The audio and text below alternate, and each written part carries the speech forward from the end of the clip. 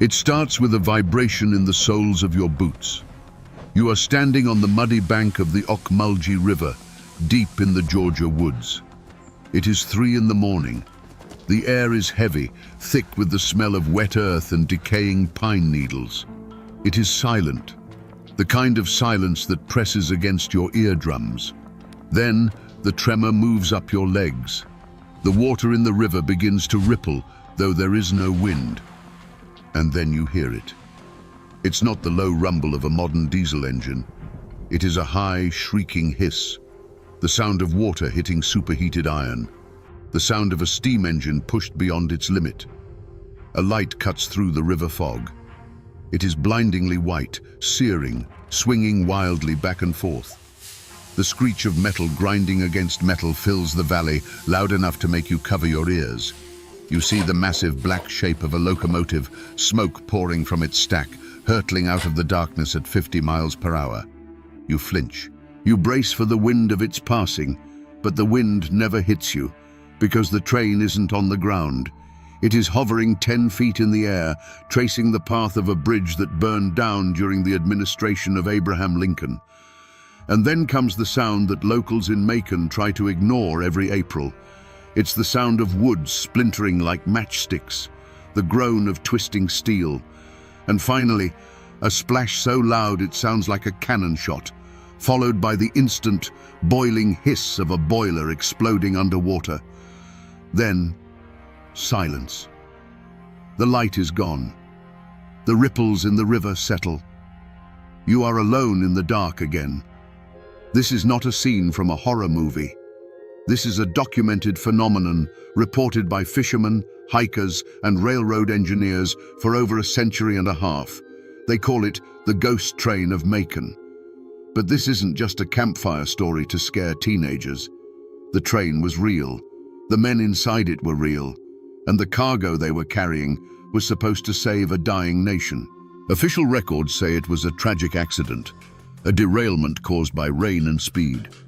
But if you dig a little deeper, if you look at the cargo manifests that were supposed to be destroyed, you realize that the ghost story might be the only honest thing about this entire event.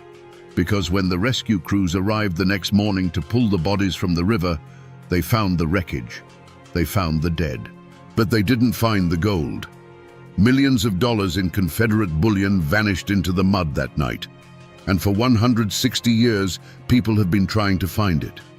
Some lost their fortunes. Some lost their minds. And some, if the legends are true, lost their lives to the very thing guarding that riverbed. But to understand why this train still runs in the dark, we have to go back to the night it stopped forever. April 14th, 1864. To understand the sheer panic of this night, you have to understand the world in which it happened. The American Civil War had been raging for 3 years. The South was not just losing, it was suffocating. Imagine a world where money has lost all meaning. In Macon, Georgia, a single pound of coffee costs $70. A pair of boots costs $200. The Confederate dollar is collapsing so fast that shopkeepers change their prices 3 times a day. And looming over everything is a name that terrified every man, woman, and child in Georgia. General William Tecumseh Sherman. His Union army was gathering like a storm cloud just north of them. Everyone knew what was coming. He wasn't just coming to fight armies, he was coming to burn cities.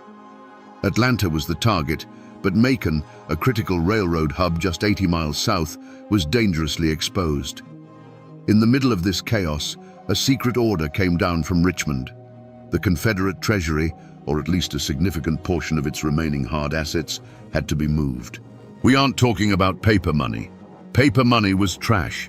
We are talking about gold bullion, silver coins from the New Orleans Mint, and jewelry donated by wealthy families to the war effort.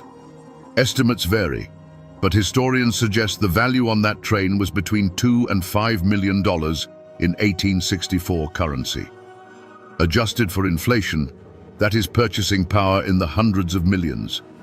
But in the middle of a war, it was worth even more. It was the only thing that could buy guns, medicine, or foreign support. It was the last heartbeat of the Confederacy.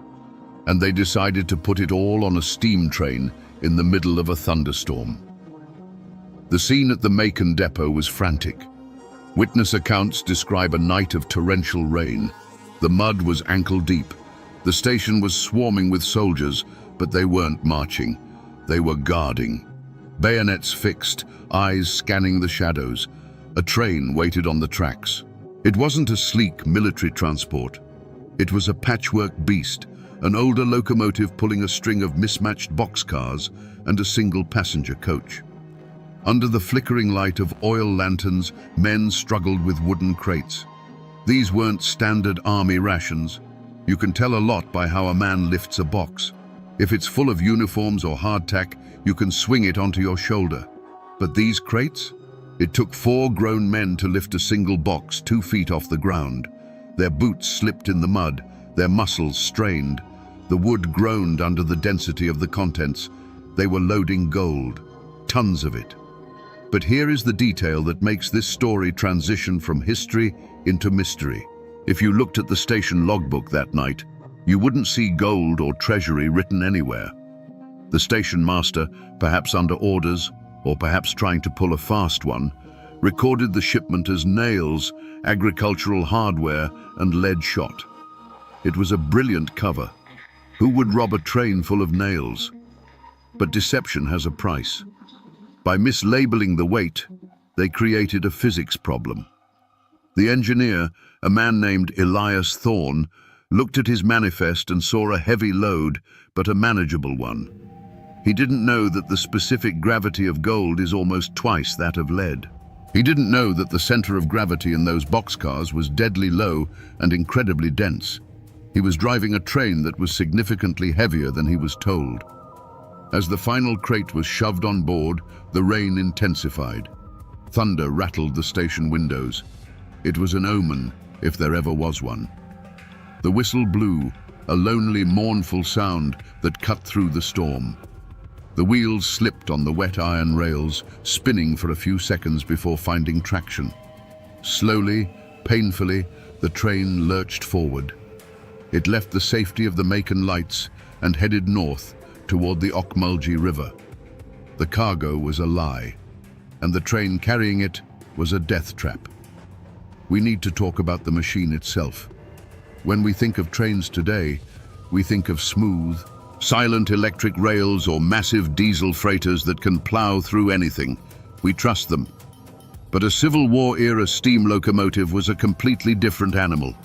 It was a mechanical nightmare held together by rivets and hope. The engine pulling the gold that night was a 440 American type. Imagine a 25-ton iron kettle boiling water at high pressure, mounted on wheels that are essentially just steel hoops. Inside the cab, it is a vision of hell. It is incredibly hot. The firebox, where the fireman is shoveling coal non-stop, is burning at over 2,000 degrees Fahrenheit. The radiant heat singes the hair on your arms. The noise is deafening, a constant rhythmic clanking, hissing and roaring that makes conversation impossible. You have to scream to be heard, and visibility? Practically zero. The headlamp on the front of the train wasn't an electric beam that could illuminate a mile of track. It was an oil lamp, a large candle in a glass box. On a clear night, it might cast a dim yellow glow about 50 yards ahead. In a thunderstorm, it was useless. You were driving blind. Elias Thorne, the engineer, stood with one hand on the throttle and the other on the brake lever. He was an experienced railman, but experience can't change the laws of physics. He was running on a schedule that was already broken. The loading had taken too long. They were late. In the railroad business, being late is bad. In war, being late is fatal. If he didn't reach the junction by dawn, he risked crossing paths with Union scouts. He had to make up time. So, he did what any engineer under pressure would do. He pushed the throttle forward. The pistons pumped harder. The steam pressure gauge climbed. The train picked up speed, rattling over the uneven, war-torn tracks. 30 miles per hour, 35. This doesn't sound fast to us. We drive faster in school zones. But on 1860s tracks, which were often just iron strips nailed to rotting wood ties, 35 miles per hour feels like re-entry. The cab shook violently. The floorboards vibrated so hard they numbed the feet. And there was another problem: the brakes. Modern trains have air brakes on every single wheel of every single car. If the engineer stops, the whole train stops. This train had hand brakes. To stop the train, brakemen had to physically run across the tops of the moving, slippery boxcars in the rain and turn a wheel by hand to clamp the brakes down on each car individually. It was a suicide mission in good weather. In a storm, it was impossible. Essentially, once that train got up to speed, it was a runaway projectile. Elias Thorne had almost no way to stop it quickly. He checked his pocket watch, squinting in the dim light of the firebox. He snapped the lid shut. The anxiety in the cab was palpable. Behind him, in the boxcars, sat the Confederate guards. They were sitting on crates of gold, likely thinking about what they would do with their share if the South won the war. They were smoking pipes, playing cards, trying to ignore the lurching of the car. They didn't know that the train was unbalanced. They didn't know the tracks ahead had been soaked by 3 days of relentless rain. Elias Thorne wiped sweat and soot from his forehead. He leaned out of the window, rain stinging his face, trying to see the line. He was approaching the Ocmulgee River trestle, a wooden bridge spanning the dark, swirling waters. He was 5 minutes late. He opened the throttle. He shouldn't have. The journey was only supposed to be a few hours, a mad dash north under the cover of darkness. But as the train left the outskirts of Macon, the landscape changed. The dim lights of the city vanished, and the locomotive plunged into an abyss of pine forests and rolling hills. The storm, which had been a nuisance in town, became a living thing out here. Rain fell in sheets, overwhelming the tracks. Water poured off the hillsides, turning the ditches into muddy torrents. Lightning illuminated the countryside in stark, ghostly flashes, revealing a world of thrashing trees and overflowing creeks. Inside the passenger coach, the mood was grim. A dozen high-ranking Confederate officials and their families were huddled together. They weren't soldiers. They were bankers, politicians, the architects of the war. Now, they were just scared passengers on a rattling, bucking train, praying for the ride to end. Up in the cab, the situation was even worse. Elias Thorne was fighting the machine. Every railroader knows that speed on a curve is dangerous. The centrifugal force wants to lift the wheels off the inside of the track. With a normal cargo, you learn to feel that tipping point. But this was not a normal cargo. The gold, concentrated in heavy crates on the floor of the boxcars, created an unusually low center of gravity. It didn't want to tip. Instead, the immense weight acted like a battering ram against the rails, pushing them outwards. Every time they hit a curve, the rails groaned and spread under the strain. Thorne could feel it in the cab, a sickening sideways lurch that told him the entire track was flexing beneath him. He eased back on the throttle, but the momentum of the train was too great. The wheels screamed, the firebox roared. They were a metal serpent, sliding on a bed of mud and water. And then we get the first piece of testimony that doesn't fit the official narrative. A few miles south of the river, there was a small farm with a crossing. The farmer, a man named Jedediah Blackwood, was woken by the sound of the approaching train. He was a Union sympathizer, and the late-night train traffic made him suspicious. He peered through his window as the locomotive thundered past. In the flash of lightning, he saw two figures silhouetted in the cab. Thorne, the engineer, was a big, broad-shouldered man. He was unmistakable. But next to him, according to Blackwood's later statement to the sheriff, was a smaller, wiry man in a dark coat. This is the problem. The official crew roster for that train listed only 3 men assigned to the engine: Elias Thorne, the engineer, a fireman, and a brakeman who rode in the first boxcar. The fireman was in the cab with Thorne, but he was a known local, a stout man named Miller. The man Blackwood saw was a stranger. Who was he? A Confederate officer overseeing the transport? A Treasury agent? Or was he someone else entirely? The question hangs in the air, unanswered by history. As the train thundered on, the river got closer. The roar of the engine was now competing with the roar of the flooded Ocmulgee. Thorn knew he had to slow down for the trestle bridge. It was old, wooden, and never designed for this kind of weight, especially not in a flood. He reached for the brake, and as they approached the trestle, the farmer, Blackwood, swore he looked back and saw only one man in the cab. The second man had vanished. Then, the world turned to chaos. The oil headlamp finally cast its weak glow on the track just ahead of the bridge. And what Thorn saw must have frozen his blood. The rain hadn't just soaked the ground, it had washed it away. The wooden ties of the track, which should have been supported by a bed of gravel and earth, were hanging in mid-air over a 10-foot gully. The rails sagged under their own weight. It wasn't a damaged track, it was a trap. Thorn yanked the brake lever with all his strength. He threw the engine into reverse. A shower of sparks erupted from the wheels as they locked up. But it was too late. The point of no return had been passed miles ago. The front wheels of the locomotive hit the unsupported section of track. The iron rails bent, twisted, and then snapped. And the train simply gave way. Time slows down. For the men on that train, the next 3 seconds must have felt like an eternity. Imagine you are Elias Thorn. One moment, you are fighting to control a machine.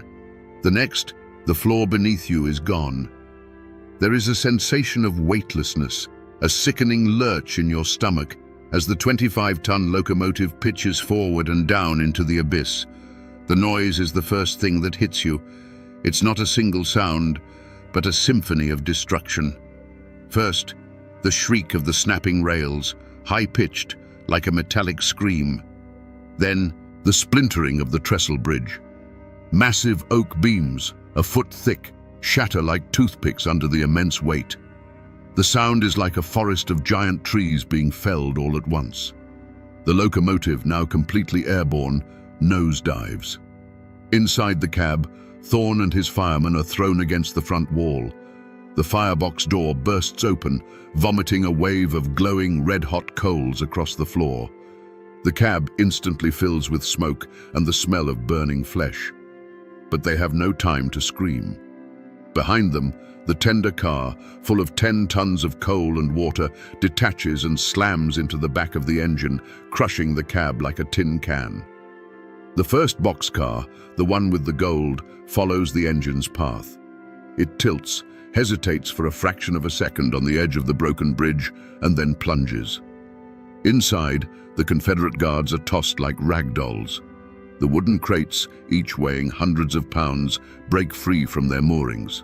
They become unguided missiles, sliding across the floor, crushing limbs and pinning men against the walls. The second boxcar slams into the first. The third slams into the second. It's a chain reaction of catastrophic failure. The coupling links between the cars snap one by one, each with a deafening report like a rifle shot. The entire train concertinas, a metal serpent folding in on itself as it falls into the churning black water of the Ocmulgee River. From the riverbank, it would have been a sight of terrible, brief beauty. The firebox, now submerged, cast an eerie, hellish orange glow through the water. A massive cloud of steam and smoke erupted into the night sky, momentarily illuminated by the train's own dying light. The sound wasn't a splash, it was a crunch, the sound of a mountain falling into a lake. The locomotive hit the riverbed with enough force to drive it 15 feet into the mud. The impact sent a shockwave through the water, a wave so powerful it uprooted trees 100 yards downstream. The boxcars followed, landing on top of each other in a tangled, unrecognizable heap of splintered wood and twisted steel. For a moment, there was a strange, gurgling silence. The rain still fell. The thunder still rolled in the distance. But the mechanical roar of the train was gone, replaced by the hiss of cooling metal. Then came the screams. The few men who survived the initial impact were now trapped in a nightmare.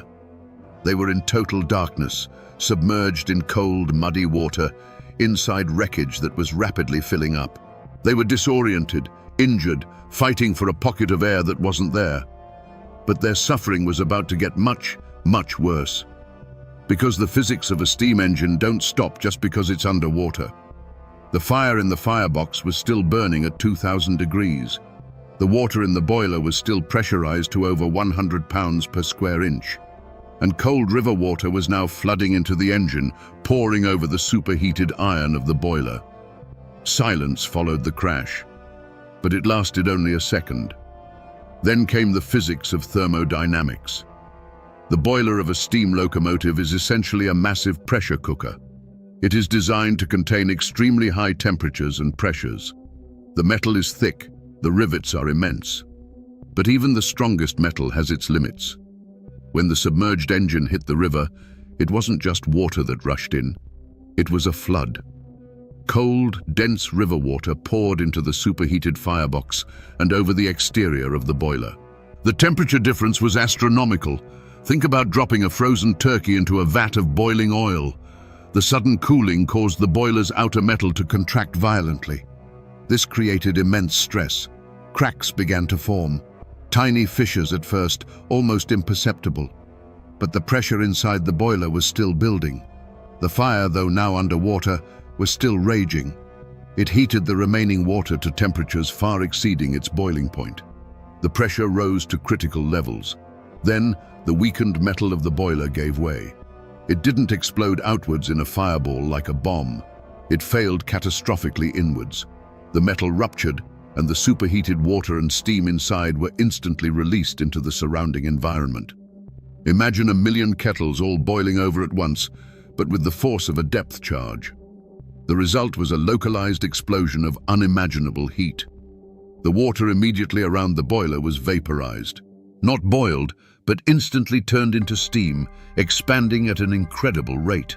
This steam expansion propelled fragments of the boiler and locomotive outwards with explosive force. But the true horror was the heat. Anything caught in the immediate blast radius was subjected to temperatures that could instantly flash-boil flesh.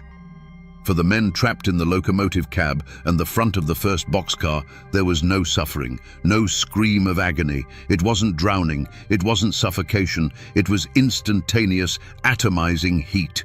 Their bodies were essentially vaporized in a fraction of a second. Think of the footage you see of volcanic eruptions, where the heat wave instantly incinerates everything in its path. This was that, but concentrated and underwater. The shockwave traveled through the water, tearing apart the already mangled train cars and their occupants. It obliterated any hope of survival for those not already killed by the impact. The river, which had been a dark, swirling torrent, was now a churning, hissing cauldron. Steam billowed into the night sky, a ghostly white plume illuminated by the dying embers of the fire. The water itself boiled for several minutes around the wreckage. On the banks, the first witnesses to arrive heard the explosion, felt the tremor. They saw the strange phosphorescent glow beneath the water. They approached with caution, armed with lanterns and ropes, expecting to find injured men. They found pieces. They found fragments of metal. They found shattered wood. They found what looked like shredded cloth. But they did not find recognizable bodies, not in the immediate vicinity of the engine. When the river finally calmed and the water level receded slightly, the full horror began to emerge. The mangled remains of the train were a chaotic mess of wood and iron. But the cargo was supposed to be the most important thing recovered. When the rescue crews, aided by soldiers from Macon, began the grim task of sifting through the wreckage and pulling the dead from the water, they found them. The bodies of the guards, the officials, the engineers. Many were horrifically mutilated, some boiled beyond recognition. They recovered what they could. They held makeshift funerals on the riverbank. But they didn't find the one thing that mattered: the gold. The morning after the crash, the Ocmulgee River was a scene of controlled chaos. Confederate officers, their faces grim, barked orders. Soldiers formed a tight perimeter, pushing back the morbidly curious locals. The official story was already being crafted, a tragic but straightforward accident. A bridge washed out by the storm. Brave soldiers lost in the line of duty, a terrible loss for the Confederacy. But behind the scenes, a quiet, desperate search was underway. The Treasury officials who had overseen the loading of the train were now wading in the waist-deep, muddy water, their fine uniforms soaked and stained. They weren't looking for survivors. They were looking for their crates. The physics was simple. Gold is one of the densest materials on Earth. It doesn't float. It doesn't dissolve. If the crates shattered on impact, the bullion bars and coins should have sunk straight to the bottom and embedded themselves in the soft riverbed mud. They should have been right there. The soldiers began to dredge the river. They used ropes and grappling hooks, dragging the river bottom in a grid pattern. They probed the mud with long poles. When that failed, they brought in divers, men in heavy canvas suits and brass helmets tethered to air pumps on the shore. These divers walked the riverbed, their boots sinking deep into the silt. They felt with their hands, searching for the unmistakable weight and shape of a gold bar or the sharp edge of a coin. They found nothing. They found twisted pieces of the train. They found personal effects, a pocket watch, a boot, a shattered rifle stock, but not a single ounce of gold. Days turned into a week. The search became more frantic. They brought in barges with dredging cranes, scooping up tons of mud and sifting through it on the riverbank. It was grueling, soul-crushing work. Imagine the paranoia setting in among the Confederate command. Millions of dollars, the financial lifeline of their entire nation, had just vanished. The official reports sent back to Richmond were vague. They spoke of the difficulty of the recovery and the unfavorable conditions of the river. But they couldn't hide the truth forever. The gold was gone. And that's when the questions started to get dangerous. Was it possible the sheer force of the boiler explosion had somehow scattered the gold? Unlikely. The explosion was thermal, not kinetic in a way that could vaporize metal. It might have pushed the bars around, but it wouldn't have made them disappear. Could the river current have carried it downstream? Impossible. Gold is too heavy. A single bar would sink like a stone, even in a flood. This is where the official story begins to fray. The river was dredged. Every inch of mud around the wreck was sifted. Millions of dollars in gold bullion doesn't just float away. The soldiers started whispering among themselves. The locals, kept at a distance, started inventing their own theories. Maybe the Union Army had somehow sabotaged the track and was waiting downstream to collect the prize. But the most dangerous theory, the one whispered only in the most trusted company, was that this was an inside job. Think about it. The manifest was a lie. The weight was misrepresented. C.B. A mysterious, unidentified man was seen in the engineer's cab just before the crash. And now, the most valuable cargo in the South was nowhere to be found. It didn't look like an accident anymore. It looked like the perfect crime. A heist so audacious, so brilliantly executed, that the perpetrators used a catastrophic train wreck as a mere distraction. The investigation was quietly shut down. The official cause of the crash was listed as derailment due to track washout. The missing gold was never mentioned in the final public report. It was a national secret, buried under the larger tragedy of a losing war. The Confederacy couldn't afford the panic that would ensue if the public knew its treasury was empty. So they left. The soldiers packed up their equipment. The officials returned to Macon. They left the mangled corpse of the train to rust in the Ocmulgee River, a silent monument to a secret that was already beginning to fester. And that's when the whispers started. Maybe the gold wasn't lost.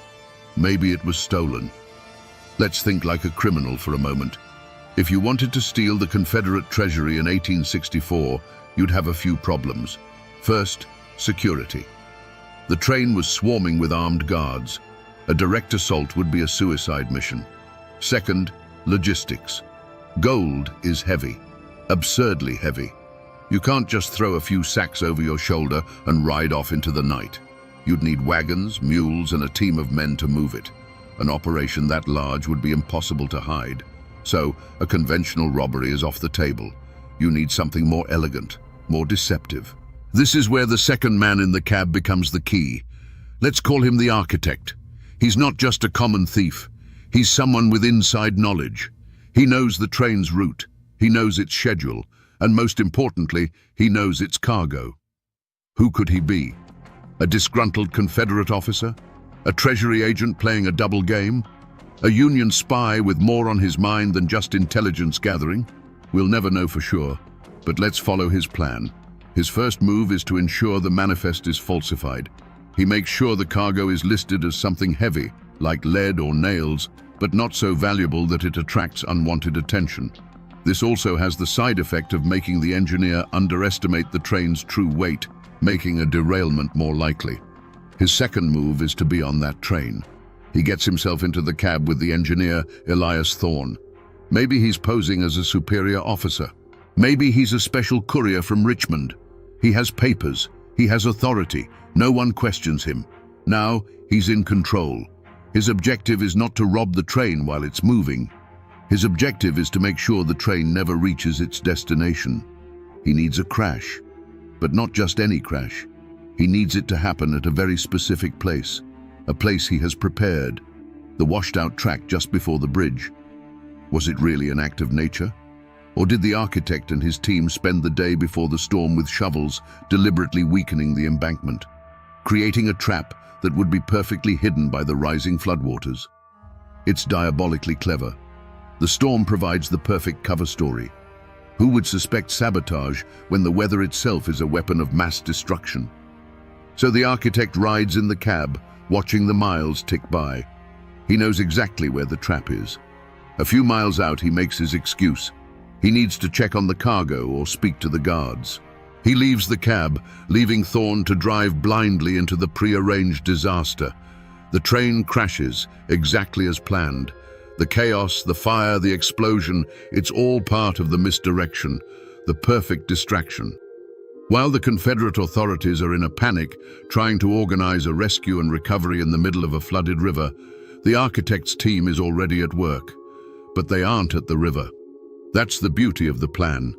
You don't need to steal the gold from the river if the gold was never in the river to begin with. Let's rewind. The train makes an unscheduled stop, maybe just for a few minutes, in a secluded stretch of woods a few miles before the crash site. The architect, using his authority, orders the stop. Engine trouble, he'll say. His team is waiting with wagons. In the pouring rain, under the cover of darkness, they don't unload all the gold. That would take too long. They unload just one or two key crates, the most valuable ones. The ones filled with bullion, not coins. They replace the crates with identical ones, filled with something of similar weight.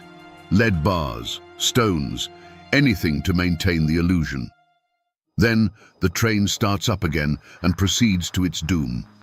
The authorities dredge the river for weeks, looking for gold that is already miles away, rattling in the back of a wagon on its way to a port in Savannah or a Union-controlled territory. It's a masterpiece of criminal engineering. It explains the missing gold. It explains the mysterious man in the cab. It explains the convenient track failure. It's a perfect theory, except for one thing: the bodies.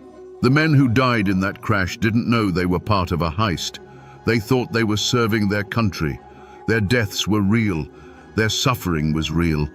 And if you believe the stories that started to surface a few years later, their anger was real too. If someone took the gold, they left something else behind, something that wouldn't stay buried in the mud of the Ocmulgee River. The war ended. The South was broken, and the memory of the lost gold became just one more scar on a landscape of defeat. The wreckage of the train was eventually salvaged for scrap metal, and the river reclaimed its banks. For a few years, the story of the crash was just a sad local memory. And then, people started seeing things. It began with fishermen, men who would be out on the river at night, checking their lines.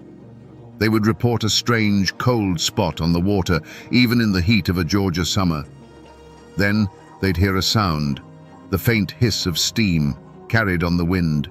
In the 1870s, a family having a picnic on the riverbank on a clear April afternoon claimed to have heard the distinct sound of a train whistle, followed by a scream. They looked around.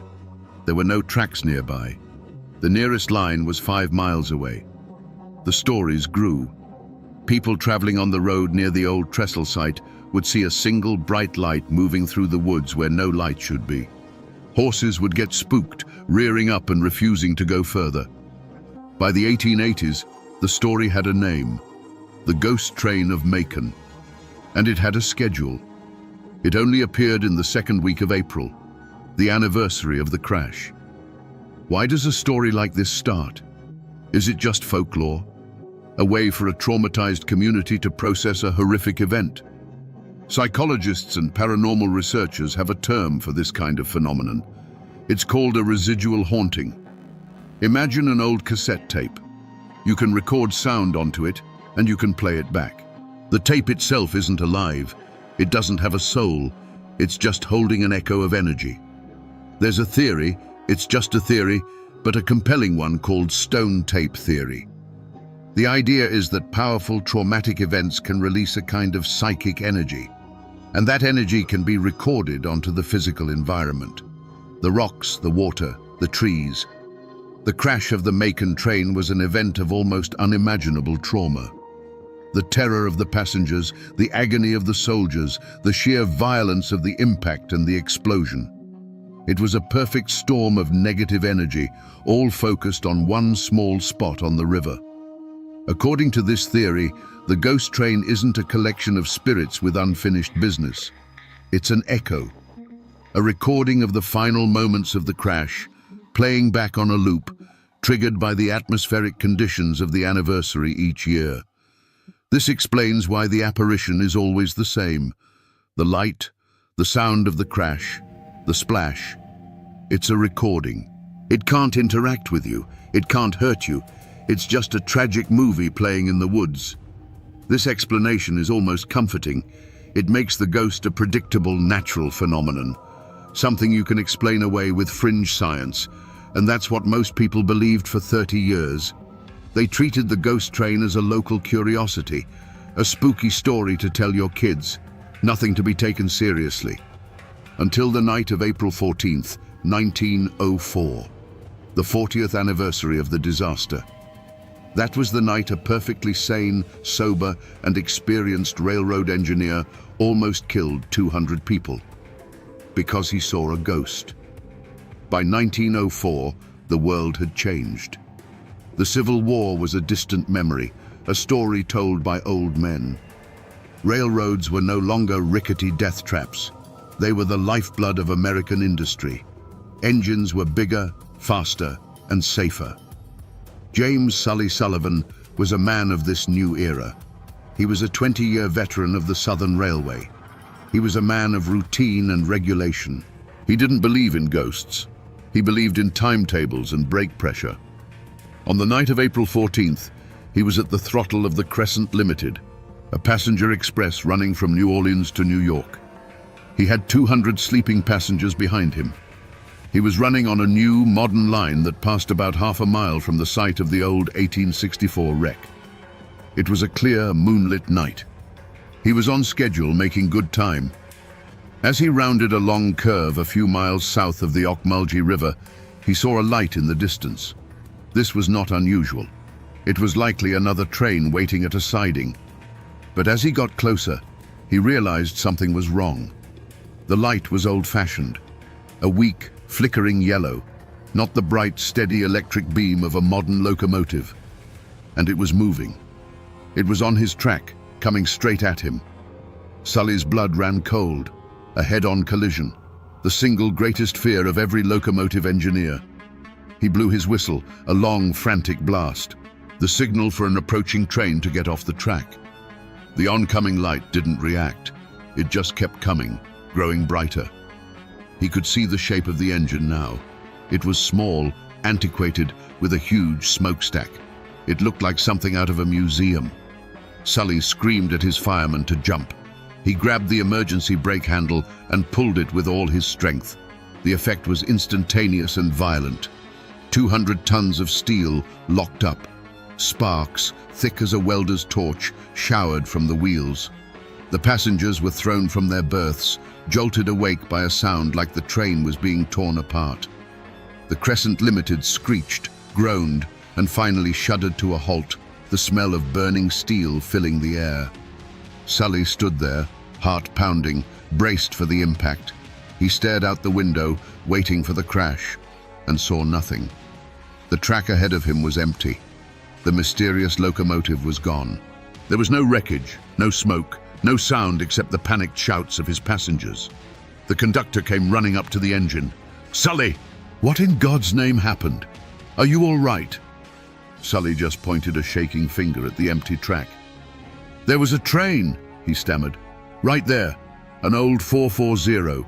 It was coming right at us. They searched for an hour. The crew, the passengers, everyone. They walked up and down the line with lanterns. They found no signs of another train, no debris, no oil on the tracks, nothing." The official inquiry was a humiliating ordeal for Sully. He was a respected engineer, a man with a perfect record. Now he was sitting in front of a board of inquiry, telling them he had stopped his train to avoid a collision with a ghost. The board had two options. Either their most senior engineer was a liar, or he was insane. A third option, that he was telling the truth, was unthinkable. It would mean the laws of physics, the very foundation of their rational, industrial world, were wrong. They concluded he had seen a reflection, or the light from a farmer's lantern, and had panicked. Or worse, that he had fallen asleep at the throttle and invented the story to cover his mistake. James Sullivan was fired. He lost his job, his pension, his reputation. He moved away and lived the rest of his life in obscurity, ridiculed as the man who saw a phantom train. But until the day he died, his story never changed. He swore on a Bible that the track in front of him was occupied by a train that had no right to exist, and that if he hadn't slammed on the brakes, 200 people would have died. His story changed the legend. The ghost train was no longer a harmless echo. It was interactive. It was dangerous. It seemed to be trying to cause another crash, to drag more souls down into the river with it. The question was no longer, what is it? The question became, what does it want? The 1904 incident fundamentally altered the ghost story. It was no longer a passive replay of a tragedy. It was an active, malevolent force. The storytellers of Macon and the surrounding counties began to weave a new narrative. The ghosts of the Confederate soldiers weren't just haunting the river, they were guarding it. Think about it from the perspective of a dead soldier. You were entrusted with the last hope of your nation. You were betrayed, murdered, and your sacred cargo was stolen. Your body was left to rot in the mud. You were a footnote in a forgotten war. What would you feel? Rage, a burning, eternal sense of duty unfulfilled. And so, the legend evolved. The spirits of the dead were now bound to the river, cursed to protect the place where the gold was last seen. They became the spectral guardians of an empty vault. This new version of the story served a purpose. It was a warning. Don't go looking for the gold. And people did look. Throughout the 20th century, the story of the lost Confederate gold became a siren song for treasure hunters, adventurers, and con artists. They would arrive in Macon with old maps, fancy new metal detectors, and wild theories. Most of them left with nothing but empty pockets and mosquito bites. But some of them didn't leave at all. The local police records are filled with strange incidents around the old crash site. In the 1950s, a prospector from California was found wandering delirious on a nearby road, suffering from severe hypothermia on a warm summer night. He claimed cold hands had dragged him into the river. In the 1970s, a team with semi-professional dredging equipment had to abandon their search after a series of bizarre mechanical failures. Their engine pumps seized up. Their boat's engine flooded for no reason. One of the men swore he saw faces in the water looking up at him from the riverbed. These could all be dismissed as accidents. Rivers are dangerous places. Old equipment breaks down. But the story of the three teenagers from 1986 is harder to explain away. They were high school kids, fueled by bravado and local ghost stories. On the anniversary of the crash, they took a small boat out onto the river at midnight, determined to see the ghost train for themselves. According to the two survivors, they found the spot where the old trestle used to be. The air grew cold. They heard a whistle. And then, a wave of sheer, paralyzing terror washed over them. Not just fear, but a feeling of pure hatred directed at them from the darkness. They panicked. In the confusion, their small boat capsized. Two of them managed to swim to the shore, scrambling through the mud and brambles, not stopping until they reached the nearest farmhouse. The third, a boy named Michael, was not with them. A search was launched the next day. They searched the river downstream, assuming the current had carried him. They found nothing. 3 days later, a fisherman found Michael's body. But it wasn't downstream. It was nearly 2 miles upstream, snagged on a fallen log. It was a physical impossibility. The Ocmulgey's current is strong. Nothing and no one floats upstream. The coroner's report listed the cause of death as drowning. But the sheriff, a man who had lived in Macon his whole life, wrote a single cryptic note in the margin of the case file. The river keeps what it's owed. The story was now complete. The ghost train was a lure, a phantom light in the darkness, drawing the greedy and the foolish to their doom. And the guardian ghosts were the enforcers, ensuring that whatever secret lay at the bottom of that river stayed there. For decades, this was the accepted truth. The gold was down there, and the dead were protecting it. But what if the ghosts weren't guarding the gold? What if they were guarding the truth? Accidents happen. Rivers are dangerous. But what happened to a professional diver in 1995 defies all rational explanation. In the mid-1990s, the Georgia Department of Transportation was planning to widen the modern highway bridge that crossed the Ocmulgey River, not far from the original crash site. Before construction could begin, they needed to do a thorough structural survey of the existing bridge pylons. This is a routine job. They hired a commercial diver named Frank Miller. Frank was not a treasure hunter or a ghost enthusiast. He was a professional, a former Navy diver. He was a man who spent his life in dark, dangerous water. He was not easily spooked.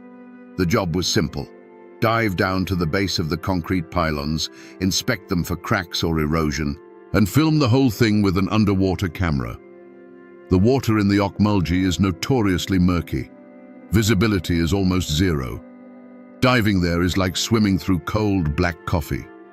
You don't see with your eyes, you see with your hands. Frank descended into the darkness, tethered to his support team by a communications line and an air hose. The only sounds were the hiss of his regulator and his own steady breathing. He reached the base of the first pylon and began his inspection, running his gloved hands over the cold concrete. Everything was normal. He moved to the second pylon. Again, normal. His job site was located about 100 yards downstream from the estimated location of the 1864 wreck. He wasn't thinking about the ghost train. He was thinking about concrete stress fractures and water turbidity. And then his comm line crackled.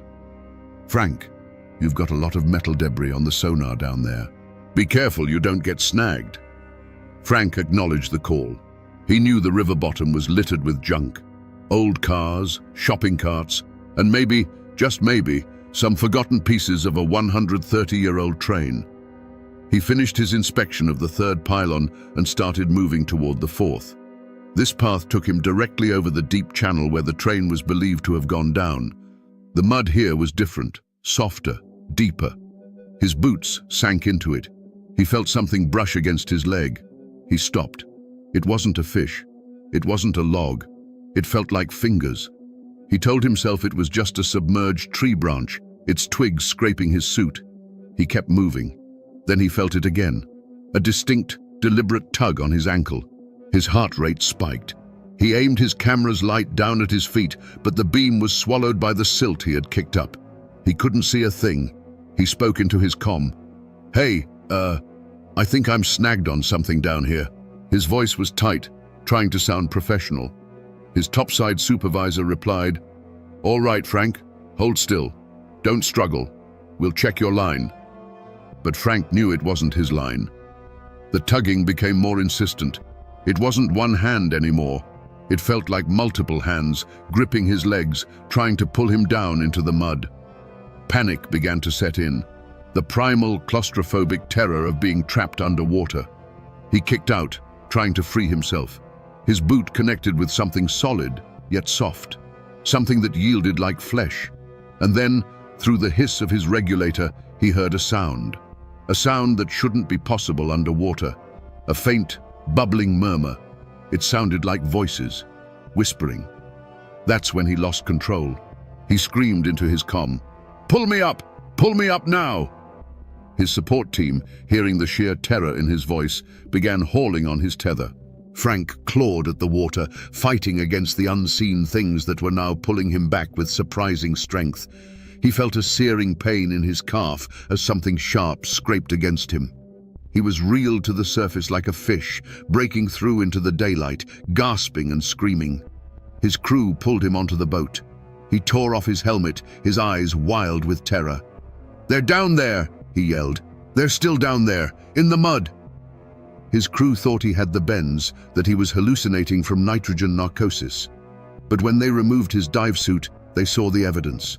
On his calf were 3 long parallel scratches, deep enough to have drawn blood through the thick neoprene of his suit. And wedged into the sole of his dive boot was a small, metallic object.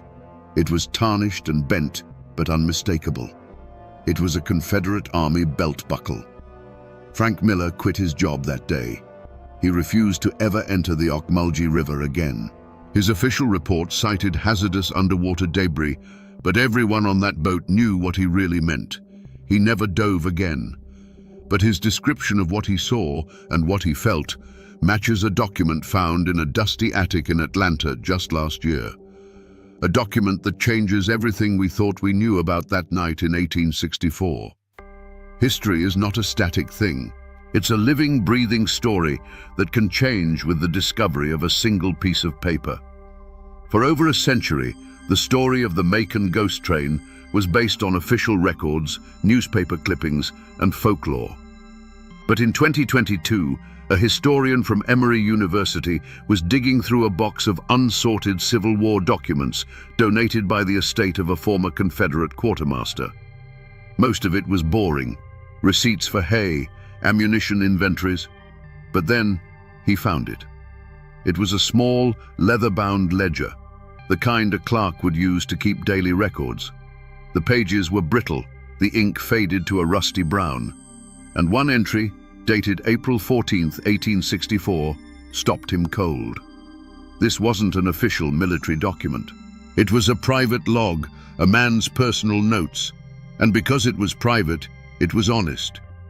The entry described the chaos at the Macon depot on the night the train left. It mentioned the storm, the security, the sense of desperation, and then it detailed the cargo. At first, it seemed to confirm the legend. The ledger listed crate after crate of gold bullion and silver coin, along with their estimated weights. But then there was a second entry, made later that night, timed at just before the train's departure.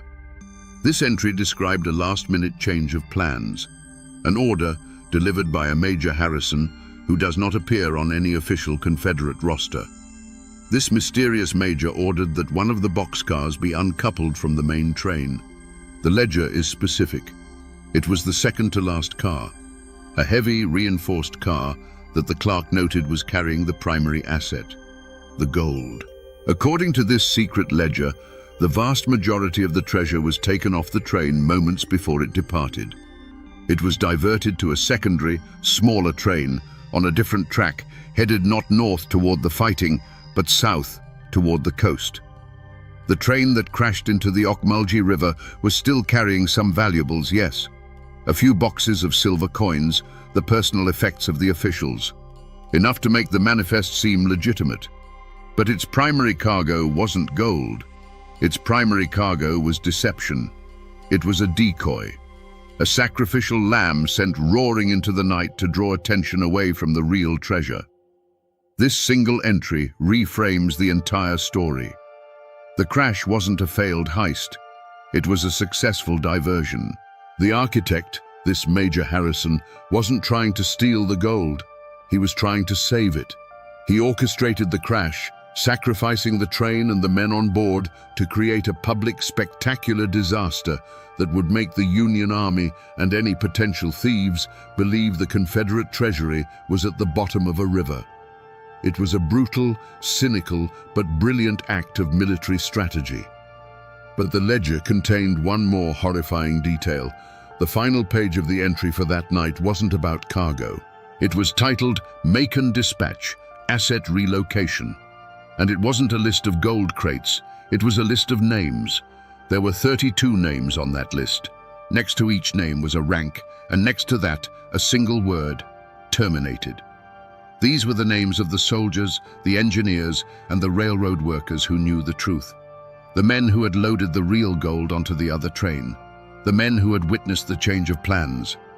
They were loose ends, and according to a scribbled note at the bottom of the page, they were all assigned to guard the decoy train, the one heading for the Ocmulgee River. This changes everything. The crash wasn't just a diversion, it was a mass execution. The men on that train weren't victims of an accident. They were targets. They were put on that train specifically to die, to take the secret of the real gold to their graves. And suddenly, the ghost story makes a completely new kind of sense. If the ledger is true, then the ghosts aren't guarding treasure. They are not waiting for their stolen gold to be returned. They are guarding a crime scene, their own. With this new evidence, the scattered pieces of the puzzle, the history, the folklore, the eyewitness accounts snap into a single, terrifying picture. Let's reconstruct the events of April 14th, 1864, not as a ghost story, but as a Black Ops military mission. The mission objective: save the Confederate treasury at all costs. The architect: the mysterious Major Harrison. He's likely a high-ranking intelligence officer, a man comfortable with deception and collateral damage. His plan has two parts. Phase 1 is the switch. Under the cover of the storm and the chaos at the Macon depot, he oversees the loading of the gold. But at the last minute, he stages a reorganization. He moves the real treasure to a different train, a smaller, faster one that slips away south unnoticed. But he has a problem. Witnesses. The men who moved the gold. The station hands who saw the switch. The guards assigned to the original cargo. There are dozens of them. In a war, secrets get you killed. But men who know secrets get you killed faster. So he initiates Phase 2, the cleanup. He gathers all the witnesses, the 32 men from the ledger, under one pretext. They are the honor guard. They are being given the crucial task of escorting the treasury north. It's a suicide mission, but they don't know it. They are loaded onto the decoy train. The train is deliberately overloaded, its manifest falsified to ensure the engineer, Elias Thorne, will push it too hard.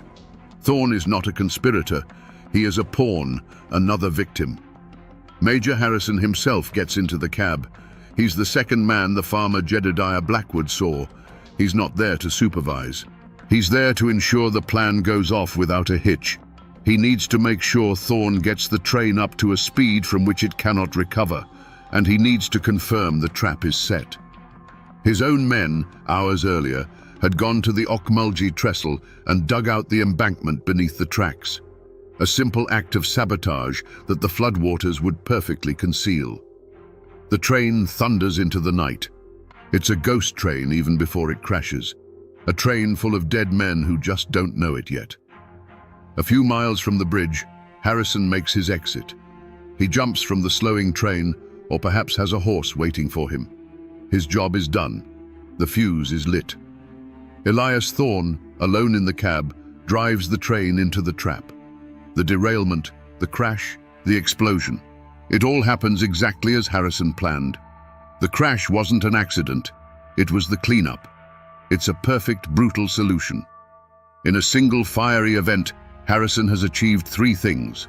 He has created a highly visible public tragedy that convinces everyone the gold is lost in the river. He has physically eliminated every single witness to his real plan. And he has created a dramatic story that will be told for generations, a ghost story that keeps people away from the scene of his crime. Now think about the paranormal events from this perspective. The ghost train isn't a residual echo of a tragedy. It's a psychic scream of betrayal, the rage of 32 men who realized in their final terrifying seconds that they were not dying for their country. They were being murdered by it. The guardian ghosts aren't protecting gold. They are pointing to the crime. They are trying to show us what happened. James Sullivan, the engineer in 1904, didn't see an aggressive spirit trying to cause a crash. He saw a warning, a phantom train appearing on the tracks to say, "Stop! Danger ahead! This is what happened to us." And the diver, Frank Miller. What if the hands he felt weren't trying to pull him down? What if they were trying to give him something? The belt buckle, a piece of evidence, a plea from the grave saying, "Look closer, find the truth. We have the motive, the brutal logic of war. We have the method, a masterful plan of deception and murder." But the river kept the bodies, and for over a century, it kept the secret. So the obvious question is, why can't we just go and prove it?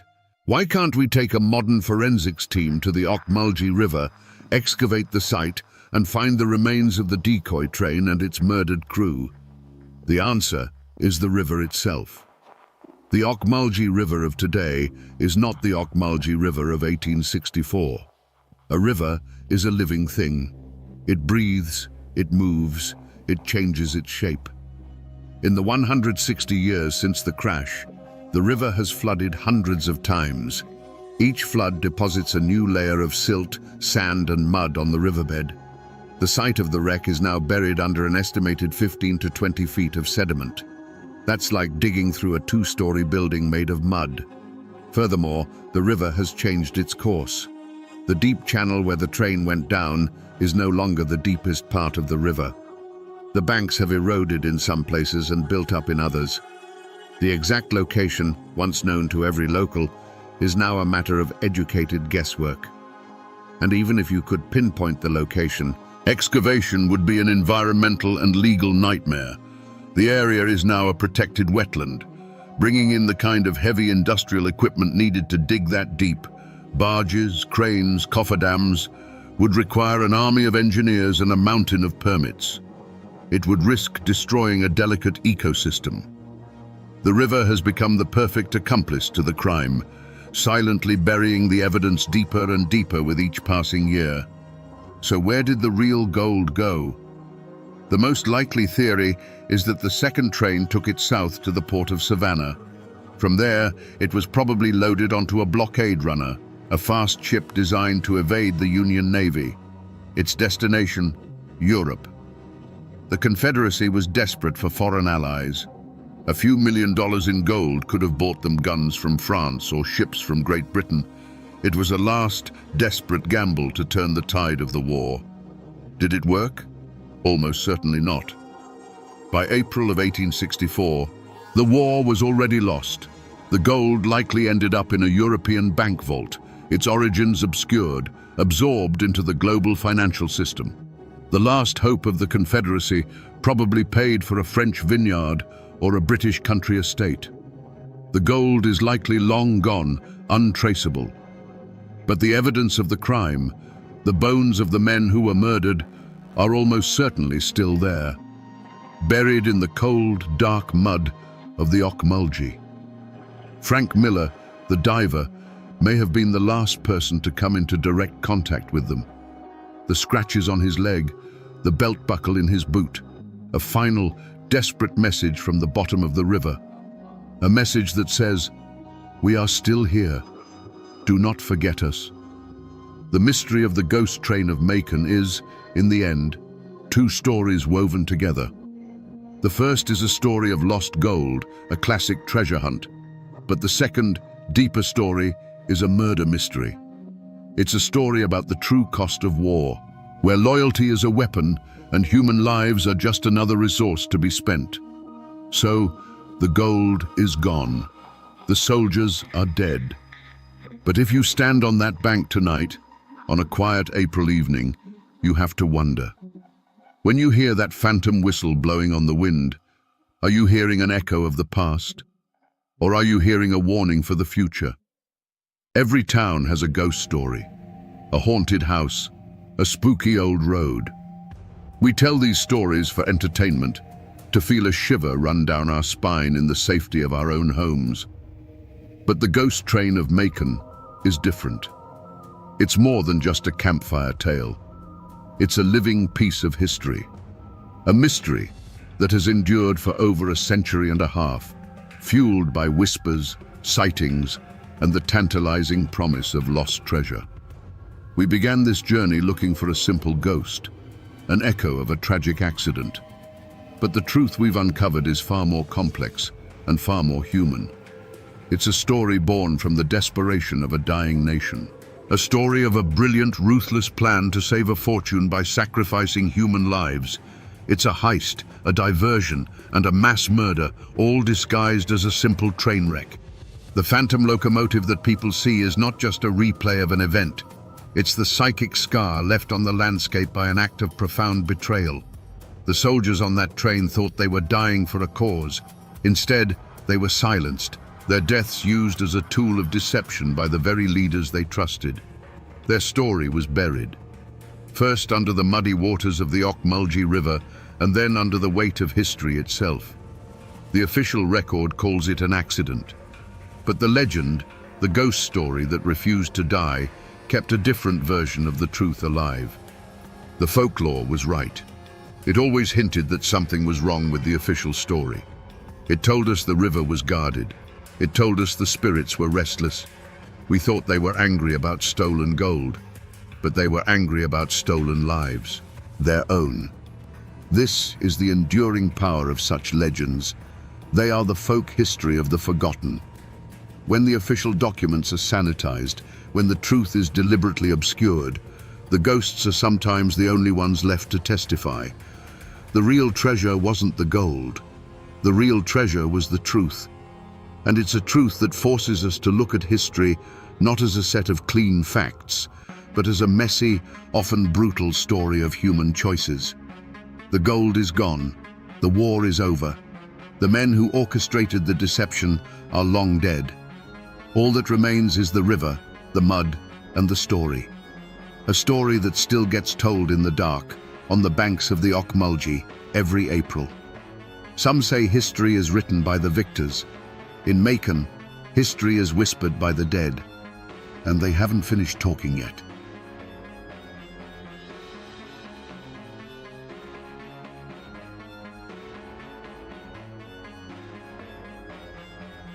Imagine walking into a clearing deep in the woods of North Carolina. The air is so cold it burns your lungs. The mist clings to the trees like a shroud. You are looking for your husband. You are looking for your brother. And then you see the disturbance in the snow. It wasn't a battlefield. There were no cannons here, no flags waving in the wind, no generals watching from a hilltop. This was a ditch. A shallow depression in the frozen earth, hastily covered with leaves and dirt that hadn't quite done the job. The women who walked up that valley road didn't find soldiers. They found their neighbors. They found 13 of them. The bodies were tangled together, frozen in the grotesque shapes of their final moments. But the horror wasn't just in the death itself. It was in the details, the way the frost had settled on their coats, the way the local wildlife, wild hogs, desperate for food in the harsh winter, had already found the site before the families did. What happened in this ravine wasn't a battle, it was an execution. And the men holding the rifles weren't foreign invaders speaking a different language. They were men who knew the names of the people they were killing. They had bought corn from them. They had sat in the same churches. This event, known today as the Shelton Laurel Massacre, is often a footnote in the massive history of the American Civil War. We are taught about Gettysburg. We are taught about the grand strategies of Lee and Grant. We are taught about a war fought between the North and the South. But there was another war. A war fought in the shadows of the mountains, where the lines weren't drawn on a map, but across dinner tables. A war where the enemy wasn't the man in the blue uniform, but the man living 1 mile down the creek. To understand why 13 men were left in a ditch to be eaten by the wilderness, we have to stop looking at the history books and start looking at the geography. Because in Madison County, the mountains didn't just trap the fog, they trapped the hate. And on that cold January morning, the hate finally boiled over. Madison County, North Carolina, is a place carved by geology and time. It's a labyrinth of steep mountains and deep, isolated valleys, what the locals call hollers. In the 1860s, traveling just 10 miles could take an entire day. This geography didn't just shape the land, it shaped the people. It bred an independence that bordered on outright defiance. This was not the Confederacy you see in movies. There were no sprawling plantations with white columns, no fields of cotton stretching to the horizon. The rugged terrain couldn't support that kind of agriculture. Instead, life was lived on small, family-run farms clinging to the mountainsides. Here, people grew what they needed to survive, and they owed allegiance to no one but themselves and their kin. Crucially, this meant the institution of slavery had very little foothold. Most families in Madison County owned no slaves at all, so when North Carolina seceded from the Union in 1861, many people in these mountains asked a simple, dangerous question. Why? Why should they send their sons to die for an economic system they weren't a part of, to protect the wealth of plantation owners 100 miles away? Their loyalty wasn't to a flag sewn in Richmond. It was to the soil under their feet and the Union their grandfathers had fought for. And so, Madison County became a pocket of resistance deep within enemy territory, a pro-Union island in a sea of Confederate gray. To the Confederate government, this was more than an annoyance. It was a strategic threat. Union sympathizers here could guide escaped prisoners, spy on troop movements, and raid supply lines. This pocket of rebellion had to be crushed. And so, the war came to them. Not with grand armies marching in formation, but with whispers, ambushes, and nighttime raids. It became a war of lists. Names of Union men were passed to Confederate home guards. Names of Confederate sympathizers were given to Unionist guerrillas. While the rest of the country fought North versus South, these people were fighting house against house, road against road, brother against brother-in-law. This was the war within the war, a brutal, intimate conflict where your greatest enemy might be the man who helped you build your barn last spring. A place where a political disagreement wasn't settled with an argument, but with a rifle shot echoing through the trees. The mountains that had protected their independence for generations were about to become their cage. Because the larger war, the one hundreds of miles away, was about to reach into their isolated world and cut off the one thing they all needed to survive the coming winter. It was a simple, white mineral. But in 1863, it meant the difference between life and death. Salt. Today, we think of it as a cheap commodity in a shaker on the table. We're told to consume less of it. But in the 19th century, salt was life. It was the only reliable way to preserve food through a long winter. It was, in a very real sense, the refrigerator of the 1800s. And in the fall of 1862, it was disappearing. For the families in Madison County, the entire rhythm of the year built towards one crucial period: hog killing time. As the first frosts hardened the ground, families would butcher their livestock. The meat would then be packed in barrels, layered with salt. The salt would draw out the moisture, curing the pork and beef, preventing it from rotting. This salted meat, hanging in a smokehouse, was the food that would keep a family alive from November until the first spring thaw. Without salt, the entire year's worth of meat would spoil within a week. Without salt, winter meant starvation. As the Civil War raged, the Union Navy tightened its blockade around the southern ports. Shipments of everything, including salt, dwindled to a trickle. Inland, key salt mines like the one in Saltville, Virginia, were now heavily fortified military targets. The Confederacy needed every ounce of salt it could get for its own armies to preserve rations for the soldiers on the front lines. So, the government in Richmond did what all desperate governments do. It seized control of the supply. What little salt made its way into the mountains of North Carolina was now a strategic weapon. It was distributed by Confederate officials, and it was given almost exclusively to families loyal to the cause. If your husband was fighting for the Confederacy, you got salt. If he was known to be a Union man or was hiding in the woods to avoid the draft, your family got nothing. Imagine the quiet panic spreading through the Unionist homes in Shelton Laurel. They had the livestock, they had the smokehouses, they had the knowledge passed down through generations, but they didn't have the one ingredient that made it all work.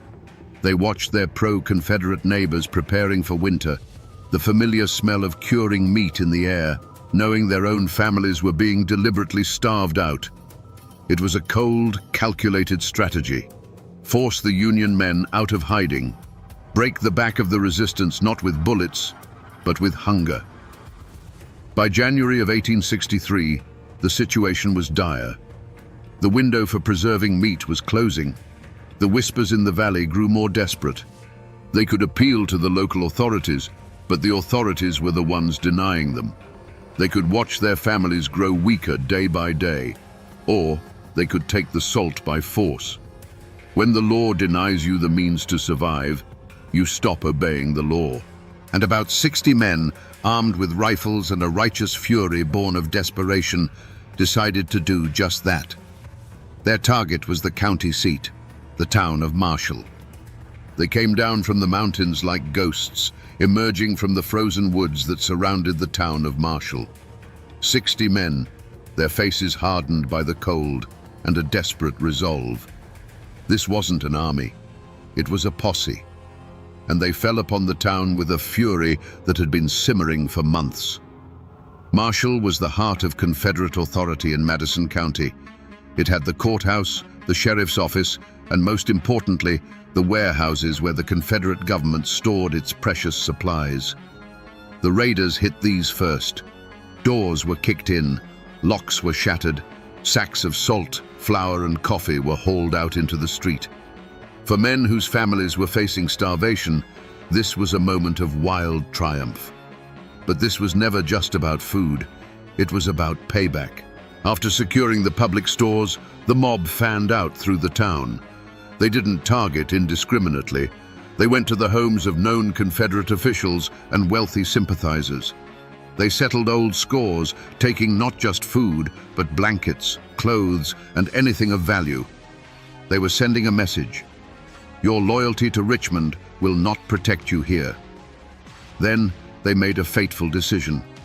They went to the home of Colonel Lawrence Allen, the commander of the 64th North Carolina Regiment. Allen himself wasn't there. He was away on military business, but his house was a symbol of Confederate power, and the raiders decided to tear that symbol down. They ransacked his home from top to bottom. They emptied his pantry, stripped his beds, and terrorized his family with their presence. For the men of the mountains, this was justice. For Colonel Allen and the rest of the Confederacy, this was an unforgivable insult. You don't just steal from a man. You don't cross the threshold of his home and threaten his family. It was a violation of a code more ancient than any government. As the sun began to set, the raiders melted back into the wilderness, their mules loaded down with salt and stolen goods. They returned to the Shelton Laurel Valley as heroes. They had stared down the enemy and won. They had secured enough salt to see their families through the winter. They thought the story was over. They believed they had struck a blow for their own survival, and gotten away with it. But the news of the raid, and especially the violation of Colonel Allen's home, traveled fast. The insult demanded a response, and the response was already being prepared. The men who had just saved their families from starvation had, in reality, just lit the fuse on a powder keg, and the man they had just humiliated was about to be put in charge of the response. The response from the Confederacy was swift and decisive, but they didn't send an army of strangers from Virginia or Georgia. That would have been a mistake. Strangers wouldn't know the terrain, wouldn't know the families, wouldn't know who was loyal and who was a traitor. No, to hunt men in the mountains of Madison County, you needed mountain men. So they sent the 64th North Carolina Regiment. The 64th was a unit composed almost entirely of men from western North Carolina and eastern Tennessee. Many of them knew Madison County like the back of their hand. They knew the hidden paths, the remote cabins, the family names. They also knew the politics. This wasn't an abstract mission to them. They were Confederates who held a deep, personal animosity for their Unionist neighbors. They called them Tories, traitors, and bushwhackers. They saw them as a cancer that needed to be cut out. And the man they put in charge of the operation was none other than Colonel Lawrence Allen, the very same man whose house had been ransacked. The mission was now personal. Joining Colonel Allen was Lieutenant Colonel James Keith. Keith had a reputation for brutality. He was a man who believed in total war, who saw any sympathy for the Union as treason deserving of the ultimate punishment. Under the command of these two men, the 64th wasn't just a military unit. It was a weapon of vengeance. Word spread through the pro-Confederate communities that the army was coming to clean house, and suddenly people were eager to help. They didn't send strangers to restore order. They sent the neighbors, and they sent them with a list of names. As the several hundred soldiers of the 64th marched towards Madison County, they weren't just following orders. They were on a mission to settle a blood feud. They were empowered by the Confederate government to use any means necessary to suppress insurrection and restore order. It was a blank check for violence. The men in Shelton Laurel, who had celebrated their successful raid a few days earlier, now heard the rumors. The army was coming. Not just any army, but Allen's men, Keith's men. They knew what that meant. The salt they had fought for suddenly felt like a curse. Many of them fled, disappearing deeper into the caves and forests of the Blue Ridge, places they had known since they were boys. They thought that if the soldiers couldn't find them, their families would be safe. It was a fatal miscalculation, because the 64th wasn't just coming for the raiders. They were coming for everyone. The invasion began not with a battle cry, but with the quiet, methodical tramp of boots on frozen ground. The soldiers of the 64th Regiment poured into the Shelton Laurel Valley, their grey uniforms a stark, unnatural presence against the winter landscape. They moved with a grim purpose, splitting into smaller units, each with a list of names and a map of the local homesteads. They found what they expected to find. The men were gone. The cabins were occupied only by women, the elderly, and those too old or infirm to flee. The soldiers' questions were met with a wall of silence. These were mountain people. You didn't betray your own, especially not to armed men who were once your neighbors. Frustration quickly curdled into rage. If the traitors wouldn't show themselves, then the 64th would burn them out. The campaign shifted from a manhunt to an exercise in collective punishment. The first thing to go was the food. Soldiers stormed into smokehouses and barns, bayoneting sacks of grain, overturning barrels of salted meat, the very meat the raiders had risked their lives for. What they couldn't carry or spoil, they set on fire. Then came the livestock. A family's milk cow, a priceless source of sustenance, was shot in its pen. Hogs and chickens were killed where they stood. This wasn't about foraging for the army. It was about erasing a family's ability to survive the winter. It was a sentence of slow starvation. Black smoke began to rise from the valley floor, thick and oily. Barns, full of hay and corn shucks, went up like torches. The sound of splintering wood and the terrified cries of animals echoed off the mountainsides. From a distance, it looked as if the entire valley was on fire. For the families watching from their cabin doorways, this was a vision of the apocalypse. Everything they had worked for, generations of labor, was being turned to ash in a matter of hours. Their world was being systematically unmade, and there was nothing they could do.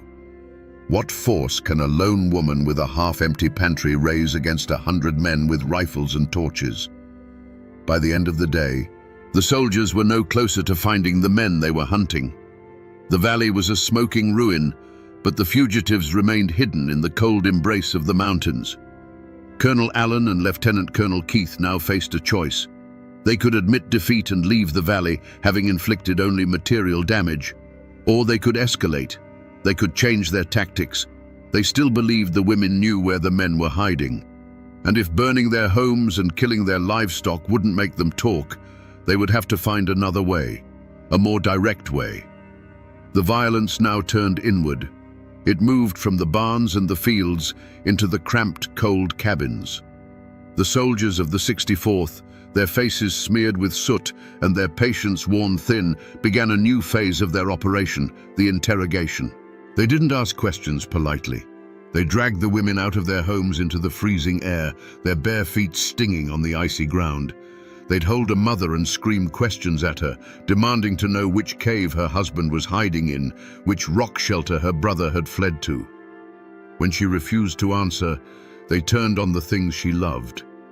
They would press the cold steel of a bayonet against a wooden cradle, a silent, chilling threat. They would hold a torch menacingly close to the only blanket a family owned. It was a war of nerves, a campaign of psychological terror designed to break the will of people who had very little left to lose. The soldiers' cruelty became more inventive, more personal. According to witness accounts that would later surface, they subjected some of the elderly to agonizing forms of torture. One 85-year-old woman was allegedly hung by her thumbs from a tree branch, the soldiers trying to force a confession from her lips until she passed out from the pain. The methods were brutal, designed to inflict maximum suffering without the finality of a gunshot. But the women of Shelton Laurel did not break. These were people forged from hardship, whose entire lives were a testament to resilience. They stared back at the soldiers with a silent, defiant contempt. They gave them nothing. The silence in the valley held, a shield against the invaders. For the men hiding in the mountains, the sounds of this new phase of the invasion were an agony worse than any physical threat to themselves. They could hear the distant screams. They could see the smoke from their own chimneys and know that soldiers were inside. They had fled to protect themselves, believing their absence would shield their families. Now they understood the horrifying truth. Their hiding was the very thing causing their families to suffer. Every minute they stayed in the safety of the wilderness, another minute of terror was inflicted upon their wives, their mothers. The choice became unbearable. They could stay hidden and listen to their world being tortured apart, piece by piece. Or they could surrender. They could walk out of the forest, offer themselves up, and hope, pray, that their sacrifice would buy their families safety.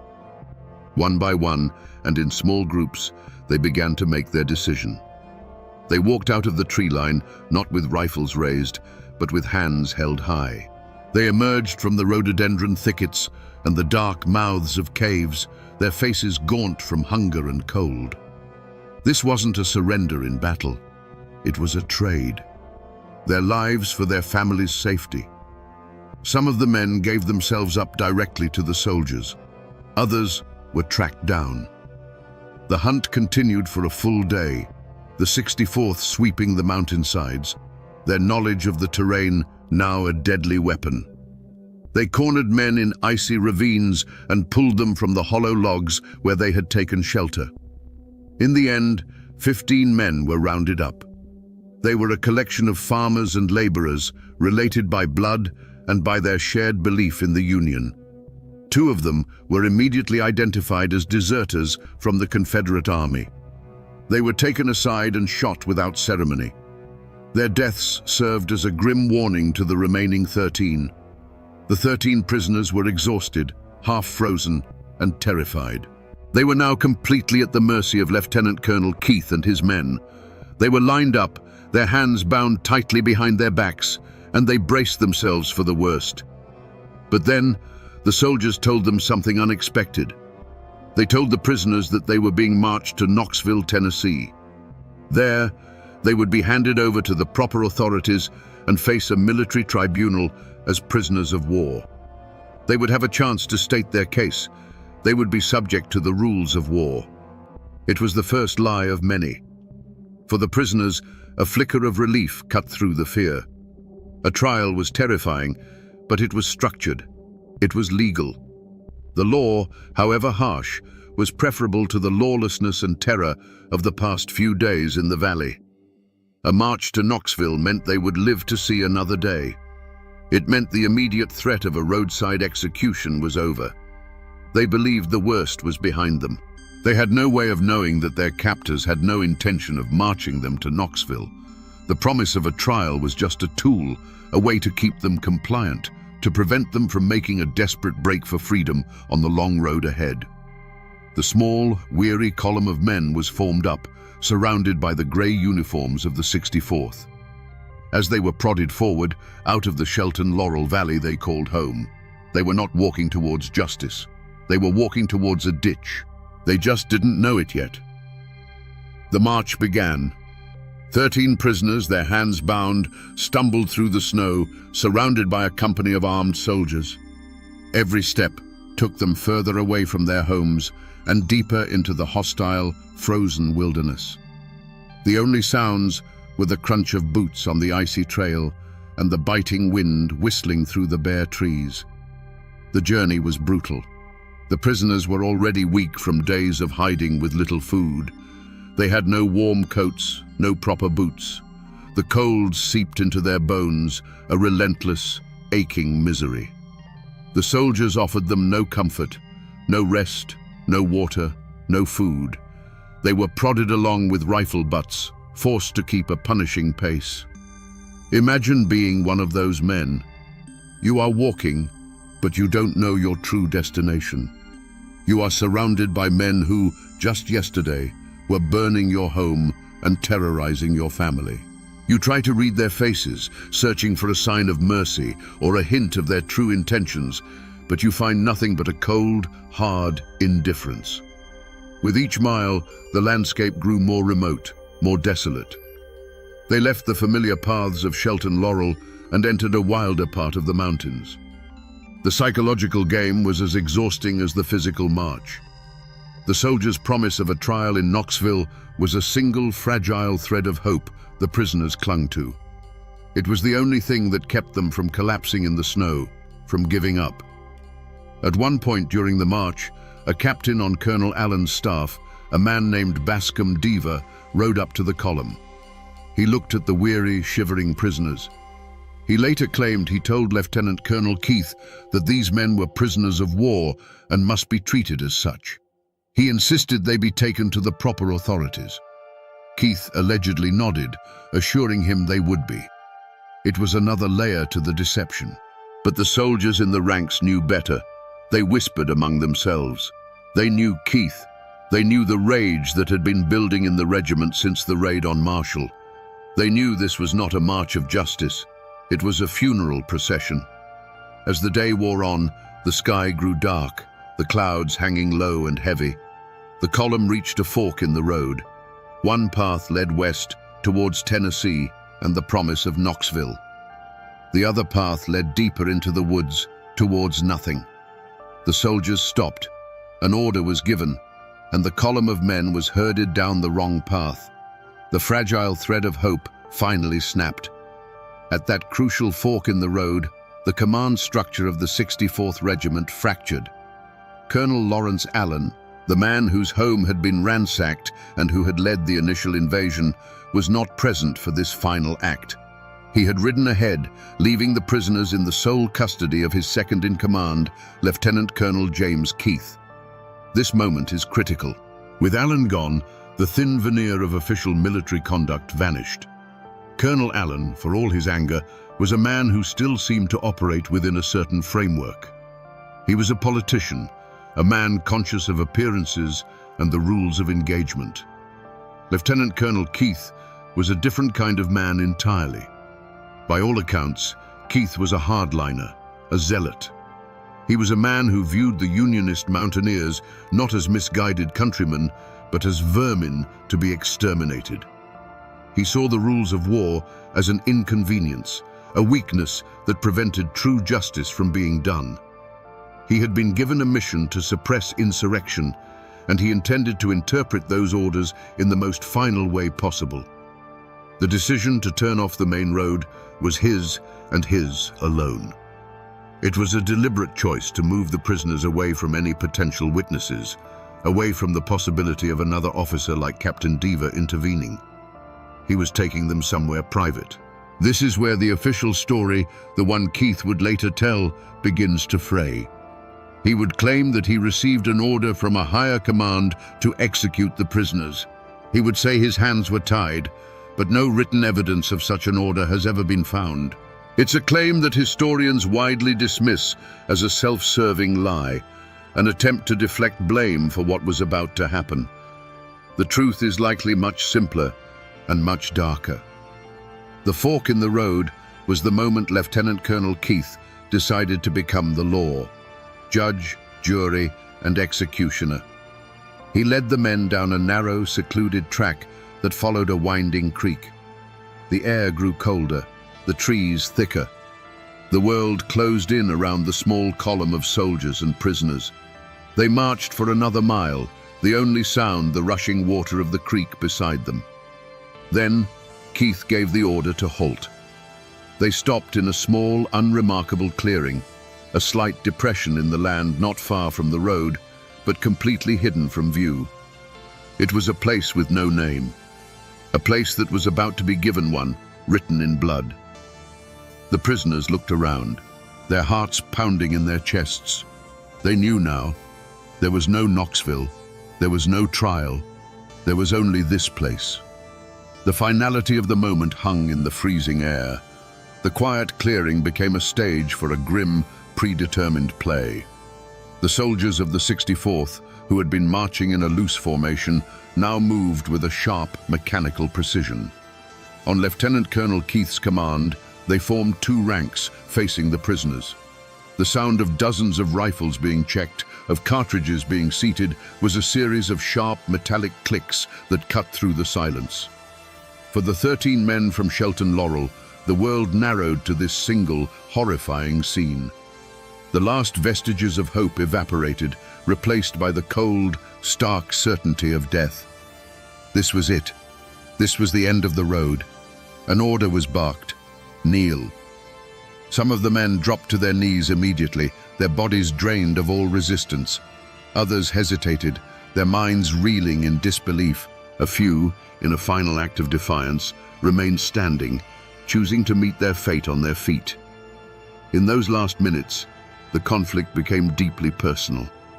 One of the prisoners, a man named James Shelton, recognized a soldier in the firing line. It was someone he knew, someone from a neighboring community. He called out to him by name, pleading, "You're not going to kill us, are you? You wouldn't kill me." The soldier, his face pale and grim, reportedly turned away, unable to meet his gaze. But he did not lower his rifle. Another prisoner, Joseph Woods, was a Free Will Baptist preacher. As the soldiers took aim, he began to pray out loud, his voice clear and steady in the winter air, a final appeal not to his captors, but to his God. One of the men, a prisoner in his late 60s, saw a familiar face in the line opposite him. It was a man he had traded corn with just 2 years before. He stared at the man, a silent question in his eyes. How did we get here? There was no answer. This wasn't an anonymous execution of faceless enemies. It was a settling of accounts between people who knew each other's families, who walked the same roads, who understood the same mountain dialect. It was the brutal, logical conclusion of a war that had turned neighbor against neighbor. The men in the firing line were not just soldiers following orders, they were participants in a community's self-destruction. Lieutenant Colonel Keith stood to the side, his expression unreadable. He had brought them here. He had made the decision. Now, all that was left was to give the command. He raised his hand. The prayers of the preacher were cut short. The forest held its breath. The hand dropped. The command to fire shattered the silence of the clearing. A single deafening roar of gunpowder erupted from the line of rifles. For an instant, the world was nothing but a flash of orange light and a wall of concussive sound that slammed into the trees and echoed back across the valley. A thick cloud of acrid white smoke billowed out, momentarily obscuring the scene. It smelled of sulfur and hot metal, a chemical stench that clung to the damp winter air. Through the haze, the dark shapes of the kneeling men crumpled and fell. They collapsed into the snow, not as individuals, but as a single, tangled mass. But it wasn't over. Some of the men in the firing line, perhaps unnerved by shooting neighbors at point-blank range, had flinched. Their aim had been poor. Wounded men were still moving, their groans of agony now audible in the ringing silence that followed the first volley. Lieutenant Colonel Keith would not tolerate an untidy execution. Another order was given. The front rank of the firing squad reloaded, their hands moving with a practiced, detached efficiency. Ramrods slid down barrels. Percussion caps were fitted. It was a cold, mechanical process, a stark contrast to the human suffering just yards away. A second volley crashed through the clearing, then a third. It was a messy, brutal affair. The soldiers continued to fire until all movement ceased. The crisp white snow in the small depression was now trampled and stained, a testament to the violence that had just unfolded. The execution, which had been ordered with cold precision, had descended into a chaotic slaughter. When the final shot had been fired, a new kind of silence fell. It was heavier than before. It was the absolute, profound quiet that only exists in the immediate aftermath of extreme violence. The soldiers stood in their ranks, the barrels of their rifles still smoking, their faces impassive or perhaps stunned by what they had just done. The war within the war had reached its climax. 13 men from Shelton Laurel lay dead in a ditch, executed without trial, without charges, without mercy. Their crime was not treason. Their crime was being on the wrong side of a feud in a place where the law had ceased to exist. Now, all that was left was to hide the evidence. There were no prayers said over the bodies, no final words, no rites of passage. The act of burial, a sacred ritual in every human culture, was reduced to a crude, pragmatic task: disposal. Lieutenant Colonel Keith ordered his men to cover up their work. The small clearing where the men fell was already a natural depression in the land, a shallow ditch. The soldiers used their rifle butts and their boots to push dirt and snow over the bodies. They grabbed fistfuls of frozen leaves and dead branches, scattering them on top. It was a hasty, careless effort. They didn't dig a proper grave. It would have taken too long, and the ground was hard as iron. Their goal wasn't to provide a respectful final resting place. It was to obscure the scene just enough so that a casual passerby wouldn't immediately notice it. They were hiding a war crime. The result was less a grave and more a mound. The bodies were barely covered. A stray hand, a patch of worn wool from a coat, remained visible in places. It was an act of profound disrespect, a final insult to the dead and their families. They had not only taken their lives, they had denied them their dignity in death. With the job done, the soldiers of the 64th turned and marched away. They left the clearing as quietly as they had entered it, their grey uniforms swallowed by the twilight of the woods. They left behind the smell of gunpowder and the disturbed earth. They left 13 men in a shallow, unmarked grave, their bodies tangled together in the cold, dark ground. As the soldiers retreated, the wilderness began to reclaim the site. Snow started to fall, a soft white blanket that began to cover the mound. smoothing over the jagged edges of the violence.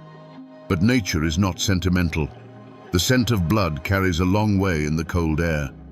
The local wildlife, made bold and desperate by the harsh winter, was the first to discover the site. Scavengers, particularly the wild hogs that roamed the mountains, were drawn to the barely buried remains. The grave that men had dug to hide their crime, nature would unearth. This final grim indignity was a direct consequence of the soldiers' haste and contempt. The horror of the massacre was not yet over. It was about to be discovered. For 2 days, the families in Shelton Laurel waited in an agony of suspense. The soldiers had left the valley, but their men had not returned. The official story, the lie about a trial in Knoxville, was the only thin reed of hope they had. But a deep, cold dread had settled over the community. Finally, they couldn't wait any longer. A group of women, the wives, mothers, and sisters of the captured men, set out to follow the path the soldiers had taken. They were led by the wife of one of the victims and a few elderly men who had been spared from the roundup. They walked for miles through the snow, their hearts heavy with the fear of what they might find. They found the site not by sight, but by the signs of disturbance. The trampled snow, the unnatural mound of earth and leaves, and the horrifying evidence of scavenging animals. The scene that confronted them was a vision from a nightmare. The work of the hogs had undone the soldiers' hasty burial. The women stood at the edge of the shallow grave, looking down at a scene of utter devastation. Their hope, which they had nurtured for 2 days, died in that frozen clearing. What followed was an act of profound love and desperate courage. Using their bare hands and pieces of bark, the women began to dig. They clawed at the frozen earth, pushing aside the snow and leaves, their fingers raw and numb from the cold. They had to uncover their dead. They had to know. One by one, they identified their loved ones. A familiar patch on a coat, the worn leather of a boot, the face of a husband, a son, a brother, now a frozen mask of its final agony. The clearing was filled with the sounds of their grief, cries of anguish that the cold mountains seemed to swallow whole. There were no hearses, no coffins. There was only a single rickety ox cart that they had brought with them. Working together, these women, their bodies trembling with shock and sorrow, lifted the frozen, stiffened bodies of the 13 men out of the ditch and loaded them onto the cart. It was a slow, agonizing journey back to Shelton Laurel. A funeral procession of women leading an ox cart piled high with the dead, their grief a silent, terrible weight in the winter air. They had found their men. They had brought them home. The massacre was no longer a rumor or a military secret. It was a physical reality, lying in the heart of their community. And as the story of what these women had found spread from valley to valley, grief began to harden into a cold, diamond-hard rage. The truth was out, and the truth demanded an accounting. The story of the Shelton Laurel massacre, carried by word of mouth and desperate, hastily written letters, finally escaped the confines of the Blue Ridge Mountains. It traveled down to the lowlands, to the county seats, and eventually all the way to the state capital in Raleigh. And when it reached the desk of North Carolina's Governor Zebulon Vance, it landed like a bombshell. Governor Vance was no stranger to the brutalities of war. He was a staunch Confederate, a man committed to the Southern cause, but he was also a native of the North Carolina mountains, born and raised not far from Madison County. He understood the people, their fierce independence, and their complex loyalties. The report he received left him stunned. He wasn't reading about a battle. He was reading about the summary execution of 13 civilians, captured and disarmed, killed by North Carolina soldiers under the command of a North Carolina officer. This was a political and moral catastrophe. The Confederacy was fighting a war for its survival, a war it framed as a noble struggle for independence. The story of soldiers torturing the elderly and executing prisoners in a ditch undermined that entire narrative. It was the kind of story that could turn wavering loyalties, that could fuel the Unionist cause, not just in the mountains, but across the entire state. Vance's reaction was swift and unequivocal. In a private letter to a subordinate, he did not mince words. He called the actions of the 64th Regiment a cruel and cowardly outrage and a stain upon the history of the state. He wrote, and this is a direct quote, "It is murder. It has disgraced the name of North Carolina." He didn't stop there. He wrote directly to the Confederate Secretary of War in Richmond, James Seddon, demanding a full investigation. He insisted that if the facts were as they had been reported to him, Lieutenant Colonel Keith must be arrested and brought to justice immediately. Vance even threatened to resign as governor if the Confederate government did not take action. For Zebulon Vance, this was not war. This was something else entirely. It was a descent into a kind of barbarism that threatened the very fabric of the society he was fighting to defend. The official power of the Confederacy, which had been used to authorize the mission in the first place, was now being turned against the men who had carried it out. An investigation was launched. The wheels of military justice began to grind, slowly and reluctantly. It seemed for a moment that there would be a reckoning, that the men responsible for the massacre at Shelton Laurel would be forced to answer for their crimes. But the war had its own priorities, and justice for 13 dead mountaineers was not high on the list. The investigation that Governor Vance demanded began with a flurry of activity. Affidavits were taken, witnesses were interviewed. The horrifying details of the raid, the interrogations, and the final execution were officially entered into the Confederate record. Lieutenant Colonel James Keith was formally arrested and charged with murder. For the families in Shelton Laurel, this must have felt like a monumental step. The system was working. The highest levels of government had acknowledged the crime, and the man they held responsible was in custody. It seemed that justice, however slow, was on its way. But a military court is not the same as a civilian one, and in the midst of a desperate civil war, the priorities are different. The Confederate Army needed experienced officers. They needed fighting men, not a distracting and politically damaging murder trial. Keith's defense was simple and effective.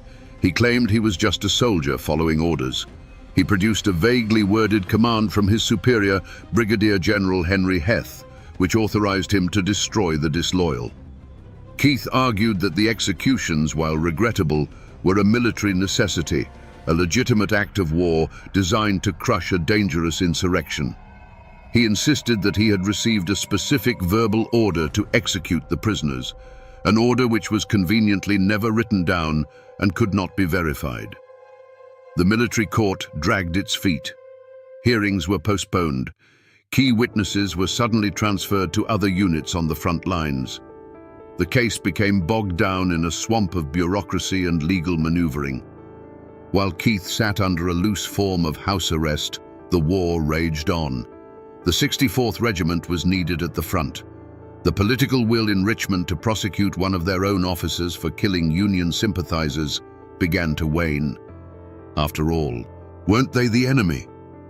In the end, Lieutenant Colonel Keith was quietly released and returned to his command. The charges were effectively dropped. No one was ever convicted. No one spent a single day in prison for the murder of the 13 men. The system had failed.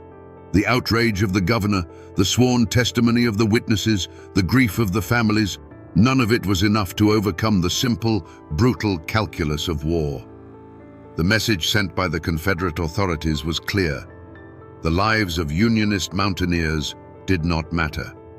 Their deaths were, at best, an unfortunate consequence of war, and at worst, a justifiable act of state-sanctioned violence. The official channels of justice were closed. The war would eventually end, and the Confederacy would cease to exist. But for the people of Madison County, the verdict from the military court was not the end of the story. It was the beginning of a new one. If the government would not provide justice, they would find it for themselves. When Lee surrendered at Appomattox and the Confederate armies dissolved, the soldiers of the 64th Regiment put down their rifles and returned to their farms. For them, the war was over. They believed that the chaos of the conflict, followed by the formal end of hostilities, had granted them a kind of amnesty. They had survived. They thought they were safe. They were wrong. The war was over for the country, but it was not over for the families of Shelton Laurel. The official justice system had failed them, so they turned to an older, unwritten law. The law of the mountains. A law of blood for blood. The law wouldn't touch them, so the valley decided to write its own law. What followed was not a passionate, chaotic burst of violence. It was a slow, patient, and utterly ruthless campaign of retribution that unfolded over the next decade. The men who had stood in that firing line, who had pulled the triggers, were now the hunted. One by one, they began to die. One was found shot in his own cornfield, a single bullet from a long rifle. Another, who had boasted in a local tavern about his role in the massacre, disappeared on his way home one night and was never seen again. A third, sensing the danger, sold his farm and tried to move west, but was found dead on a roadside hundreds of miles away. The men of the 64th lived in a state of constant, quiet paranoia. Every snapped twig in the woods, every stranger on the road, every silhouette seen at dusk could be the end. This was a war fought from the shadows, with no battle lines and no uniforms. It was a grim accounting, and the names were being crossed off a list, one by one. The final name on that list, the one that mattered most, was James Keith.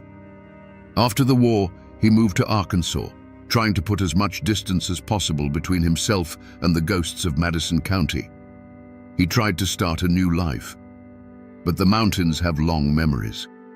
According to local legend, a small group of men, relatives of the Shelton Laurel victims, tracked him down. They found out his routines, where he lived, the paths he walked. They waited. One day, as Keith was crossing a river, a single rifle shot echoed from the trees. He fell into the water, the final victim of the massacre he himself had ordered. The cycle of vengeance was complete. By the time it was over, more than a dozen of the men directly involved in the Shelton Laurel massacre had met violent, untimely ends. It wasn't the justice of a courtroom. It was the brutal, unyielding justice of a feud. The scales, in the eyes of the mountain families, had finally been balanced. But the cost was immense.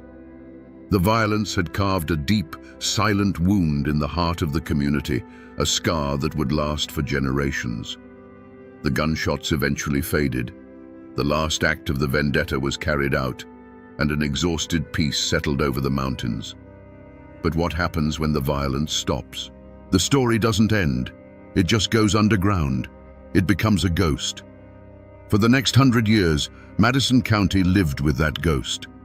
The story of the massacre and the subsequent revenge gave the county a new name, a label whispered in neighboring communities and printed in sensationalist newspaper articles. It became Bloody Madison. A name is a hard thing to shake. It became a kind of curse, a shorthand for a place defined by its darkest chapter. The name suggested a community that was backward, violent, and best avoided. It was a reputation that clung to the county like the mountain fog, shaping how the outside world saw it, and eventually how it saw itself. But inside the county, especially in the isolated hollows of Shelton Laurel, the reaction was the opposite. There was no boasting, no storytelling. There was a profound and heavy silence. The event was too raw, too personal. The wounds were too deep. Families who had lost men in the massacre lived just down the road from the descendants of those who had sympathized with the Confederacy. To speak of it was to risk reopening those wounds, to reignite feuds that had been settled with so much bloodshed. And so, the community locked it away.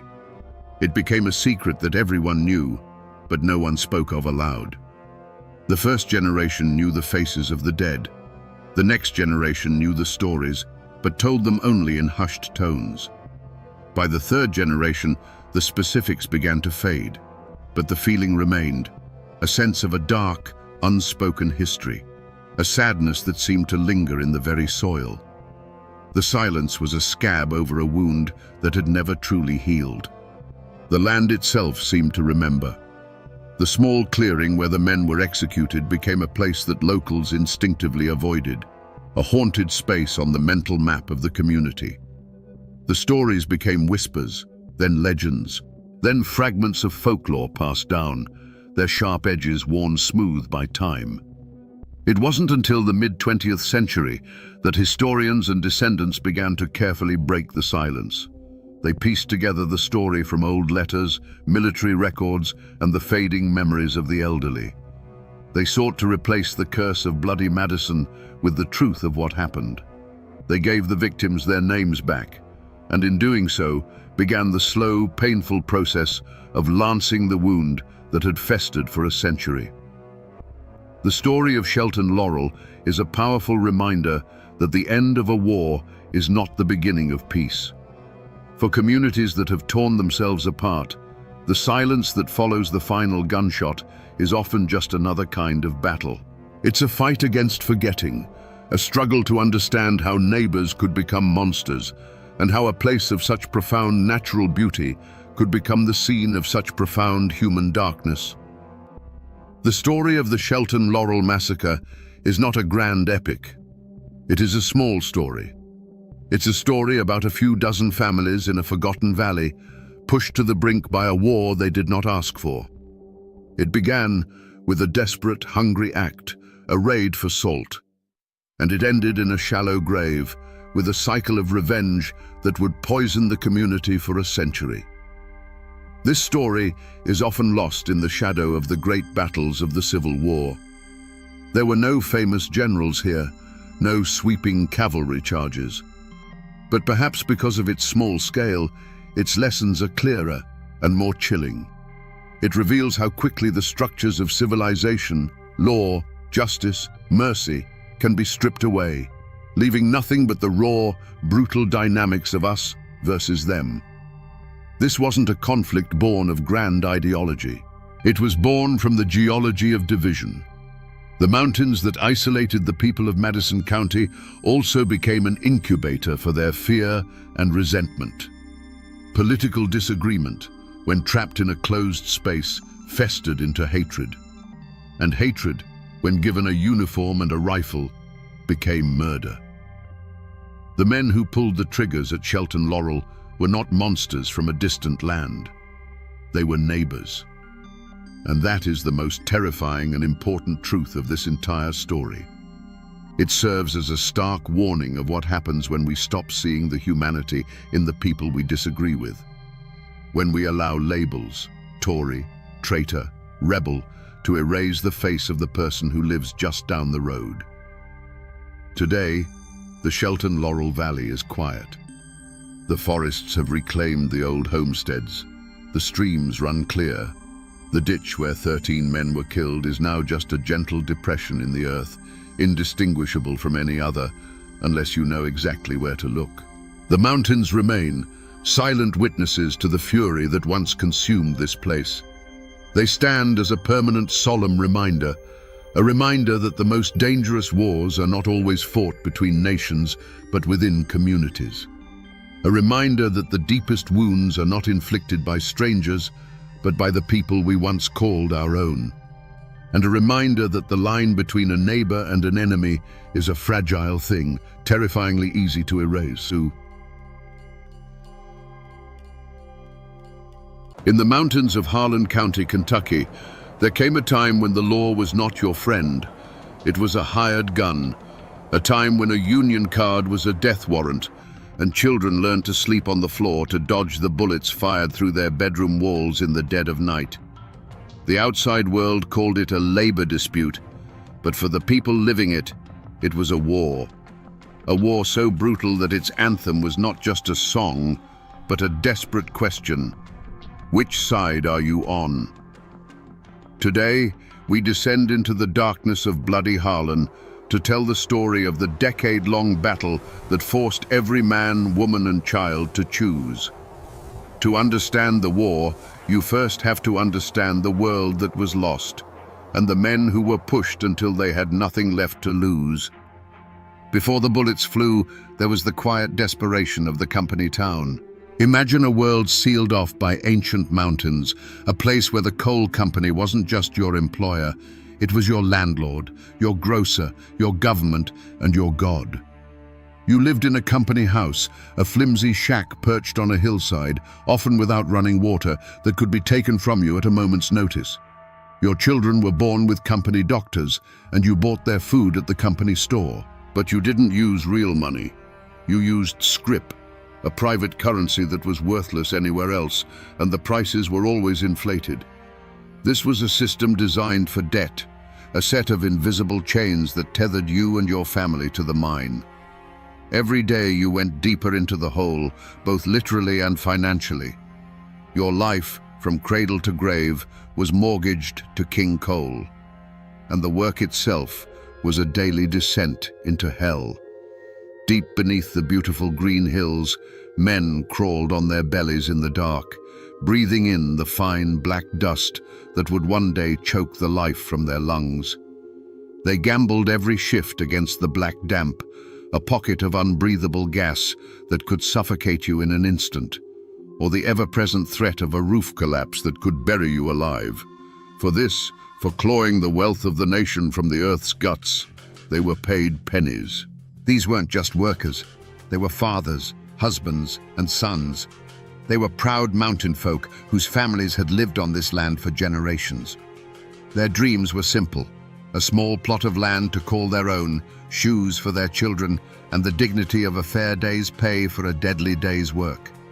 They were men who understood hardship, who accepted the risks of the mine as a fact of life. They were patient, they were resilient, and they were quiet. But then the Great Depression hit, and the coal operators in Harlan, in a final act of desperation and greed, slashed the miners' wages to a level that was no longer survivable. It was the final turn of the screw on a people already pressed to their limits. This wasn't just an insult, it was a death sentence delivered by starvation. And in that moment, the quiet patience that had defined these men for generations began to curdle into a cold, hard rage.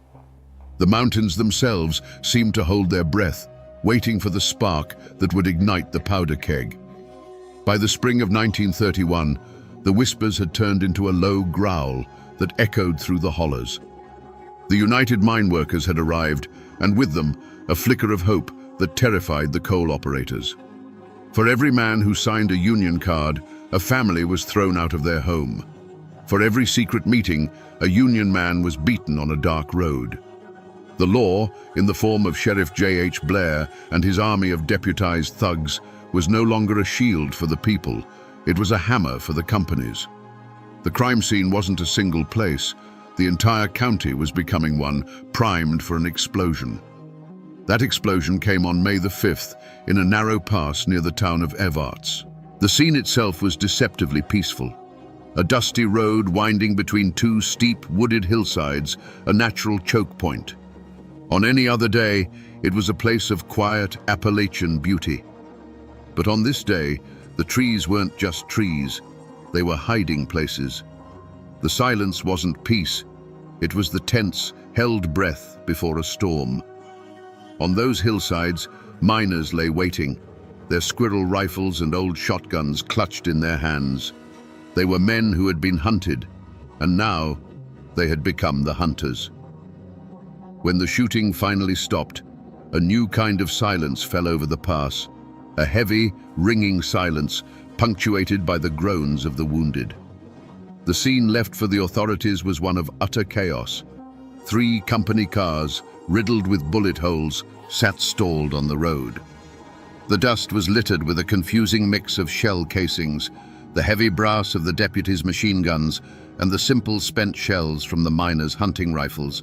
Blood stained the dirt road, a testament to the ferocity of the 15-minute battle. The immediate evidence told a terrifying story, but offered no easy answers. 3 deputies and 1 miner were dead. The official report would call it a cold-blooded ambush, an act of insurrection by lawless miners. But the miners would whisper a different tale, one of self-defense, of a motorcade of gun thugs on their way to shoot up another picket line, of a people who finally decided to shoot back. The tracks leading away from the road vanished into the dense woods, swallowed by a wilderness that knew how to keep its secrets. The Battle of Evarts left behind more than bodies and brass. It left behind a bone-chilling question that hung in the smoke-filled air. This wasn't a simple murder. This was an organized, armed uprising. Who had planned it? Who gave the order to fire?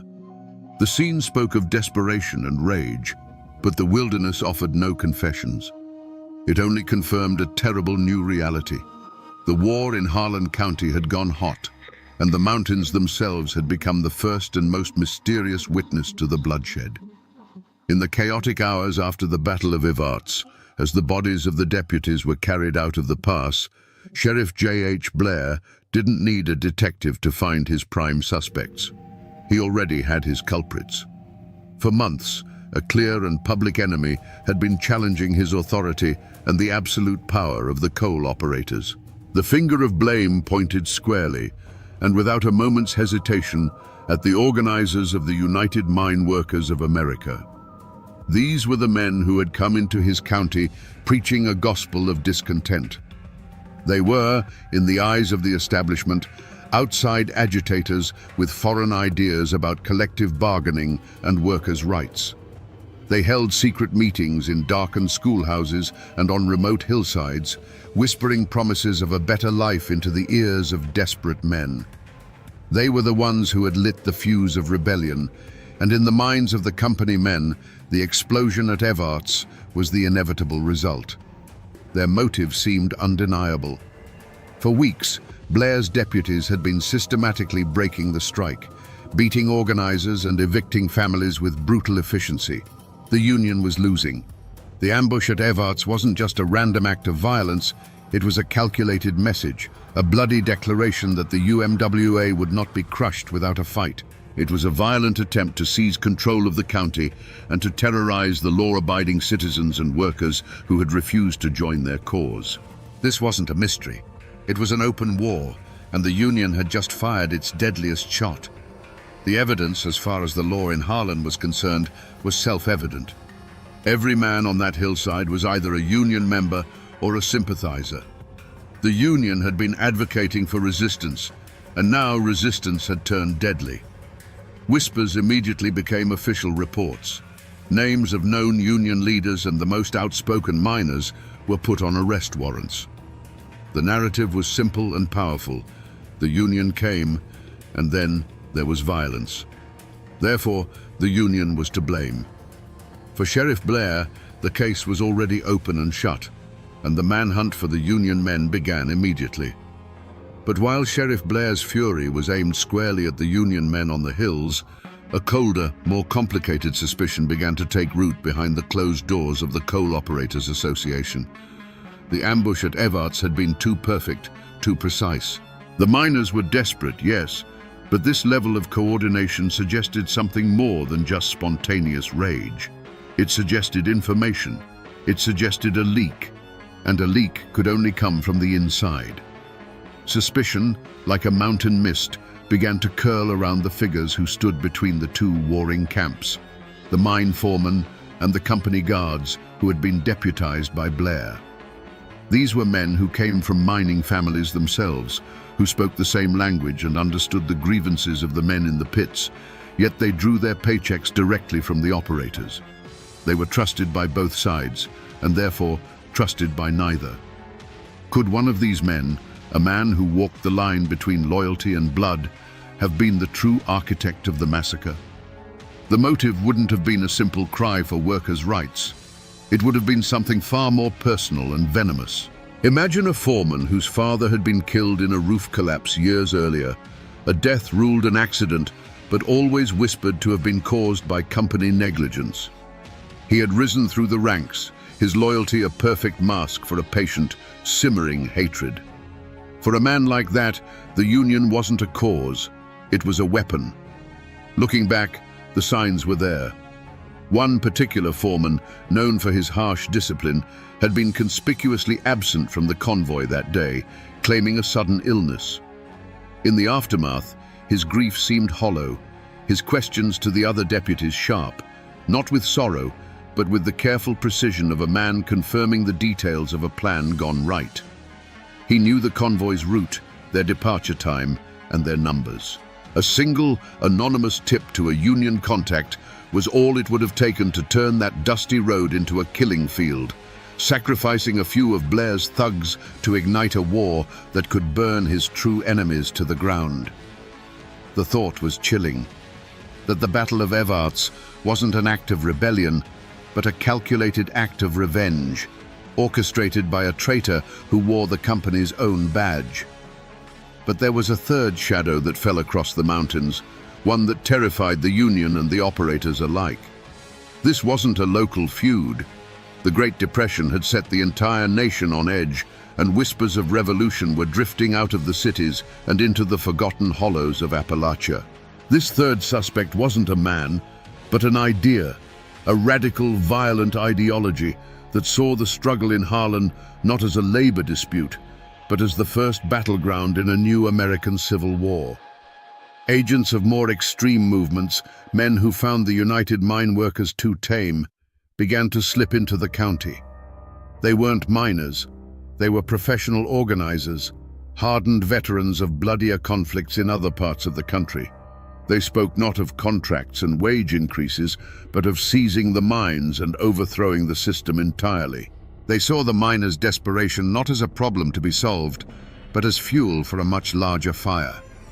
Their motive was pure and terrifyingly impersonal: chaos. For them, a negotiated peace was a failure. They needed martyrs. They needed headlines. They needed a war. The Battle of Evarts, with its shocking death toll, was a perfect victory in their eyes. It escalated the conflict beyond the point of no return, forcing the hand of both the Union and the state. It transformed a local strike into a national symbol of class warfare. Their presence was felt not in public speeches, but in the shadows. Strange pamphlets would appear in the mining camps overnight, calling for armed resistance. Seasoned men with city accents were seen in hushed conversations with the most desperate and angry of the young miners, teaching them not how to picket, but how to build a barricade, how to choose a location for an ambush. They were ghosts in the machine, whispering poison into the ears of men who were already half-mad with hunger and injustice. For these outsiders, the dead at Evarts were not a tragedy. They were a necessary sacrifice to ignite the revolution they craved. In the wake of the Battle of Evarts, Sheriff Blair's investigation was not a search for truth. It was a hunt for vengeance. He unleashed his army of deputies with a single, simple objective: round up every known Union man and sympathizer. Warrants were issued for dozens of miners, but this wasn't a process of careful arrests. It was a brutal sweep. Doors were kicked in at midnight. Men were dragged from their beds in front of their screaming wives and children, their faces already bloodied by the time they were thrown into the back of a truck. But the mountains, which had served as a fortress for the coal operators, now became a sanctuary for the miners. The deputies, many of them outsiders themselves, were clumsy and loud in this terrain. They knew the roads, but the miners knew the land. Men vanished into the deep woods and winding hollows, swallowed whole by a wilderness that was loyal to its own. Posses would track a man for days, following a clear trail to the mouth of an abandoned mine or a remote cabin, only to find the trail had gone cold, as if the man they were chasing had simply turned to mist and drifted away on the wind. The few men they did manage to capture offered no clear answers. Under the brutal persuasion of a deputy's blackjack, stories changed and collapsed. Some men, desperate to stop the beating, would name anyone, spinning wild tales of a grand Union conspiracy led by organizers who were already long gone, having fled the state. Others, defiant to the end, would say nothing at all. The evidence Blair presented to the prosecutors was a tangled mess of coerced confessions and contradictory testimonies. The promise of a swift, clean conviction for the murder of his deputies evaporated into a fog of confusion and lies. The investigation was hitting a wall, and Blair's frustration festered into a more indiscriminate cruelty. Unable to catch the supposed ringleaders, his deputies turned their rage on the community at large. They would stop cars on lonely roads, not to ask questions, but to deliver beatings. They prowled the edges of the mining camps, their presence a constant suffocating threat. The initial assumption that a few union leaders were responsible was proving impossible to prove. The hunt for a specific culprit devolved into a general war on the mining population, and with every failed raid and fruitless interrogation, the fear in Harlan County grew deeper, and the truth buried itself a little further in the dark, silent earth. As Sheriff Blair's hunt intensified, his deputies slammed into a wall. It wasn't made of stone or wood, but of something far stronger, the absolute, unyielding silence of the mountain people. The louder the deputies shouted, the deeper the silence became. Questions were met with blank stares. Threats were answered with a shrug. Men who had worked side by side their whole lives, who knew every secret in the holler, suddenly saw nothing, heard nothing, and knew nothing. An invisible pact of silence, an omerta of the coalfields, had descended upon Harlan County. This silence was not born of ignorance, but of a cold, calculated understanding of survival. To speak to Sheriff Blair's men was not to help the cause of justice. It was to paint a target on your own front door. Everyone knew the price of talking.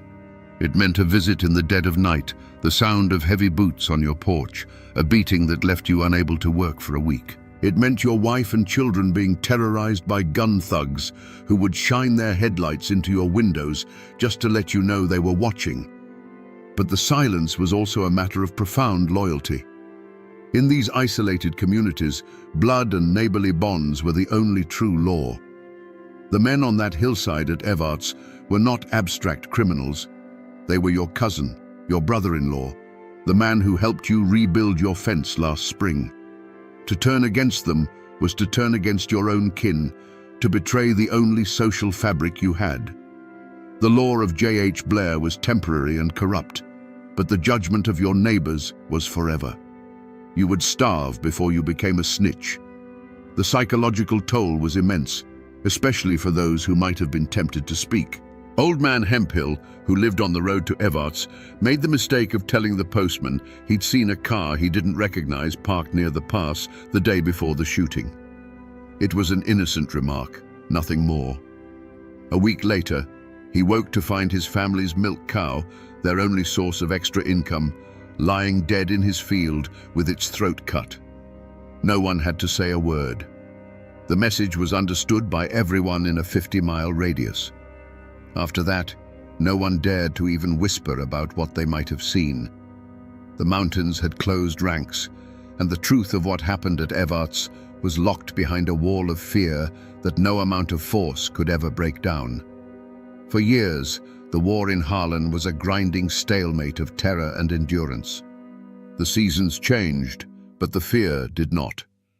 The truth of the Battle of Evarts and the countless ambushes that followed seemed destined to be buried forever, lost to the wall of silence and the corruption of the law. The turning point, when it finally came, wasn't a dusty clue found in an old cabin or a deathbed confession whispered in the dark. It came from the outside world, in the form of men who carried briefcases instead of shotguns. In the mid-1930s, a United States Senate subcommittee, known as the La Follette Committee, began investigating violations of workers' rights across the country. And their gaze finally fell upon the dark and bloody ground of Harlan County. These men from Washington were a new kind of power, one that Sheriff Blair couldn't intimidate and the operators couldn't buy. They came armed not with guns, but with subpoenas, and they began to do something no one in Harlan had dared to do for years. They began to listen. The forgotten clue wasn't a single object, it was the collective memory of the people. One by one, miners, their wives, and their children came forward to testify. Each story, on its own, had been just a whisper of pain. But now, under the protection of federal marshals, the whispers became a roar. They spoke of beatings on dark roads, of cars dynamited, of the murder of Bennett Music, a 15-year-old boy. The committee chambers, hundreds of miles away, filled with the ghosts of Harlan's decade of suffering. But the clue that finally broke the back of the beast wasn't a memory. It was a number on a ledger. The committee's investigators got their hands on the financial records of the Harlan County Coal Operators Association. And there it was, in cold, hard print, a secret slush fund. They found cancelled checks and accounting entries that proved beyond any doubt that the operators were directly paying the salaries of hundreds of Sheriff Blair's deputies. The gun thugs terrorizing the county weren't public servants. They were a private army, funded by corporate interests. Suddenly, the whole dark picture snapped into focus. This wasn't just a case of a brutal sheriff abusing his power. It was a conspiracy. The law in Harlan County hadn't just been broken, it had been bought and paid for. This financial record was the key, the undeniable proof that turned whispers into evidence and paved the way for the unmasking of the entire rotten system. The La Follette Committee's investigation acted like a slow, inexorable sunrise over the dark mountains of Harlan. For years, the world had seen only the shadows, the gun thugs, the ambushes, the terror. Now, as the light of federal scrutiny grew brighter, the long, distorted shadows were traced back to the men who cast them. The ledger, that simple book of numbers, was the key that unlocked the entire conspiracy. The moment of revelation was at hand, and it was more chilling than any single act of violence. The true perpetrator of the Harlan County War was not a single man hiding in the hills with a rifle. It wasn't a radical agitator with a bomb. The true mastermind was a collective, an entity with a clean collar and a respectable name: the Harlan County Coal Operators Association. The ledger exposed them with brutal, undeniable clarity. There, in neat columns, were the payments, thousands of dollars flowing directly from the association's accounts into a special fund controlled by Sheriff J.H. Blair. The law in Harlan County wasn't an institution. It was a line item on a corporate expense report. And their motive? It wasn't personal hatred or political ideology or even a twisted sense of justice. It was something far colder, far more mundane, and infinitely more terrifying: profit. The motive was greed, distilled to its purest and most violent form. A union contract meant paying livable wages, investing in mine safety, and giving up the feudal control they held over their workforce. It was cheaper to hire killers. The beatings, the evictions, the dynamite, the midnight raids, it was all just the cost of doing business. It was a simple, brutal equation where a miner's life was worth less than the cost of a union contract. This single damning revelation unmasked the entire decade of terror. Sheriff J.H. Blair was not a rogue lawman. He was the highly effective, well-paid manager of the association's security forces. His deputies were not peacekeepers. They were mercenaries on a corporate payroll. The violence wasn't random chaos. It was a calculated, systematic campaign of intimidation designed to protect profits at any human cost. The web of terror that had seemed so tangled and confusing was, in fact, devastatingly simple. It was a privately funded war waged by the rich against the poor. The unmasking was complete. The smoke of the Battle of Evarts finally cleared to reveal the true enemy, and they weren't wearing a miner's dusty overalls or a deputy's badge. They were wearing business suits and sitting on the boards of coal companies. They had turned an entire county into their personal fiefdom and had purchased the law itself to serve as their private army. The gun wasn't in the hand of one man, but in the ink of the men who signed the checks. Now that we know the truth, let's go back. Let's stand in the shadows of those mountains and watch the tragedy unfold, not as a mystery, but as the execution of a plan. The terror in Harlan County began not with the roar of a gun, but with the quiet scratch of a pen on a checkbook in a smoke-filled office. It was decided, with the cold arithmetic of greed, that it was cheaper to pay for violence than to pay a living wage. A ledger became a rifle, and an accountant's entry became an ambush.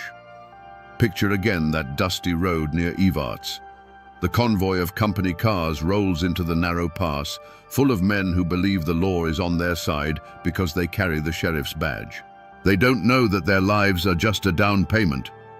Then, from the hillside, comes a single crack, sharp and clear, echoing off the rock faces. And in its echo, a hellstorm erupts. The air fills with the deep, stuttering bark of Thompson submachine guns and the sharp, scattered retort of hunting rifles. For 15 minutes, the pass is a vortex of smoke, splintered glass, and the deafening noise of a community tearing itself apart. Then, as suddenly as it began, there is silence. A silence made heavy by the sight of stalled cars, shattered windows, and still forms lying in the road. Imagine being a child in a company shack, trying to sleep. The only sound is the crickets and the wind in the pines. Then, another sound. The low rumble of a car coming slowly up the holler, a car that doesn't belong. Your mother's hand is suddenly on your shoulder, pulling you from the bed to the floorboards. You lie there, heart hammering against your ribs, smelling the damp earth beneath the house. A moment later, the night explodes. The window shatters inward, and the wall next to your bed splinters as a shotgun blast tears through the thin wood. The car speeds away, its taillights vanishing into the darkness, leaving behind the tinkle of falling glass, your mother's whispered prayers, and a fear that will never, ever leave you. The roads themselves became weapons.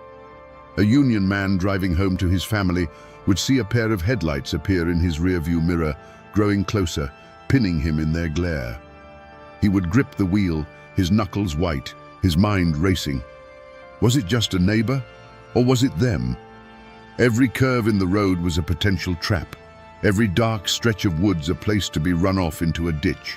The county, once a home, had become a hunting ground, and the journey from the mine to your front porch was the most dangerous part of the day. And then there was the ultimate act of this calculated terror. A union organizer, Marshall Music, is driving with his family. The road ahead is clear. For a moment, it might feel like a normal day, but then the world is ripped apart by a deafening roar. The force of the blast throws the car from the road, twisting it into a barely recognizable shape of steel and smoke. In that single horrific instant, a journey is ended. A family is shattered. A 15-year-old boy's life is extinguished, not in a moment of passion or rage, but as a consequence of a line item in a corporate budget titled Strike Expenses. This was the war in Harlan. It wasn't a fight between two equal sides. It was a systematic campaign of terror, planned in boardrooms and executed by men who had sold their badges and their souls. Every scream in the night, every bullet hole in a cabin wall, every newly dug grave was a direct result of a choice made by men in suits who likely never set foot in a mine. The true horror of Bloody Harlan is not just what happened, but the chilling, deliberate reason why. When the trials finally began, they were not held in the small, compromised courthouse in Harlan. The case had been elevated to the federal level, and the coal operators and Sheriff Blair, men who were once kings in their own domain, were now defendants in a United States court. The atmosphere was electric. Miners who had once hidden from Blair's thugs now sat in the witness stand, protected by federal marshals, their faces illuminated by the flashbulbs of a curious national press. For the first time, the quiet, fearful whispers of the hollers were being entered into the official record, spoken aloud for the whole world to hear. The defendants, the powerful men of the Coal Operators Association, and their chief enforcer, J.H. Blair, sat at their tables with an air of defiant indignation. They were not accustomed to being questioned. In their eyes, this was a political circus, a witch hunt orchestrated by Roosevelt's New Deal to break the rightful power of industry. Their high-priced lawyers spun tales of defending private property against a violent, communist-inspired insurrection. They portrayed Blair not as a tyrant, but as a heroic lawman standing against anarchy. But their narrative began to crumble under the weight of the testimony.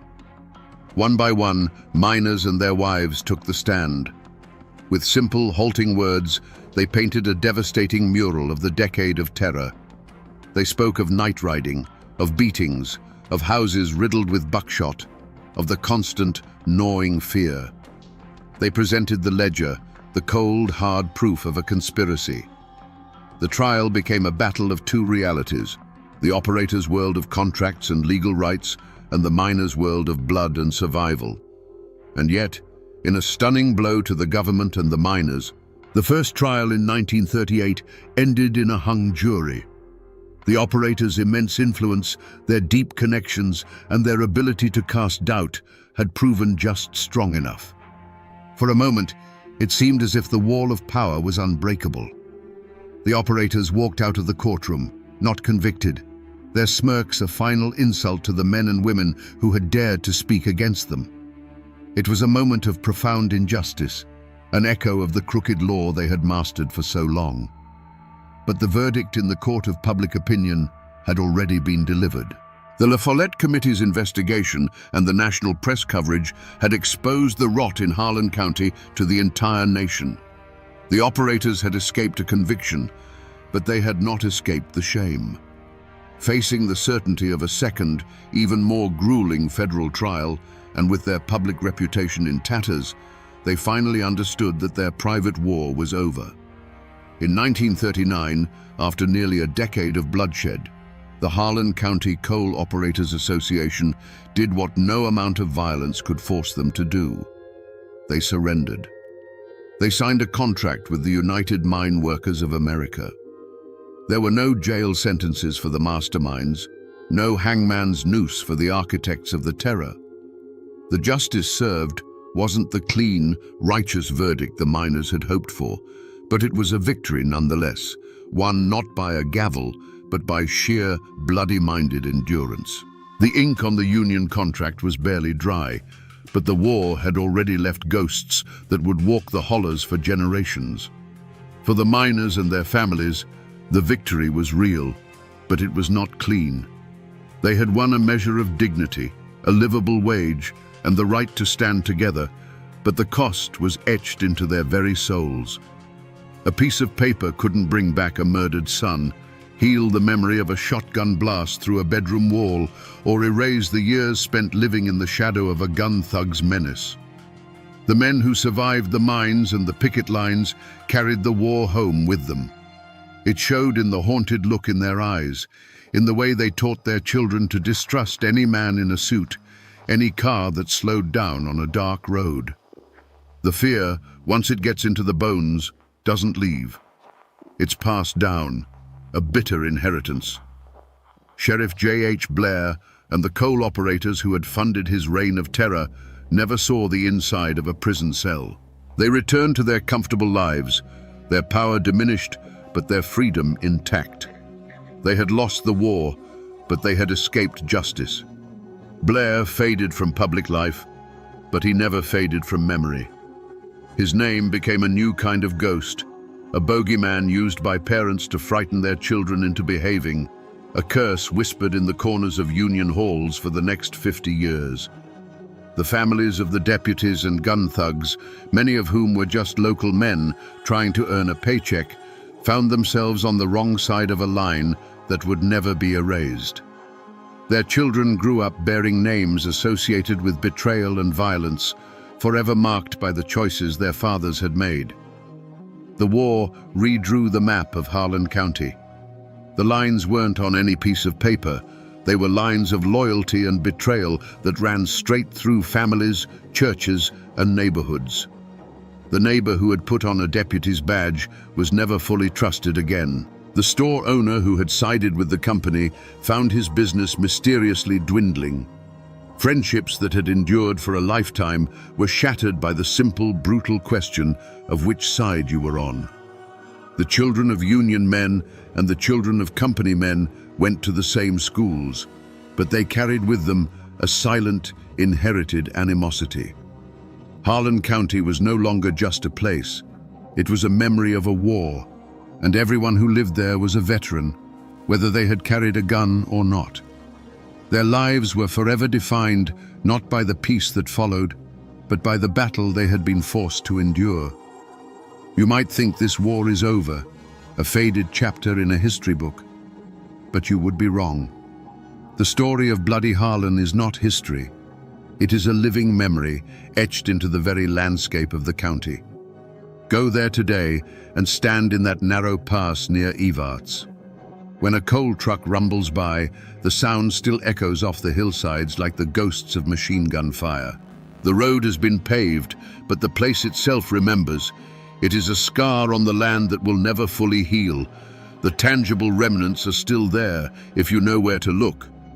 They say that in some of the older brick buildings in town, you can still find the patched-over pockmarks left by stray bullets from forgotten shootouts. Walk through the old hillside cemeteries, and you'll find the tombstones of the men who fell on both sides, their names carved in stone, their stories now reduced to a pair of dates. These silent stone witnesses are the most honest memorials to the conflict, a quiet testament to the price that was paid. But the most powerful echo of Bloody Harlan isn't made of stone or steel. It's a song. That night, when Florence Reese, a hungry and terrified Union man's wife, tore a page from a calendar and scribbled down the words to "Which side are you on?" she created something more powerful than dynamite. That song escaped the mountains. It became the anthem for the oppressed everywhere, sung on picket lines from Detroit to London, chanted in the streets during the civil rights movement, and translated into dozens of languages. A simple question, born of desperation in a Kentucky shack, became a global call to arms for justice. And the stories themselves are a living remnant. Sit on a porch with the old-timers, the grandsons and granddaughters of the men who fought, and they will tell you. They will tell you about the night the gun thugs came, stories passed down like family heirlooms. They'll tell you that the deep-seated distrust of outsiders and authority isn't paranoia. It's a lesson learned in blood. The world moves on, calendars change, but in Harlan County, the past is never truly past. It breathes in the mountain air, a constant whispering reminder that you must always be ready to answer that one simple question. And so we return to where we began, to that simple, haunting question, born of terror and hunger. Which side are you on? For a decade, the war in Harlan County was the answer. It wasn't a dispute over wages. It was a bloody 10-year war fought to decide if a man's life was worth more than a ton of coal. It was a war to determine if the law belonged to the people or if it could be bought and sold like any other commodity on the open market. This is a story not just of a crime, but of a conspiracy written in a ledger book. It's a chilling reminder of what happens when corporate greed is given a badge and a gun, when human lives are reduced to columns of profit and loss. But it is also a fierce testament to the enduring power of the human spirit when pushed to the absolute edge. The coal operators had the money, the guns, and the law. But the miners had something more powerful. They had their solidarity. And they had a song that turned their suffering into a shield, and their defiance into an anthem that would outlive all the men who tried to silence them. The guns in Harlan County are silent now. The picket lines are gone. But the story remains, a warning carried on the mountain wind. It reminds us that there are moments in history when there are no neutrals, when silence itself is a choice. And now, my friends, you know the story of Bloody Harlan, a story written in coal dust and paid for in blood that still asks every single one of us, which side are you on?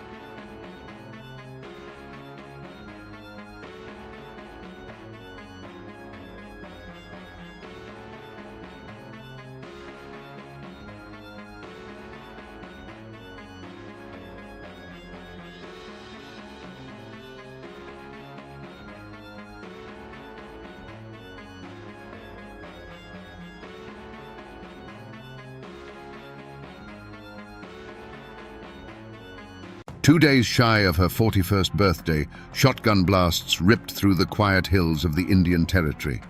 She was shot in the back, a coward's ambush. The woman they called the Bandit Queen lay dead in the dirt, just feet from her own gate. The dime novels painted her as a female Jesse James, a ruthless outlaw. But that's the legend. How does a girl who mastered Greek and the piano, born to a respectable family, end her days this way?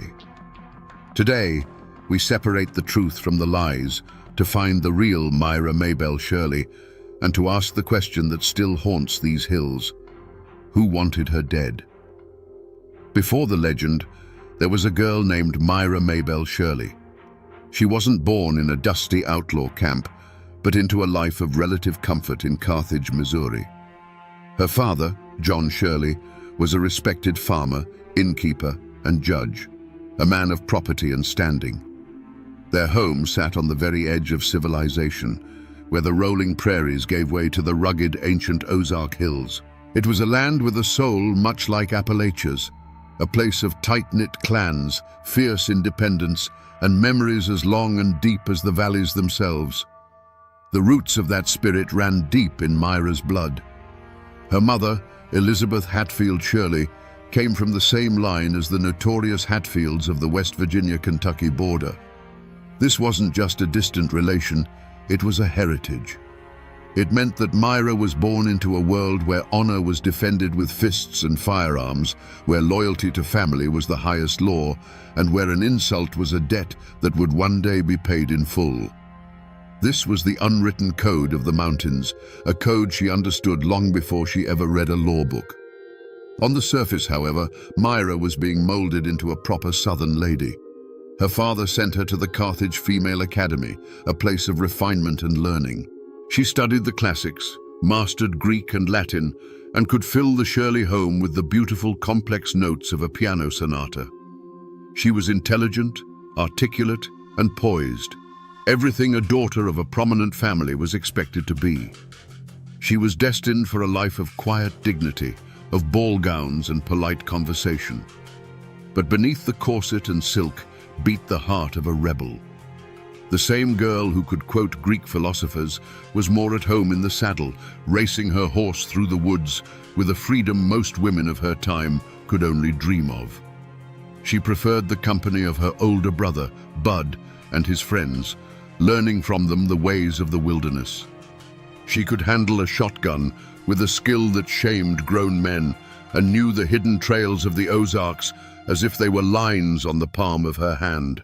Two worlds were at war inside this young woman: the polished, respectable world her father was building for her, and the wild, untamed world of the hills that flowed in her Hatfield blood. For a time, she could walk in both. But a storm was gathering on the horizon of America, a storm of fire and steel that would sweep across the nation, and it would force Myra Maybelle Shirley to choose, once and for all, which world she truly belonged to. Little did she know that choice would burn the life she knew to the ground. If the Ozark Hills were the anvil of Myra's character, the Civil War was the hammer that shattered it and reforged it into something hard and sharp. When the war came, it didn't just divide the nation, it ripped through Missouri, turning neighbor against neighbor in a savage guerrilla conflict. The Shirley family didn't hesitate. Their loyalty was to the Confederacy, and their home soon became a clandestine way station for the most feared Southern partisans, the bushwhackers. Men like William Quantrill and Bloody Bill Anderson, men who fought with a cold fury, found refuge under the Shirley roof. And riding with them were boys who would become legends in their own right, the James brothers and the Younger brothers. This was the world that consumed Myra Maybelle. She saw these men not as outlaws, but as heroes defending their homes. And her greatest hero was her own brother, Edwin, whom everyone called Bud. He was everything she admired: brave, defiant, and free. When he joined the bushwhackers, Myra's war began. The polite young lady from the academy vanished, replaced by a cunning operative for the Southern cause. Legends say she would use her charm and education to flirt with Union officers, prying information from them about troop movements, which she would then pass on to her brother and his comrades. She became a scout, a spy, a vital part of the shadow war being fought in the Missouri hills.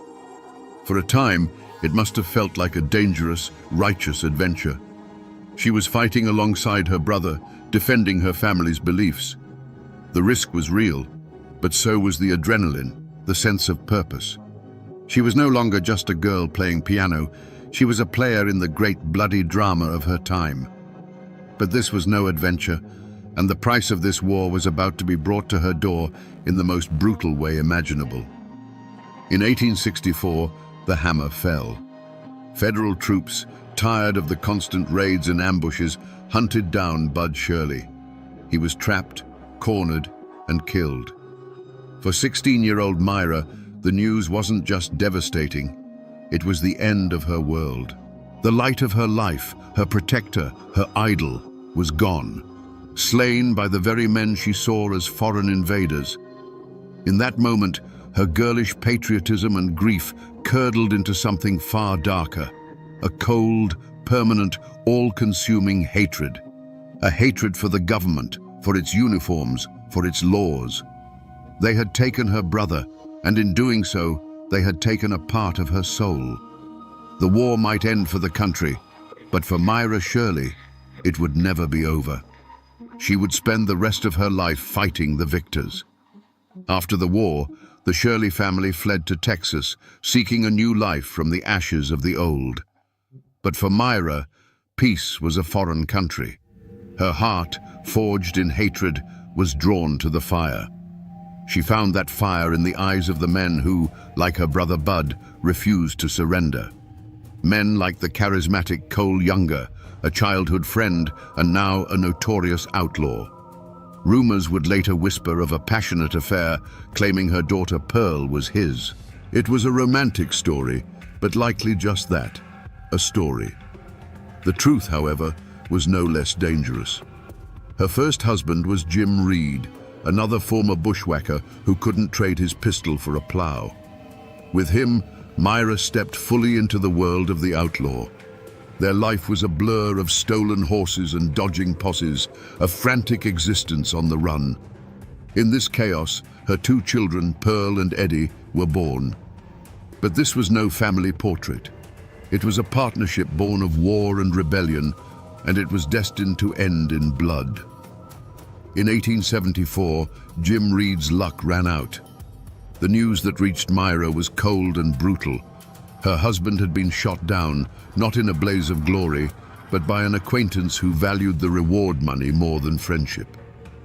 At 26, Myra was a widow, a mother of two, and officially branded the accomplice of a dead bandit.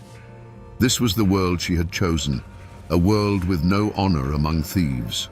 So she moved deeper into the shadows, to a place where the law of the United States was thin and the old ways were strong, the Indian Territory of Oklahoma. There, she met and married Sam Starr, a man from a proud Cherokee family. This wasn't just a marriage, it was the founding of a dynasty. On their land, tucked away in the rugged hills, they established a stronghold. It had a name that was a tribute to her old friends and a warning to her new enemies: Younger's Bend. Younger's Bend wasn't a ranch. It was a sanctuary for the damned. It was a place where men on the run, men like Jesse James and the Younger brothers themselves, could find a hot meal, a fresh horse, and a place to lay low, protected by the cunning of its queen. The air there was thick with the smell of wood smoke, whiskey, and paranoia. Every rider on the horizon was either a friend or a hangman. This was the heart of darkness, a kingdom built on stolen goods and guarded by guns.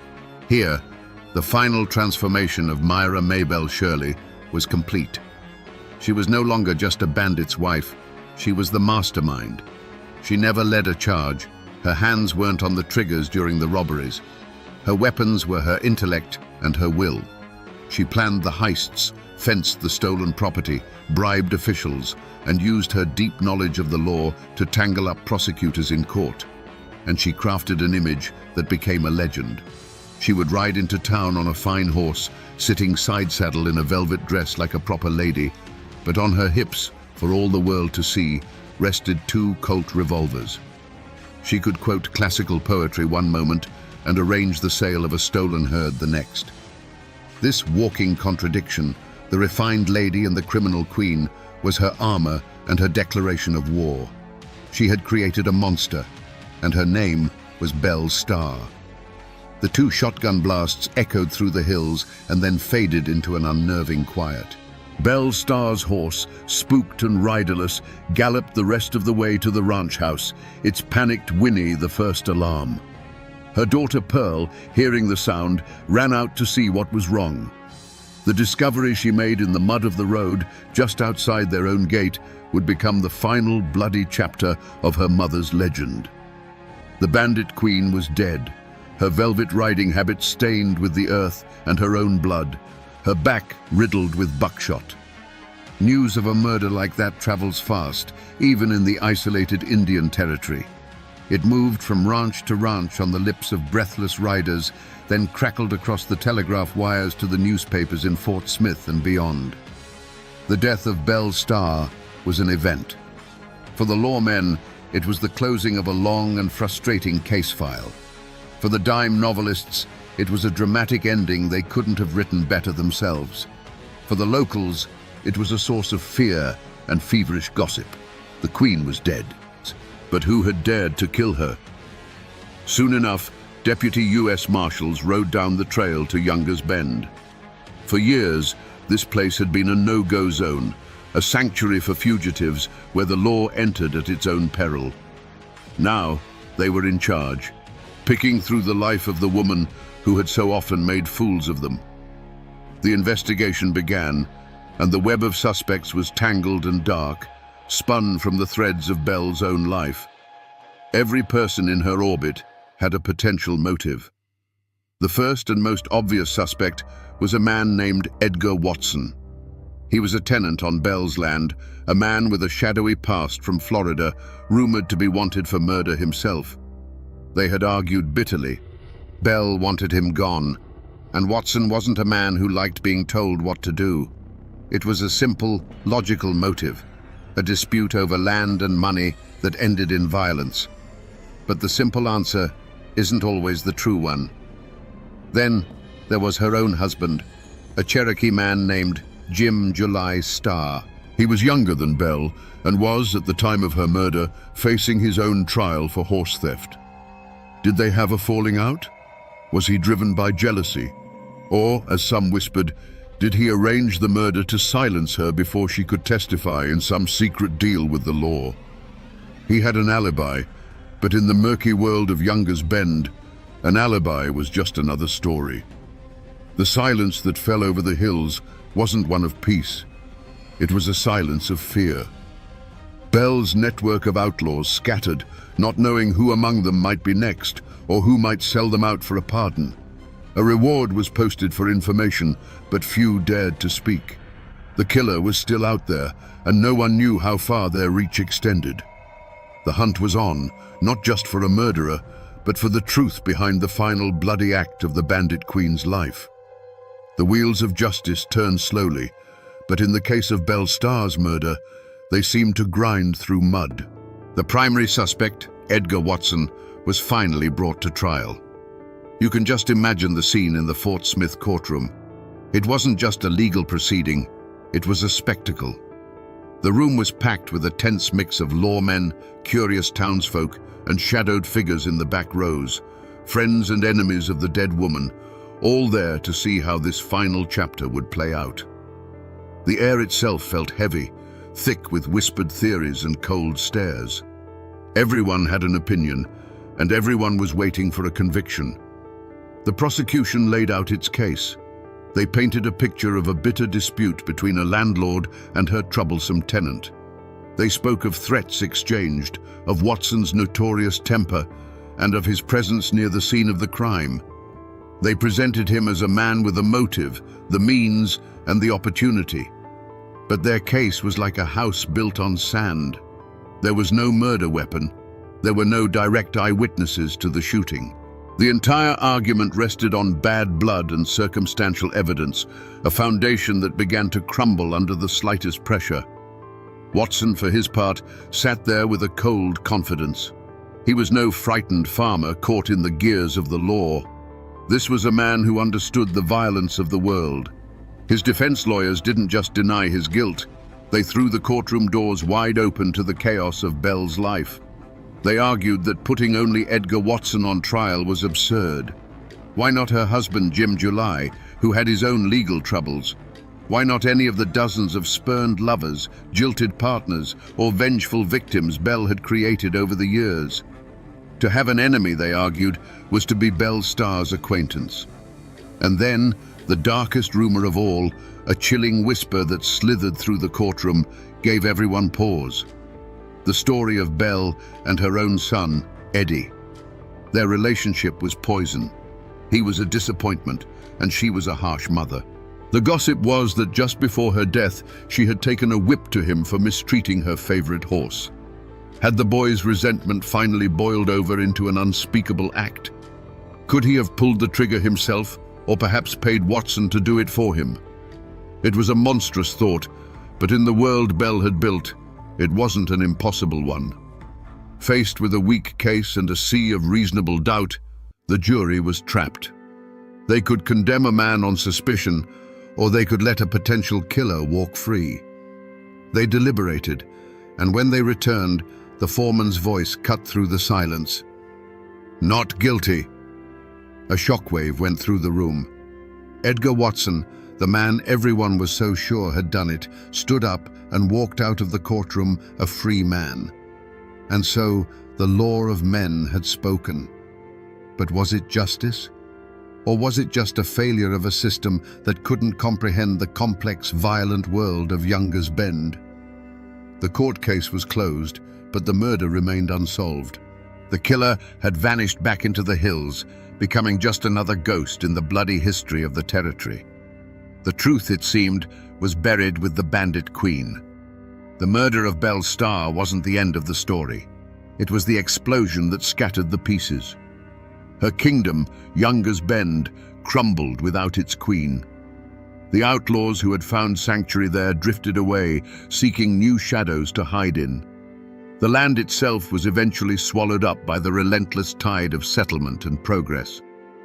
Today, what was once the most notorious hideout in the Indian Territory lies quiet and still, submerged beneath the placid waters of Lake Eufaula. A concrete historical marker stands on a nearby hill, a lone sentinel pointing toward the drowned land, the only official sign that this infamous chapter of the West ever happened here. The fates of those in her orbit were as tangled and often as tragic as her own. Edgar Watson, the acquitted suspect, moved on, but his reputation followed him. He eventually met a violent end himself, gunned down by a vigilante mob in Florida. Her last husband, Jim July Starr, died in a gunfight with lawmen not long after Belle's murder. Her son, Eddie Reed, who some whispered was the true killer, lived a troubled life, eventually becoming a deputy sheriff himself before being killed in a saloon brawl. It seems the violence that Belle had courted her whole life clung to those she left behind, an inescapable inheritance. But there is one final strange twist. Her daughter Pearl, the one rumored to be Cole Younger's child, chose a different path of rebellion. She turned her back on the world of guns and stolen horses and moved to Fort Smith, where she opened a high-class brothel. In a way, she too became a queen, presiding over her own illicit kingdom, a world with its own codes and dangers, just a stone's throw from the courthouse where her mother's killer had been set free. The strongest echo of Belle Starr, however, is not in the ground, but in the story itself. After her death, the legend took on a life of its own. A journalist named Richard Fox penned a lurid book called Belle Starr, the Bandit Queen, or the Female Jesse James. It was a work of pure fiction, filled with sensational tales of her leading bank robberies and stagecoach heists, things she never actually did. This book, and the countless dime novels that followed, created the image we think of today, the pistol-packing outlaw in a feathered hat. The myth completely consumed the woman. You can still visit her grave, tucked away in the woods not far from where Younger's Bend once stood. The original headstone, carved with a bell, a star, and a poignant poem, was chipped away to nothing by souvenir hunters over the decades. A new, protected monument stands in its place. And as you stand there, in the quiet of those Oklahoma hills, you realize the mountains do remember. They remember the real Myra Maybelle Shirley, The educated girl, the grieving sister, the cunning organizer, and the woman who gambled her life on a defiant dream of freedom and lost. So we return to the question that has hung in the air since those shotgun blasts first rang out. Who killed Belle Starr? The law of men never gave us a name. Was it the vengeful tenant, Edgar Watson? Was it one of her own family, a final, terrible betrayal? We will never know for sure. But maybe the real answer isn't a name. Maybe what killed Belle Starr was the violent, lawless world she had so carefully constructed around herself. In the end, the snake she had nurtured in the heart of Younger's Bend finally turned and bit its queen. Her story is a powerful reminder that the Civil War didn't truly end at Appomattox. It continued to rage in the hearts of people like Myra Shirley, leaving scars that festered into a deep and abiding hatred for the authority that had won. She was not a hero. She was not the cartoon villain of the penny press. She was a casualty, a woman whose fierce mountain pride, when poisoned by grief, became a force of self-destruction. She waged a 25-year war against a world she felt had wronged her, and in that war, there could only be one victor. Myra Maybelle Shirley was a woman of stark contradictions, the educated lady who could quote the classics and the ruthless godmother who ruled a den of thieves. She was born with the spirit of the mountains in her blood, proud, defiant, and unforgiving. But that spirit, when broken, forged a legend written in gunsmoke and blood. A girl who was meant to be a lady became the bandit queen, a cautionary tale that still echoes in the hills where she once rode.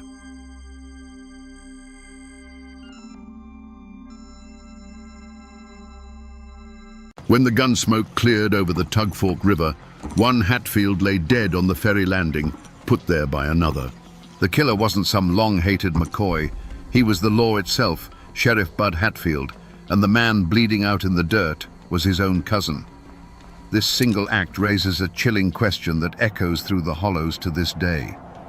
How does a man forged in the fires of the Hatfield feud, a clan that valued blood above all else, bring himself to kill his own family for a tin star? The newspapers of the day called it justice.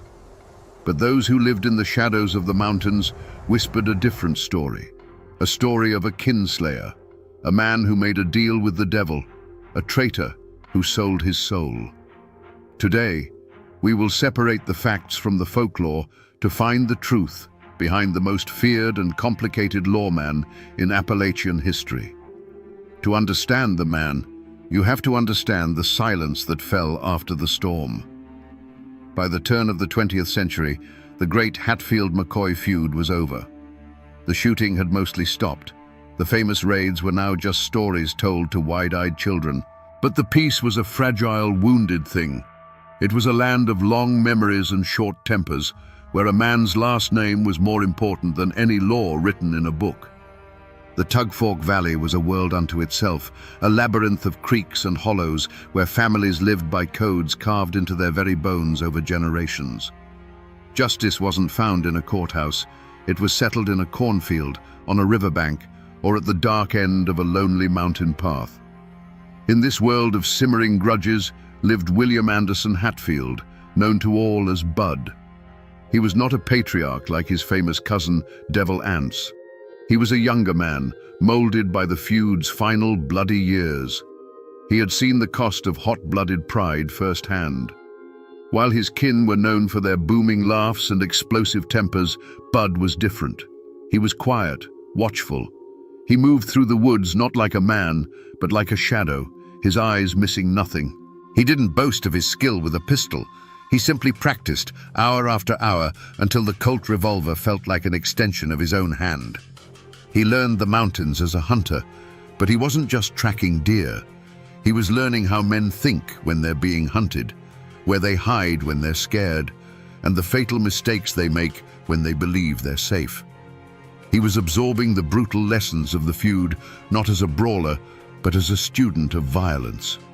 He was a weapon being forged in the quiet aftermath of a war, waiting for a purpose. His world was one of clan loyalty, where the only thing that mattered was protecting your own, no matter the cost. But a new sound was beginning to echo through the mountains, a sound louder than a rifle shot.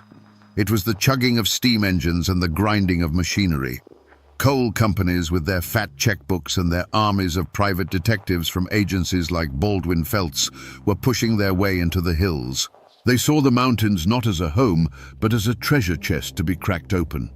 They brought with them a new kind of law, corporate law, and they had no patience for the old ways of the clans. The world that had created Bud Hatfield was about to be devoured, and he would soon have to make a choice that no Hatfield had ever faced. The conflict that would define Bud Hatfield's life didn't begin with a single gunshot. Its seeds were planted generations before, deep in the rocky Appalachian soil. The Hatfields, like many of the Scots-Irish families who first dared to cross the mountains, carved a kingdom for themselves, not with a pen and a deed, but with an axe and a long rifle. This land wasn't just property. It was their lifeblood, their fortress, and their identity. They owed allegiance to no distant government. They were kings of their own hollows, and they held their land with a fierce, possessive grip that outsiders could never understand. The deepest scar on this landscape was the Civil War. While the nation tore itself apart, the borderlands between West Virginia and Kentucky became a brutal theater of guerrilla warfare. The Hatfields were fiercely Confederate, seeing the Union as an invading force trying to impose its will upon them. Devil Anse himself led a band of irregulars, the Logan Wildcats, who fought a vicious war in the hills long after the main armies had gone home. They weren't just fighting for a political cause, they were fighting for their own sovereignty against any and all outside control. This deep-seated division bled directly into the Hatfield-McCoy feud. At its heart, it was a continuation of the war on a more personal scale, with the largely Confederate Hatfields pitted against the largely Unionist McCoys. The conflict was fueled by old loyalties and betrayals that the rest of the country was trying to forget. For these families, the war never ended. It simply smoldered under the surface, waiting for any spark, a stolen pig, a forbidden romance, to erupt into a full-blown inferno. In this world, a family name was everything. It was a heavy cloak of obligation and pride worn from birth. And to be a Hatfield meant you lived by an unwritten, unbreakable code. It meant you stood by your kin, right or wrong. It meant you settled your own scores, answered insults with your fists or your gun, and never backed down from a fight. Above all, it meant you never, ever turned to an outside lawman for justice, and you certainly never became one. The law was the enemy, the outsider, the threat to the clan's power. This was the legacy Bud Hatfield was born into, a legacy of fierce independence, deep suspicion, and a sworn duty to put blood before all else. The end of the feud didn't bring unity. It left a vacuum. With no common enemy to fight, the old clans began to turn on themselves. The Tugfork Valley became a tangled web of personal slights and simmering resentments. The supporting cast wasn't just Hatfield and McCoy anymore. It was the Hatfields who sold timber rights to the coal companies versus the Hatfields who refused. It was the families who wanted schools and roads versus the families who saw every change as an invasion. It was a community teetering on a knife's edge, where everyone was watching everyone else, waiting for the first sign of weakness or betrayal. At the center of the old guard's resistance was Bud's own cousin, another Elias Hatfield, but this one went by a different name, Bad Lias. He was everything the old Hatfields were supposed to be, wild, violent, and utterly contemptuous of any law but his own. He drank, he brawled, and he took what he wanted. While Devil Anse was growing old and making calculated deals with the coal barons, Bad Lias was a living, breathing reminder of the clan's lawless past. He was a festering wound, a source of both pride and shame for the family, and his violent exploits kept the old animosities burning bright. The air itself grew thick with gossip. On the porch of the general store, men would speak in low tones about which Hatfield was seen talking to a Baldwin Felts man. Women would whisper over their washboards, speculating on who was behind a mysterious fire that burned a small logging operation. The McCoys and their allies, though quiet, were watching with hungry eyes. They saw the cracks forming in the great Hatfield dynasty and knew that a house divided against itself could not stand. Every fistfight, every land dispute, every drunken threat was fuel for a fire that had never truly been extinguished. This was a world where suspicion was a survival tool. A friendly wave from a man whose grandfather fought for the Union might be a genuine greeting, or it might be a trick to get a better look at the rifle you were carrying. A business deal gone sour wasn't a civil matter. It was a mortal insult that could lead to an ambush on a lonely stretch of road. It was a poison that seeped into the wells, turning neighbor against neighbor and cousin against cousin. The community wasn't healing. It was rotting from the inside out with paranoia and fear. And into this poisonous air, a new rumor began to spread, one more unbelievable than all the others. That Bud Hatfield, the quiet one, the dead shot, was thinking of doing the unthinkable. In the months before Bud Hatfield pinned on his badge, the old folks said the mountains themselves seemed to hold their breath. The air went still and heavy, the way it does before a lightning strike tears the sky open. A hoot owl, that feathered messenger of death, was heard crying in broad daylight near the Hatfield family graveyard. Men hunting deep in the woods came back with stories of feeling unseen eyes on their backs, a cold dread that had nothing to do with the bears or panthers that roamed the hills. The very land seemed to be sending a warning, whispering through the rustling leaves that the old world was dying and its ghost would not go peacefully. The human omen was far less subtle. Strangers began appearing in the hollows, men with clean hands and cold eyes, carrying surveyors' transits and leather briefcases full of contracts. They were the agents of the coal and timber companies, and they moved with a confidence that bordered on arrogance. They spoke of progress and prosperity, but their eyes measured the ancient trees in board feet and sized up the family homesteads by the tons of coal that lay beneath them. Their presence was a constant, grating reminder that the outside world was no longer content to leave the mountains alone. They were a walking, talking prophecy of a new kind of war, one fought not with rifles over family honor, but with lawyers and hired guns over mineral rights. Bud Hatfield, a man who read the woods better than any book, felt this change in his gut. It was a coiled tightness in the air, a new kind of fear in the eyes of his neighbors. He saw men who had once been proud and defiant, now speaking in hushed tones, worried about losing the very land their grandfathers had bled for. He saw the easy smiles of the company men and recognized the look of a predator sizing up its prey. He felt a deep, chilling premonition that the old Hatfield code of settling their own problems and protecting their own kin was no longer enough. It was a code designed for fighting other mountain men, not for fighting a corporation with limitless money and its own private army. Something terrible was coming, and Bud knew, with the certainty of a hunter sensing a shift in the wind, that he was standing directly in its path. The law in Logan County had become a ghost. It haunted the courthouse, but it held no power in the hollows. The chaos that Bud Hatfield had foreseen was no longer a distant storm. It was a flood. Drunken brawls turned into shootouts in broad daylight. Payrolls for the coal mines were robbed on the open road. Witnesses to crimes would suddenly lose their memory, their silence bought by a quiet threat delivered on their doorstep in the dead of night. The old system of clan justice was crumbling, and the new corporate law of the Baldwin Felts agents was nothing more than organized brutality, serving only the interests of the coal barons. The county was bleeding, and there was no one to stop it. It was in this desperate atmosphere that the county officials made their move. They needed a man who could not be intimidated, who knew the mountains and the mindset of the men who haunted them. They needed a man who was feared more than the outlaws themselves. And so, they came to the one man who fit that description perfectly. They came to Bud Hatfield. The offer was laid on the table, a deputy's badge. It wasn't a job offer. It was a plea. They weren't asking him to be a peacekeeper.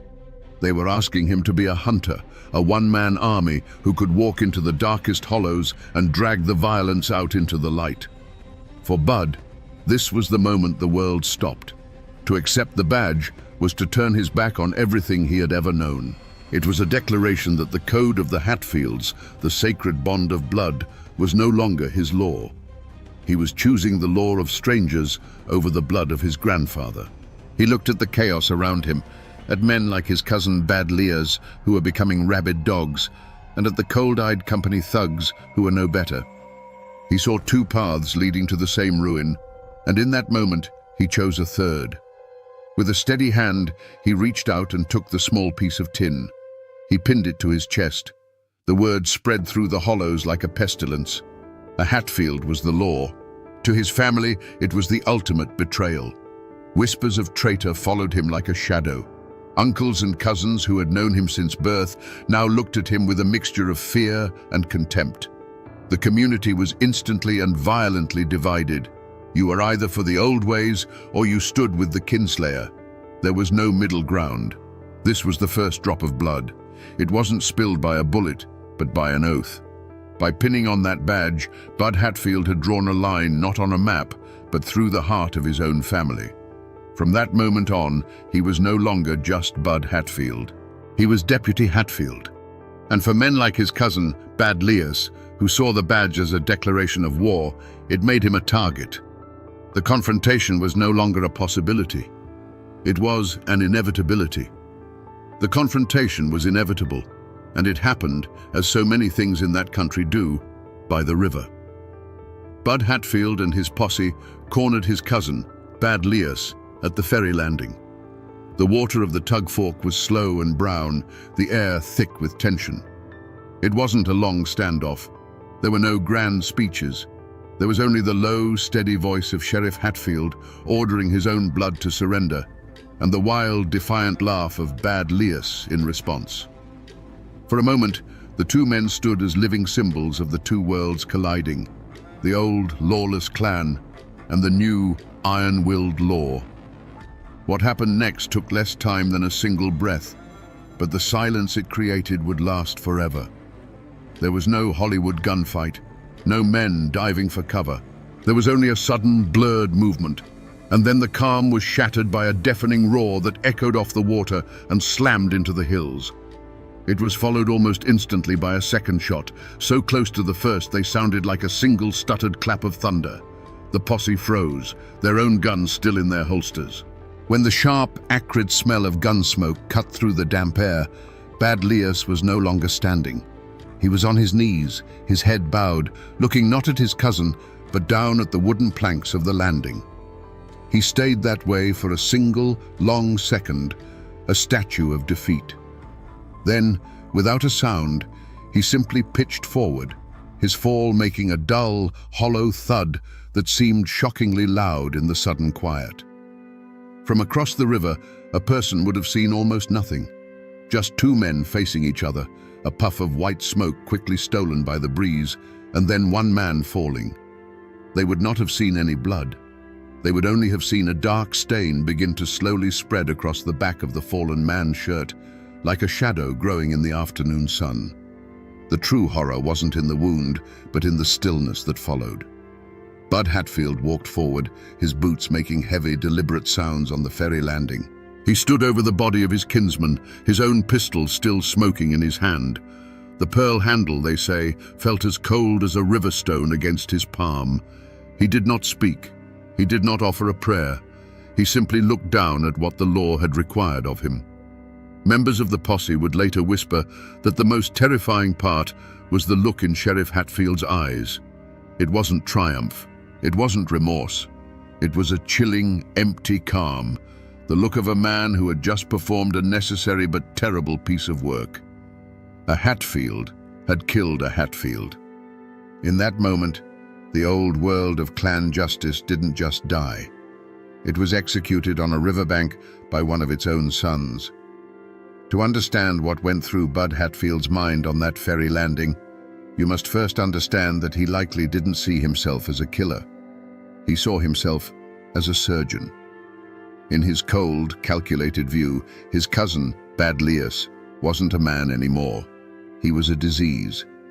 He was the living embodiment of the chaos and violence that was strangling the mountains, the very sickness that Bud had sworn an oath to cure. His twisted logic was terrifyingly simple. To save the body, you must cut out the cancer.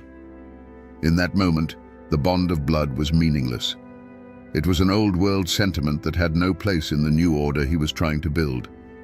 He wasn't executing his cousin. He was executing a problem. The true transformation didn't happen in the flash of gunfire. It happened in the quiet moment he first pinned the badge to his chest. That act was a silent vow to kill the part of himself that was a Hatfield clansman. He had to consciously sever the ties of blood and tradition that had defined his entire life. To become Sheriff Hatfield, Bud Hatfield, the cousin, had to die. So when Bad Lias made his move, there was no internal struggle. There was no hesitation. The switch had been flipped months ago. He was no longer acting as a man, but as an instrument of the law he had chosen to serve, and instruments do not feel conflict. As he drew his pistol, the world would have narrowed to a single point, the threat in front of him. His years of relentless practice took over, his mind becoming a place of chilling calm. There was no anger, no hatred, not even a flicker of sadness for the boy he once knew. There was only a target, a distance, and a trigger to be pulled. It was the detached, predatory focus of a hunter, but his prey was his own family. He was operating on a level of pure, brutal efficiency that few men could comprehend, let alone achieve. And afterward, standing in the gun smoke over his cousin's body, he would not have felt triumph or relief. He would have felt a profound and chilling emptiness. It was the quiet that comes after a storm has passed, the silence of a void created where something used to be. He had proven his loyalty to the law, but the price was a piece of his own soul. He had become what the county needed him to be, a monster to hunt monsters. But in doing so, he had become a stranger to his own kin, and perhaps even to himself. The legend of the fearless lawman was born in that moment, but so was the ghost of the kinslayer that would haunt him for the rest of his days. The silence that fell on the ferry landing was heavier than a tombstone. Bud Hatfield's posse stood frozen, men who had seen their share of violence now stunned into stillness, not by the death, but by the identity of the killer and the killed. Sheriff Hatfield broke the spell. His voice was flat, devoid of any emotion, as if he were cataloging supplies. He gave orders to secure the body and retrieve his cousin's weapon. He treated the scene with the cold, methodical procedure of a man clearing away a fallen tree from a road. There was no room for grief or hesitation.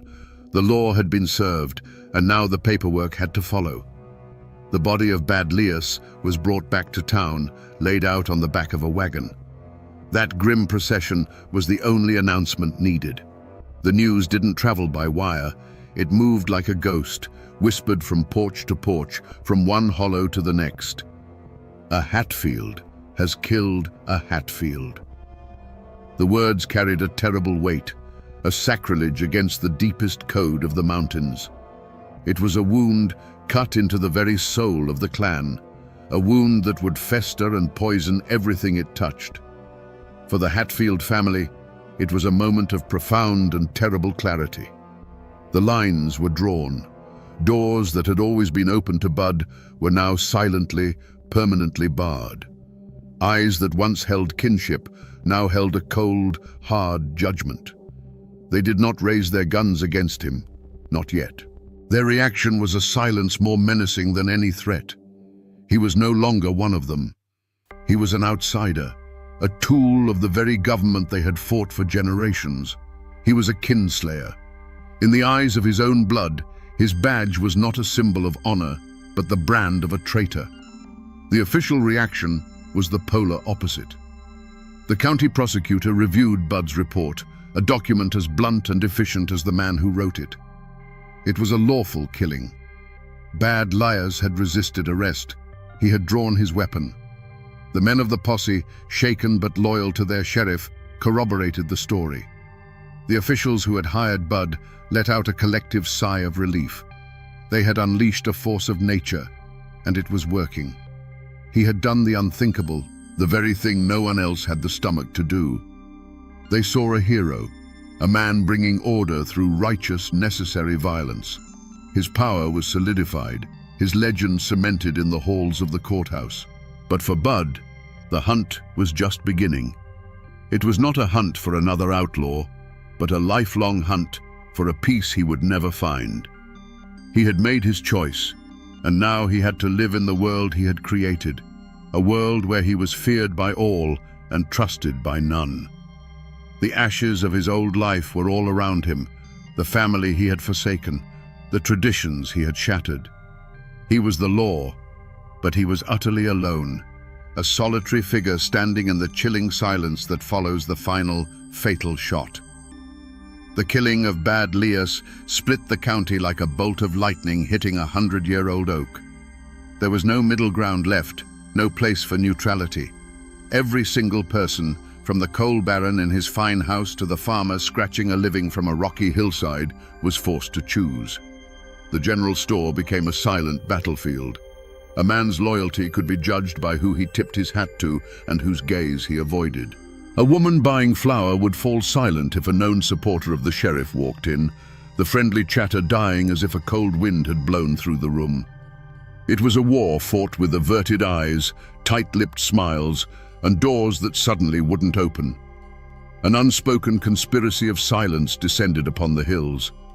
Many knew the official story of the shooting was too clean, too simple. They'd heard whispers of a different tale, that Bad Lias was trying to surrender, that the second shot was unnecessary. But who would dare say so? To speak against Sheriff Hatfield was to invite a visit in the dead of night. People who had once been proud and outspoken now looked at their own children and chose to hold their tongues. Fear was a more effective lawman than Bud Hatfield could ever be, and it kept the community locked in a state of terrified paralysis. The truth, whatever it was buried alive under the weight of that silence. But even in the deepest fear, there were small acts of courage and cowardice that revealed the true heart of the people. A merchant, once a friend of Bad Lias, now made a point to give Sheriff Hatfield a discount, a public display of his newfound allegiance. A preacher, caught between his fear of the lawman and his fear of God, delivered a sermon on the sin of Cain that was so full of careful, veiled language that both sides could claim it as their own. Then there were the quiet acts of defiance. An old woman from a distant branch of the Hatfield family walked 10 miles to lay a single wildflower on Bad Lias's unmarked grave. A miner, his face black with coal dust, was heard to mutter "Kinslayer" as Bud rode past, a single word of rebellion that could have cost him his life. And the McCoys, the old enemies, they said nothing at all. They just watched, their silence one of grim satisfaction as their great rival, the House of Hatfield, began to devour itself from within. The death of Bad Lias was not an end, it was a declaration. With that single act, Sheriff Bud Hatfield had served notice to every outlaw, moonshiner, and hot-blooded brawler in the county. The old ways were over. His posse was no longer made of Hatfield cousins riding to defend the clan's honor. It was a new breed of man. They were young, grim-faced deputies who owed their loyalty not to a family name, but to the paycheck and the terrifying man who signed it. They followed him into the darkest hollows, not out of camaraderie, but out of a deep-seated fear of what he would do to them if they refused. They knew they were not his kin, they were his tools. The hunt for fugitives under Sheriff Hatfield became a new kind of Appalachian horror story. He didn't send his deputies, he led them. And when he went into the mountains, he was no longer a lawman. He was a predator returning to his natural habitat. The very skills the feud had taught him, how to track a man through dense rhododendron thickets, how to read a footprint in a creek bed, how to move through the woods without making a sound, were now turned against the very people who lived by that same code.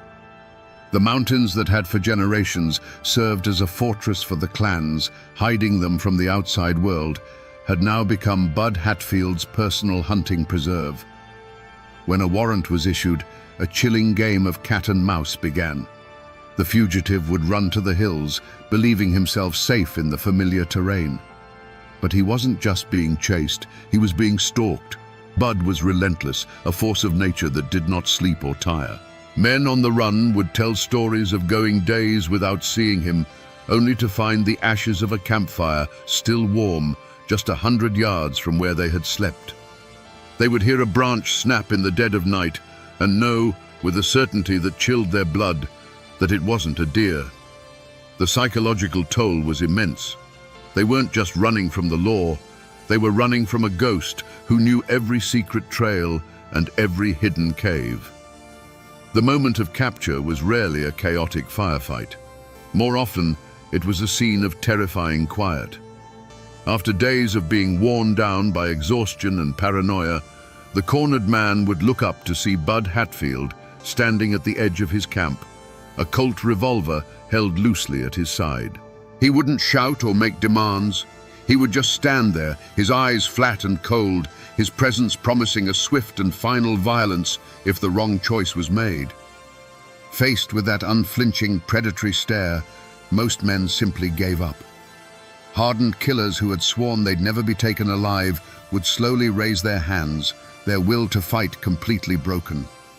They understood in that silent moment that they were not facing a man, but a reckoning. The hunt would end not with a bang, but with the quiet click of handcuffs, a sound that signaled the total and absolute surrender of the old world to the new law of the mountains.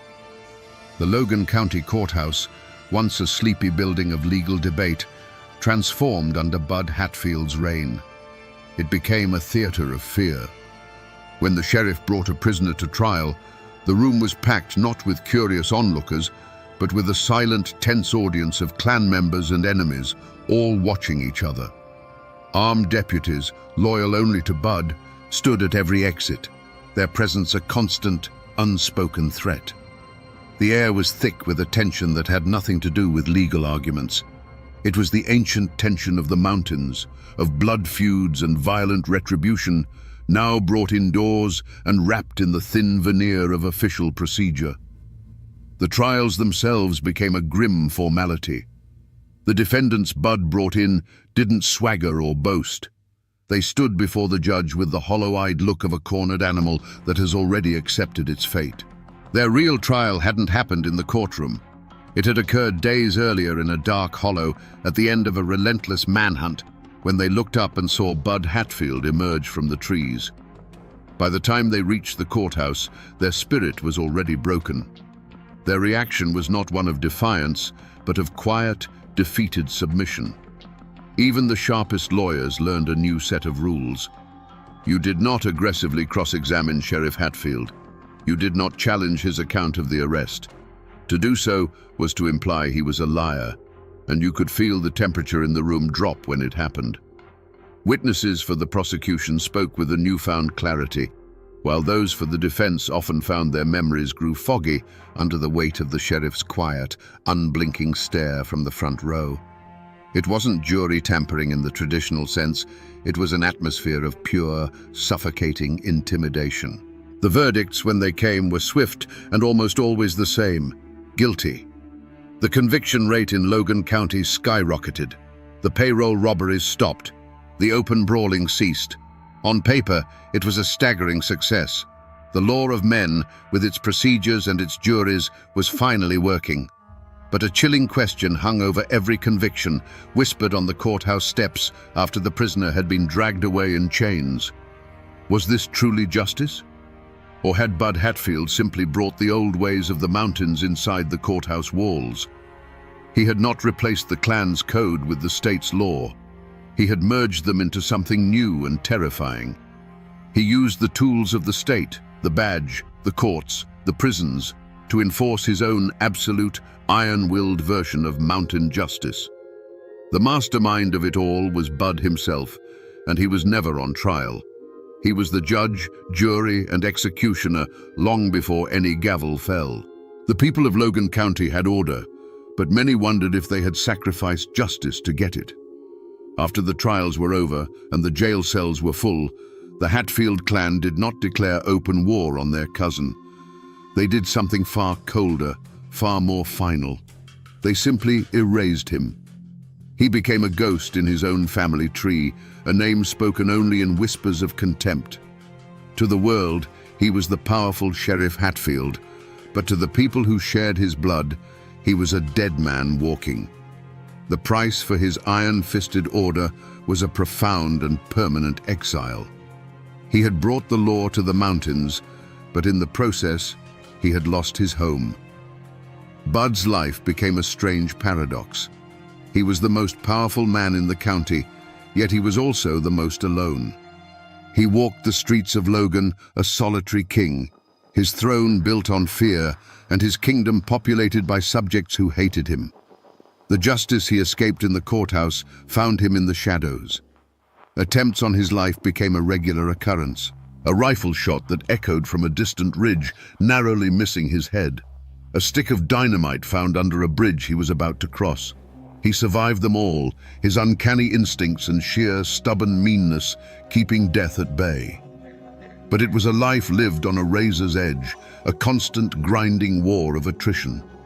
The mountains themselves seemed to hold a grudge, and every rustling leaf, every snapping twig was a potential threat. He was not a lawman. He was a warden in a prison of his own making. Whether he was truly haunted by the ghost of Bad Lias, as the campfire tales claimed, is a question that lies buried with him. But those who knew him in his later years described a man hollowed out from the inside. The chilling calm he displayed at the ferry landing became his permanent state. The silence around him wasn't just a result of the fear he inspired, it was a reflection of the silence within his own soul. He had made a deal to bring order, but the cost was a lifetime of looking over his shoulder, of seeing his cousin's face in the eyes of every man he arrested, and of knowing that the blood he spilled could never be washed away. This was his true sentence, not a curse from a ghost, but the relentless atonement of a man living with the consequences of an unforgivable choice. As the years passed, and Bud's era of iron rule eventually faded, the community did what communities do after a great trauma. It chose to forget. It was easier to talk about the Hatfield-McCoy feud, a distant, almost romantic conflict, than to speak of the time when a Hatfield hunted Hatfields. The story was too raw, too close, a mirror that showed a reflection of themselves they did not want to see. The tale of Sheriff Bud Hatfield, the kinslayer who brought order, was buried under new roads, new coal mines, and a thick, heavy blanket of willful silence. Today, the name Hatfield is known across the world, often romanticized as a symbol of rugged Appalachian defiance. Tourists flock to see the statue of Devil Anse, the great patriarch, standing proudly in a family cemetery. But there is no statue for Sheriff Bud Hatfield. For his descendants, the inheritance is a far more complicated thing. They carry a name associated not with a legendary feud, but with a kinslaying. It's a legacy of uncomfortable silence, a chapter of the family history that is rarely spoken of, a ghost that still lingers at the edge of family gatherings. The physical traces of his reign are faint, like old scars on the land. The courthouse in Logan may have been replaced by a newer building, but the spot where it stood remains a symbol of his absolute power, a place where the law of men was bent to the will of one man. But the true monument to his legacy is unmarked, and it lies on a quiet stretch of the Tug Fork River. There is no plaque, no cross to mark the spot where Bad Lias fell. It is just an ordinary ferry landing, a place where the slow brown water slips past the banks, holding its secrets close. It is a place of profound and terrible memory, hiding in plain sight. The official records of his arrests and the newspaper articles praising his efficiency still exist, gathering dust in archives. But the true story of Sheriff Hatfield is no longer found in books. It has seeped back into the soil from which it came, becoming a piece of folklore. It lives on in the quiet conversations of old men on their porches, a cautionary tale told to grandsons about the danger of putting a badge before blood and the terrible price of absolute order. The coal mines have scarred the hills, new roads have been paved over the old horse trails, and the world has moved on. The people have forgotten, or perhaps have chosen to forget the specifics of that dark time. But the mountains have not. They were the silent witnesses to it all, to the oath, the hunt, and the final fatal shot on the riverbank. The mountains remember everything. So we return to the question that hung in the air like gun smoke on that fateful day. How does a Hatfield bring himself to kill a Hatfield for a tin star? The simple answer is that he didn't. Bud Hatfield wasn't fighting for the law of the state. He was fighting for his own brutal vision of survival. He saw a world of chaos and blood that was being devoured by an even greater predator, the coal companies and their armies of hired guns. He believed the old ways of the clan were a sentimental weakness, a path to extinction. So he made a terrible choice. He became a monster to save the mountains from other monsters, sacrificing his own family and his own soul in the process. This is a story not just of one complicated man, but of the brutal, heartbreaking bargain Appalachia was forced to make. It's a story about what happens when the forces of the modern world come for a land steeped in tradition, blood, and honor. Bud Hatfield is the personification of that collision. He was the iron will that brought order, but it was the order of the gallows, the peace of the graveyard. His life is a testament to the fact that sometimes the man who claims to be bringing civilization is more savage than the wilderness he is trying to tame. So the next time you hear the name Hatfield and you think of the famous feud, I want you to remember this story. Remember the man who was both a lawman and a kinslayer, a hero and a traitor, a savior and a beast. He was a man forged in the crucible of the mountains, who then used that fire to burn away the very world that created him, leaving behind nothing but the cold ashes of order. And now, my friends, another one of these forgotten stories has been told.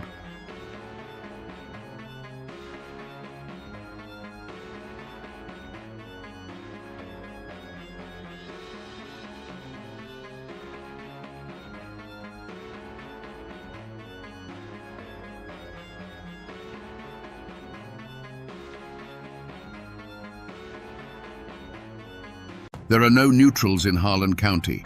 You'll either be a Union man or a thug for J.H. Blair. These words weren't just a song lyric. In the 1930s, they were a death sentence scrawled on the wall of a company town. The newspapers called it a labor dispute. But in the dark hollows of Kentucky, they knew its real name: war. Today, we're not just looking at history. We're descending into the blood-soaked soil of bloody Harlan to answer a single terrifying question. When the law itself becomes a weapon against you, what does a man do to survive? Before the bullets flew, there was the dust. In the 1930s, Harlan County, Kentucky, was a world unto itself, a kingdom carved out of the ancient Appalachian mountains. The ridges and valleys held a wild, breathtaking beauty, where the morning mist clung to the trees like a ghost. But beneath that beauty lay the black heart of the region: coal. The companies that owned that coal owned everything else too. They owned the land, the jobs, and the men who worked them. The life of a Harlan miner was a descent into darkness, both literally and figuratively. Long before the sun crested the mountains, you'd kiss your family goodbye and join a line of silhouettes shuffling toward the mine entrance. You'd spend the next 10, 12, sometimes 14 hours in a cramped, suffocating tunnel where the air you breathed was more coal dust than oxygen. This dust, the black lung, was a patient killer, slowly turning your insides to stone. But the mine had faster ways to claim you. A sudden methane explosion, a collapsing roof beam. Death was your silent partner on every shift. For this grueling, life-threatening labor, you weren't paid in money. You were paid in scrip, company-printed tokens or paper slips that were only good at one place on Earth, the company store. And what a store it was. Prices for flour, beans, and work boots were set so high that by the end of the week, your entire paycheck went right back into the company's pocket. It was a perfect, inescapable cycle of debt, a form of modern-day serfdom. This control was absolute. You lived in a clapboard house owned by the company, and if you couldn't work, you and your family were thrown out onto the dirt road. If you got sick, you saw a company doctor who was paid to get you back into the mine as fast as possible. If you died, you were buried in a cemetery on company land. From the moment you were born to the day you were lowered into the ground, you were little more than an asset on a corporate ledger, an entry in a book owned by faceless barons in New York and Philadelphia. Then came the Great Depression. As the rest of America tightened its belt, the coal companies in Harlan saw a chance to squeeze even harder. They announced another 10% wage cut. For men already on the ragged edge of starvation, this was not just an insult. It was a declaration that their lives had no value at all. The breaking point had been reached. In the darkness of the mines and the quiet of their company shacks, a forbidden word began to be whispered. Union. The United Mine Workers of America. It was a dangerous prayer, a name that promised a sliver of hope, a chance to fight back. But everyone in Harlan knew that hope had a price, and in a county run by company guns, that price was measured in blood. The decision to call in the United Mine Workers of America was like lighting a match in a room filled with gas. When union organizers arrived, they were greeted not as outsiders, but as saviors. Secret meetings were held in the woods under the cover of darkness. By flickering lantern light, men whose faces were permanently stained with coal dust signed union cards, their hands trembling with a mixture of hope and fear. For the first time, they felt they weren't just helpless cogs in a machine. They were brothers in a cause. They demanded fair pay, an 8-hour day, and the right to be paid in real American dollars, not company scrip. They went on strike. The coal barons' response was swift and merciless. Their local enforcer was a man named John Henry Blair, the High Sheriff of Harlan County. But J.H. Blair didn't serve the people. He served the coal operators. His salary was padded by the companies, and his deputies were little more than hired thugs, armed bullies recruited specifically for their ruthlessness. They were known by the miners with a simple, chilling name: gun thugs. Their job was to break the strike and break the men who dared to join it. The war began not with a bang, but with the sound of families being thrown from their homes. Any miner who joined the strike was immediately fired and evicted. Their meager possessions, a mattress, a cooking pot, a child's toy, were tossed out into the mud. Their names were put on a blacklist, ensuring they could never work in Harlan again. Soon, tent colonies of starving miners and their families dotted the roadsides, a stark monument to the company's cruelty. The picket lines were met with clubs and fists. The violence escalated systematically. Blair's deputies would roam the mountain roads, ambushing Union men. Organizers were dragged from their cars, beaten senseless, and left for dead. Carloads of strikebreakers were escorted into the mines under the protection of men armed with machine guns. The message was clear. There would be no negotiation. There would only be submission or annihilation. The law wasn't just silent. It was the enemy's primary weapon. But the coal operators and Sheriff Blair had misjudged their opponents. These weren't defeated men. They were the sons and grandsons of Appalachian pioneers, people who had carved a life out of the unforgiving wilderness. Pride and defiance ran in their blood. When they saw their children starving and their friends beaten, their desperation turned to cold, hard resolve. If the company wanted a war is what they would get. The miners retrieved their hunting rifles and shotguns from their homes. The picket lines, once signs of peaceful protest, now bristled with armed men. The air in Harlan County grew heavy and still, charged with the certainty of coming violence. The first drops of blood had been spilled, and a river was about to follow. The day was May 5th, 1931. A fragile quiet hung over the town of Evarts. It was the kind of quiet that isn't peaceful, but heavy with unspoken threats. Through that quiet drove a convoy of 3 cars, a serpent of black steel moving down the dirt road. Inside were Sheriff Blair's deputies and company mercenaries, their cars loaded with supplies for the strikebreakers. They drove with an arrogant confidence, believing the miners were broken. They were wrong. From the hillsides overlooking the road, from behind the slag heaps and the railway embankment, dozens of eyes watched them come. These were not just angry men, they were hunters in their own territory. As the convoy entered the narrowest part of the pass, the world exploded.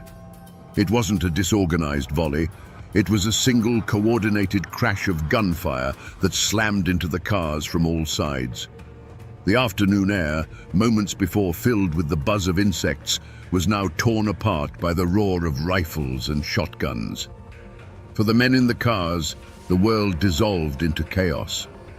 The first sound was the percussive punch of lead hitting sheet metal, a sound like a hailstorm made of iron.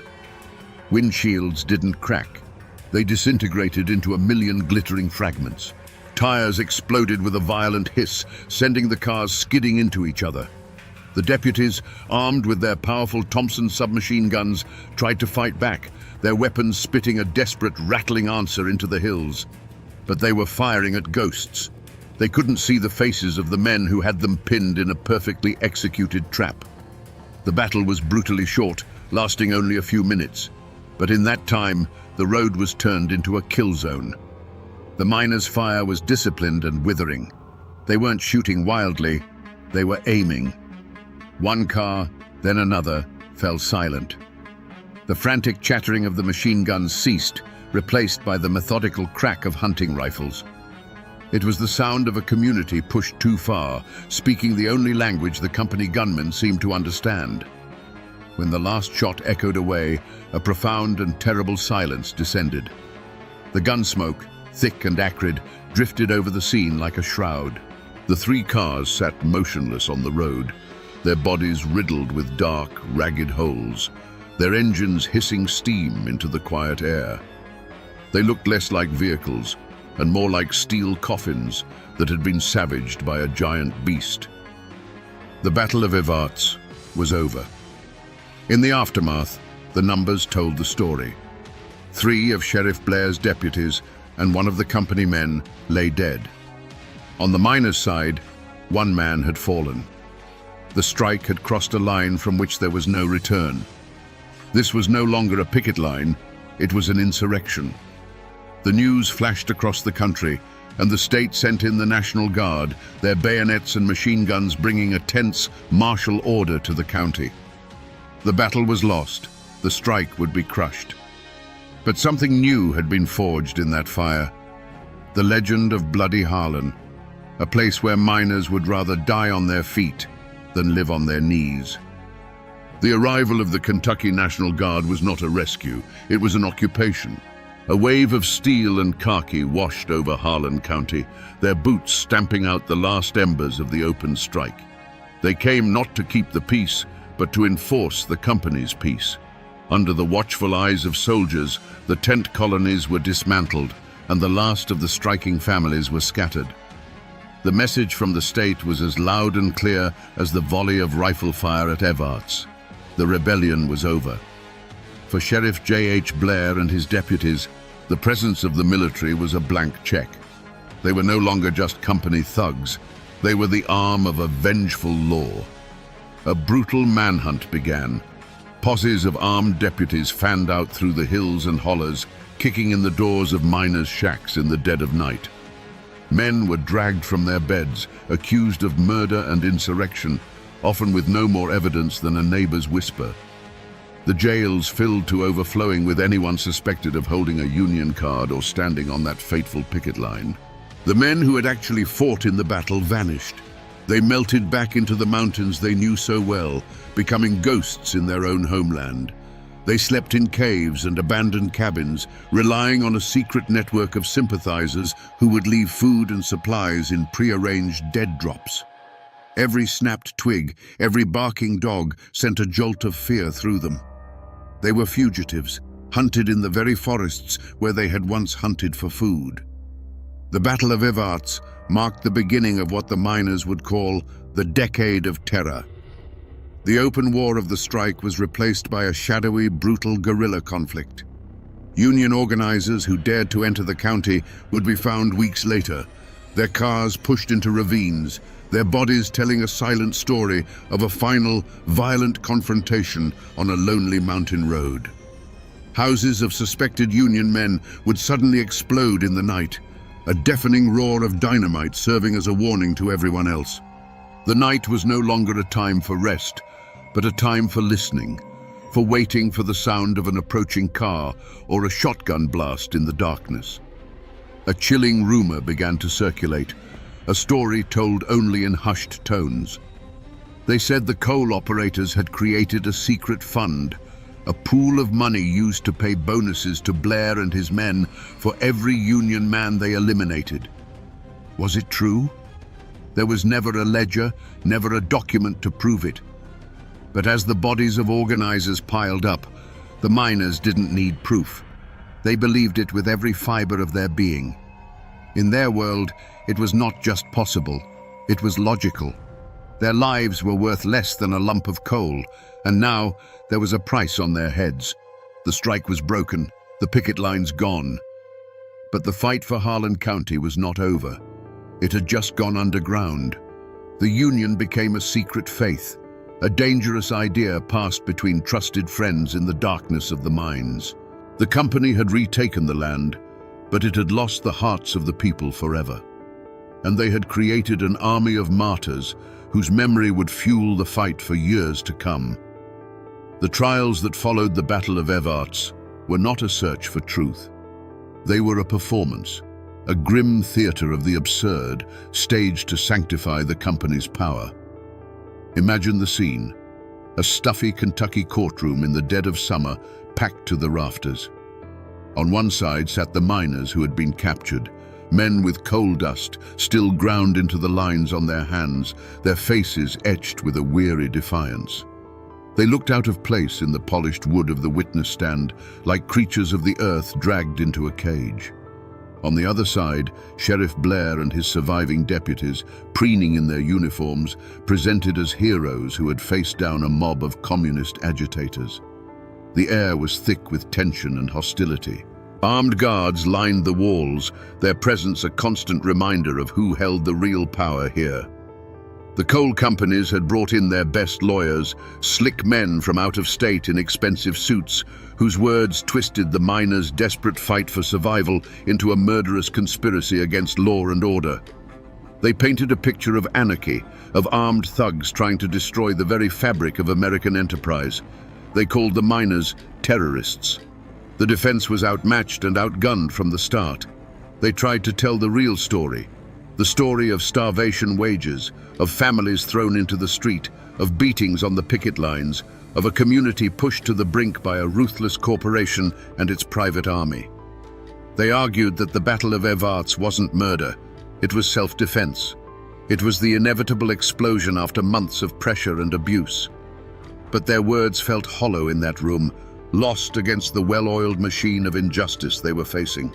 The jury, made up of men who understood the unspoken rules of Harlan County, listened in silence. The defendants themselves reacted in different ways. Some sat in stony silence, their pride a shield against the legalistic lies being spun about them. Others showed flashes of the same fire that had led them to the barricades, their voices rising with anger as they were questioned. But most just seemed tired, worn down by a system that was designed from the ground up to crush them. They knew, as everyone in that courtroom knew, that the verdict had been written long before the trial began. It had been written in company ledgers and sealed with company gold. When the verdict finally came, it was no surprise. 44 miners and 3 of their wives were indicted. 8 men were ultimately convicted on charges ranging from conspiracy to murder. The sentences were long, years to be spent behind the grey walls of a state penitentiary far from the mountains they had fought for. The gavel fell with a sharp crack, the sound of the state ratifying the company's victory. Sheriff J.H. Blair and his gun thugs, the men who had terrorized the county for months, faced no charges. They walked free. The law had spoken. But was it justice? In the eyes of the state, a crime had been punished. But in the hollows and coal camps of Harlan, The convicted men were not criminals. They were prisoners of war. The law of men had sent them to prison, but the justice of the mountains had already declared them heroes. The trial only proved what the miners knew all along. There were two sets of laws in Harlan County, and one was for the rich and the other was for the poor. They drove Florence Reese and her family out of Harlan County. Sheriff Blair's thugs made it impossible for them to stay, hunting her husband Sam like an animal. They lost their home, their community, their piece of the world. But they couldn't silence her. That song, scratched onto a calendar page in a moment of terror and defiance, took on a life of its own. It escaped the confines of Harlan, passed from miner to miner, and was eventually carried out of the mountains by folk singers. It became an anthem for the civil rights movement, for anti-war protesters, for struggling workers all over the globe. The coal barons won the battle for the mines, but a miner's wife won the war for the soul of the struggle. And what of the villain of our story, Sheriff J.H. Blair? He was never held accountable in a court of law for the terror he unleashed. But in 1933, the people of Harlan County delivered their own verdict. When he ran for re-election, they voted him out of office. It was a small victory, a quiet one, but in a place where justice was so rare, it was a victory nonetheless. The community, through the simple act of casting a ballot, finally took back the law he had stolen from them. If you drive through the town of Evarts today, you won't see any grand monuments to the battle. It's a quiet mountain town, like so many others. The road where the convoy was ambushed has long been paved over, but the hills are still there. The railway embankment is still there. If you stand in that spot and shut your eyes, you can almost hear it. The sudden, deafening roar of gunfire that shattered the peace of a May afternoon. The physical traces are faint, but the land itself is a witness. The mountains remember. And the war, it never really ended. The echo of the 1930s came roaring back in the 1970s, when the Brookside mine erupted in another bitter, violent strike. Once again, there were picket lines, company gunmen, and a community fighting for its life. The struggle was so raw and powerful, it was captured in an Oscar-winning documentary, Harlan County, USA. The faces were different, the cars were newer, but the question was exactly the same. The song Florence Reese had written 40 years earlier was sung with the same desperate passion. Which side are you on? So we come back to that terrifying question we asked at the start of our journey. When the law itself becomes a weapon against you, what does a man do to survive? The story of Bloody Harlan gives us the answer, and it is not a comforting one. You fight, you bleed, you bury your dead, and you sing a song of defiance so powerful it outlives the men with the guns. The miners of Harlan didn't win their war in 1931. They were beaten, starved, and jailed. But they did not break. They proved that survival is about more than just drawing breath. It's about holding on to your dignity, even if it costs you everything else. This story is not just a chapter in a dusty history book. It is a warning, etched in blood and coal dust. It's a raw look at what happens when corporate greed goes unchecked and when the people sworn to protect citizens instead become their jailers. But more than that, it's a monument to the indomitable spirit of ordinary people pushed to the absolute edge. It's a testament to the simple, unbreakable truth that you can own a man's labor, you can own the house he lives in, but you can never, ever own his soul. The names of the men who fought and died in the Battle of Evarts have mostly faded from memory. The company stores are gone, and many of the mines that once scarred these mountains are now sealed and silent. But the question that Florence Reese scratched onto a calendar page in a moment of pure rage and courage is eternal. It echoes through time, a challenge to every generation, in every struggle for justice. Which side are you on? The streets of Moorhead, Kentucky were a slaughterhouse. For 2 terrifying hours, the town echoed with the roar of Winchesters as over 100 armed men laid siege to a hotel. When the gun smoke finally cleared, The most powerful man in the county, Craig Tolliver, lay dead in the dirt, his body riddled with bullets. The newspapers called it the end of a brutal feud. But what if it wasn't a feud at all? What if it was the final bloody battle of a war fought over politics, power, and the very soul of a county? Today, we separate the folklore from the facts and uncover the story of the Rowan County War. Before the gunfire and the blood, Rowan County was a world of two halves, held together by a fragile peace. Out in the hollows and on the ridges, life moved to the rhythm of the seasons. Men like Floyd Martin woke with the sun and knew their land not by deeds and property lines, but by the feel of the soil in their hands. They were farmers, patriarchs of large families, their wealth measured in livestock, healthy children, and the respect of their neighbors. Their world was one of hard work, self-reliance, and a fierce independence born from the isolation of the mountains. To them, the law wasn't written in a book down at the courthouse. It was a code of honor passed down through generations. Then there was the town of Moorhead. It was the county's beating heart, and its pulse was controlled by one man, Craig Tolliver. His kingdom wasn't made of dirt and timber, but of influence and fear. From the bar of his Monarch saloon or a suite in his Galt House hotel, he orchestrated the county's politics. He was handsome, always dressed in fine clothes that stood out against the town's mud and dust, but his smile never quite reached his eyes. He was the democratic boss, the man who could make another man rich with a handshake or ruin him with a whisper. He saw Moorhead not as a home, but as a chessboard, and every person in it was a pawn. These two worlds brushed against each other on market days. The Martin clan and their Republican allies would ride into town, their faces weathered by the sun, their conversations quiet and watchful. They'd trade their crops, buy supplies, and endure the smirks of Tolliver's men who ran the town. In the saloons, Democrats and Republicans drank at separate tables, the air thick with an unspoken history. Everyone knew who had worn the blue and who had worn the gray, or whose father had. It was a peace, but it was the kind of quiet you get in the woods just before a storm breaks.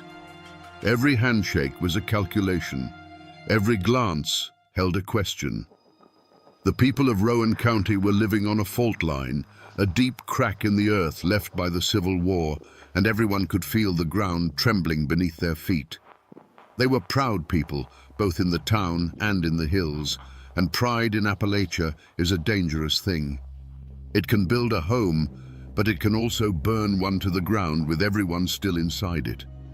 And on the horizon, an election was coming. It was August of 1884. To the rest of America, it was just another local vote. But in Rowan County, it wasn't about choosing a representative. It was a referendum on power itself. It was the spark falling toward a powder keg that had been filling for 20 years. Little did they know, this day of voting would not be settled with ballots, but with blood, and the world they knew was about to be lost forever in a haze of gun smoke. The hatred that fueled the Rowan County War wasn't born in a saloon brawl in 1884. Its seeds were sown 20 years earlier in the blood and fire of the Civil War. Kentucky was a state torn in half, a borderland where loyalties were not to a flag, but to family and to the ground beneath one's feet. Brother fought against brother, and neighbor took up arms against neighbor. When the war ended, the soldiers returned to their farms and towns, but they brought the conflict back with them. They laid down their rifles, but they never truly laid down the fight. In the rugged hills of Rowan County, these old battle lines hardened into political identities. To be a Republican, like the Martins, was to align with the Union, with the federal government that had preserved the nation. It was the party of Lincoln, a symbol of victory and order to some, but of occupation and overreach to others. To be a Democrat, like Craig Tolliver and his faction, was to carry the banner of the old Confederacy, of states' rights and resistance to that same federal power. It was a politics of pride and grievance, a burning resentment that the world had been turned upside down. This wasn't about policy debates, it was about memory. It was about which side your father fought on at Perryville or Shiloh. It was about remembering the Union patrols or the Confederate raiders who had passed through these very hollows. The land itself held these memories. For the Martins and their allies, their farms were a testament to their own hard work and independence, a legacy carved from the wilderness. For Tolliver, the town of Moorhead was a different kind of territory, a center of power to be controlled, its commerce and law to be bent to the will of his party, his faction, his cause. In these mountains, a family name is a heavy thing. It's a coat of arms and a burden, all at once. The name Martin became a rallying cry for every Republican farmer who felt choked by the town's political machine. It stood for the country, for the hills, for the men who answered to no one but God. And the name Tolliver became the symbol of absolute democratic control, of the saloons, the courthouse, and the money that made the town run. It was a feud of ideas long before it was a feud of men. The blood of the Civil War had never truly dried. It had just soaked into the soil, waiting for a single spark to turn the ground red once more. The conflict in Rowan County didn't live in grand declarations, but in the quiet, poisonous whispers that spread from house to house. Craig Tolliver's Monarch Saloon wasn't just a place to drink. It was a spider's parlor where the web of rumor was spun. Here, his lieutenants, men who owed him their jobs or their freedom, would gather. They were the town's deputies, clerks, and business owners, all bound to Tolliver by loyalty or fear. They nurtured every slight against their party, magnifying small disputes into grave insults against the Democratic cause and Tolliver himself. The Martin alliance was quieter, forged not over whiskey, but over shared meals and silent nods of understanding on the steps of a country church. Theirs was a sprawling network of kin and fellow Republicans, families like the Coopers and the Hoggers, who saw Tolliver's grip on the courthouse as a tyranny that was slowly strangling them. They were men who had been denied loans, lost court cases on technicalities, or had their businesses squeezed by Tolliver's allies. Their support for Floyd Martin wasn't just political, it was a matter of survival. The ground was already salted with old wounds. Just a few years prior, a sheriff's election had been decided by a handful of questionable ballots, installing a Tolliver man and leaving the Martins and their supporters feeling cheated and disenfranchised. There was the bitter memory of a land dispute between a Tolliver ally and a Republican farmer, a case settled in a court controlled by Tolliver's friends. These weren't isolated incidents, they were a pattern. Each one was a fresh layer of resentment, a reminder that the law in Rowan County bent to the will of the town boss. Gossip became a weapon, as dangerous as any pistol. A drunken argument at the general store was retold in the Monarch Saloon as a deliberate Republican provocation. A Martin supporter speaking too loudly about his rights was marked as a troublemaker. The air grew thick with suspicion. Men started carrying guns, not just for hunting, but for a trip into town.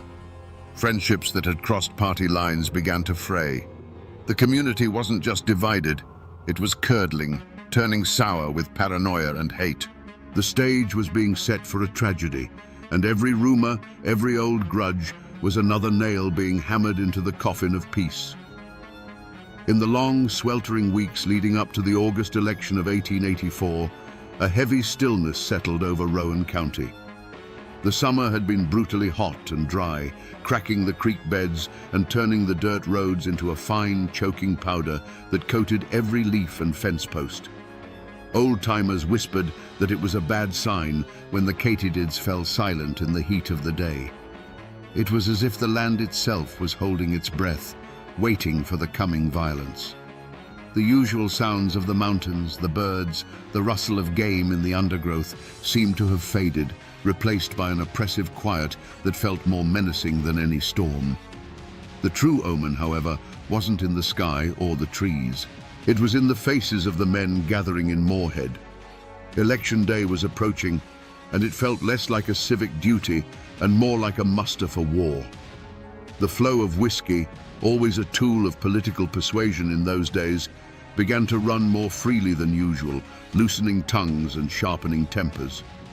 Craig Tolliver's men walked the town's boardwalks with a certain swagger, their hands resting near their hips, while the Martin men who rode in from the country were grim-faced and watchful, their eyes scanning every alley and doorway. A deep sense of dread, a cold knot in the gut, became a shared secret among the people of Rowan. Wives watched their husbands clean rifles that hadn't been fired since the last deer season, a silent question hanging in the air between them. Men who had been neighbors their whole lives now passed each other on the road with a curt nod, the old bonds of community straining under the weight of political hatred. This wasn't just another election. It felt like a final reckoning was at hand. They couldn't have known what was coming, not exactly, but they could feel the pressure building, a charge in the air that promised not rain, but lightning. Election Day, August 4th, 1884, dawned hot and suffocating. At a polling place just outside Moorhead, the air was thick with more than just summer humidity. It was charged with whiskey and years of bottled-up hatred. Men from both factions gathered, their political affiliations worn like uniforms. Votes were being bought with liquor, and every conversation was a low growl of intimidation or defiance. This wasn't democracy in action. It was a standoff, a test of nerve where everyone was waiting for the first man to flinch. The spark came in the form of a drunken slur. John Martin, Floyd Martin's own son, got into a heated argument with a fervent Tolliver supporter named Solomon Bradley. The exact words were swallowed by the noise and the heat, but they were likely the same insults that had been traded for years. Taunts about the war, about family, about honor. But this time, fueled by cheap whiskey and the tension of the day, words were not enough. Shouts turned to shoves, and shoves exploded into a vicious, desperate brawl. It was over in a flash of chaotic violence. The crowd surged, men yelled, but no one dared to intervene. In the midst of the scuffle, in the dust and the confusion, Solomon Bradley fell to the ground, mortally wounded. Whether a knife flashed in the sun, or if he was simply beaten to death, the accounts would forever conflict. But the result was brutally clear. Bradley lay dying, and John Martin stood over him, his knuckles raw, the grim reality of his actions beginning to dawn on his face. The cheering and the jeering died instantly, replaced by a stunned, horrified silence. The news ripped through the county faster than a telegram. For the Martin clan, it was a tragedy, but a defensible one. They called it a fair fight, a drunken brawl that went too far, provoked by Tolliver's men and their liquor. John Martin was arrested, and his family prepared for a legal battle. But for Craig Tolliver and his faction, this was no accident. This was a declaration of war. It was the son of their political enemy striking down one of their own on election day. They saw it as a calculated act of aggression, an assassination meant to send a message. The law might have had John Martin in a cell, but the code of the mountains now demanded a different kind of justice. The political quarrel had been baptized in blood. It was no longer about who would control the courthouse, it was about vengeance. The first drop of blood had hit the dry Kentucky dirt, and a war was about to bloom from it. There was no going back now. What followed was not an open war, but a slow, creeping plague of violence that lasted for 3 years. The law of the gun replaced the law of the land, and Rowan County became a place of shadows and fear. Death could come from anywhere, at any time. A man might be plowing his field, the only sound the harness creaking and the birds singing, when the tree line would suddenly erupt with a volley of gunfire. He would simply fall, another life erased without a word. A riderless horse returning to a barn at dusk became a common and dreaded sight, a silent messenger of another ambush. The first major act of retribution was aimed directly at the head of the Martin clan. As Floyd Martin rode along a quiet country road, a section of woods he'd passed 1,000 times before, the trees themselves seemed to explode. A hail of lead tore through the air, and Martin was thrown from his horse. He lay grievously wounded, but by some miracle, he survived. The message, however, had been delivered in smoke and lead. No one was safe, no place was sacred. The war of assassination had begun. This shadow war culminated on a blistering summer morning, June 22nd, 1887. The Martin faction, now an army of over 100 determined men, descended from the hills and laid siege to Moorhead. The morning calm was shattered by a sound like rolling thunder, a sound that sent townspeople scrambling for their lives, diving into cellars or hiding behind anything that could stop a bullet. For hours, the air was filled with a constant, deafening roar as hundreds of rounds were fired. It was a storm of lead. The high-pitched whine of bullets was everywhere. Wooden storefronts splintered, sending shards of timber flying through the air. The windows of the Galt House Hotel, where Craig Tolliver and his men were cornered, shattered one by one. Through the thick haze of gunsmoke, you could see the muzzle flashes from doorways, from rooftops, from behind wagons. The Martin men weren't brawling. They were conducting a methodical extermination, tightening a noose of rifle fire around the heart of Tolliver's power. Then came the final, desperate act. Trapped, his men falling around him, Craig Tolliver made a run for it. He burst from the hotel, a flash of motion against the chaos. It wasn't a single shot that answered him, but a deafening, instantaneous chorus of rifles firing as one. The unstoppable town boss, the man who had ruled Rowan County with an iron fist, simply collapsed in the middle of the street. And in the moment his body hit the dirt, the thunder of the guns stopped. A deafening silence fell over Moorhead, broken only by the ringing in men's ears and the sight of the dead man lying in the dust. The war was over. To understand the 3 years of terror that followed, we must try to look at the world through Craig Tolliver's cold, calculating eyes. In his own mind, he was no villain. He was a king, and Moorhead was his kingdom. The Galt House Hotel was his castle, the Monarch Saloon his throne room. He believed in order, but it was his order. He provided jobs, settled disputes, and kept the peace, all so long as his authority was never questioned. He didn't see the Martins and their allies as a political opposition. He saw them as rebels, as a disease threatening the body of his carefully controlled world. When Solomon Bradley was killed on election day, Craig Tolliver didn't see a drunken brawl gone wrong. He saw an assassination. He saw the son of his chief rival striking down one of his loyalists in a blatant act of defiance. To him, this was an insurrection, a declaration of war against his rule. A king cannot allow such a challenge to go unanswered, or the throne itself will crumble. The moment he heard the news, a switch didn't flip from anger to rage. It flipped from political maneuvering to calculated extermination. The Martins had chosen the weapon, and he would simply prove he was a master of it. The decision to ambush Floyd Martin wasn't made in a fit of passion. It was a cold, strategic move, a piece being moved on a chessboard. Tolliver would have seen it as a regrettable but necessary act of statecraft. In his logic, removing the head of the rebellion would cause the movement to collapse. After the ambush failed, he wouldn't have felt frustration or panic, but a grim resolve. It was simply a problem that now required a more thorough solution.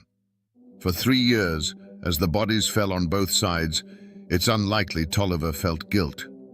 Each report of another Martin supporter shot from ambush would have been received not with glee, but with a sense of grim satisfaction. It wasn't murder, it was management. It was the slow, methodical process of cutting a cancer out of his county. He was the only man, in his own view, strong enough to do what needed to be done. This is what makes his evil so chilling. It was not the product of madness, but of a terrible, unwavering certainty that he was the hero of his own story. When the final volley of shots faded, a silence fell over Moorhead.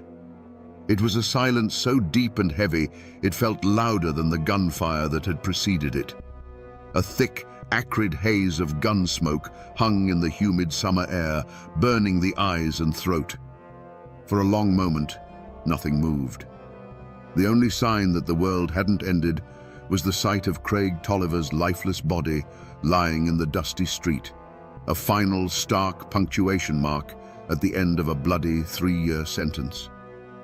Slowly, cautiously, the town began to emerge from its hiding places.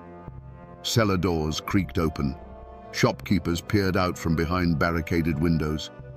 The faces of the townspeople were pale with shock, their eyes wide as they took in the scene. The main street looked like a battlefield. Bullet holes pocked nearly every building.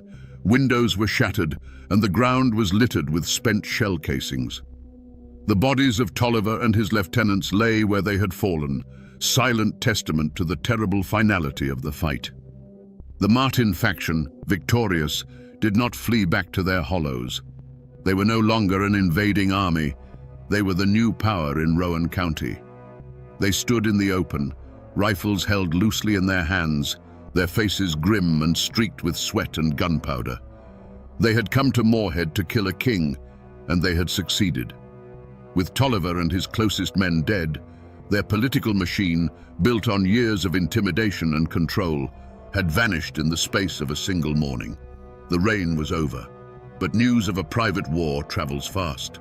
When word reached the state capital of Frankfurt that a county seat had been seized by an armed force and its leadership exterminated in the streets, the reaction was one of pure shock.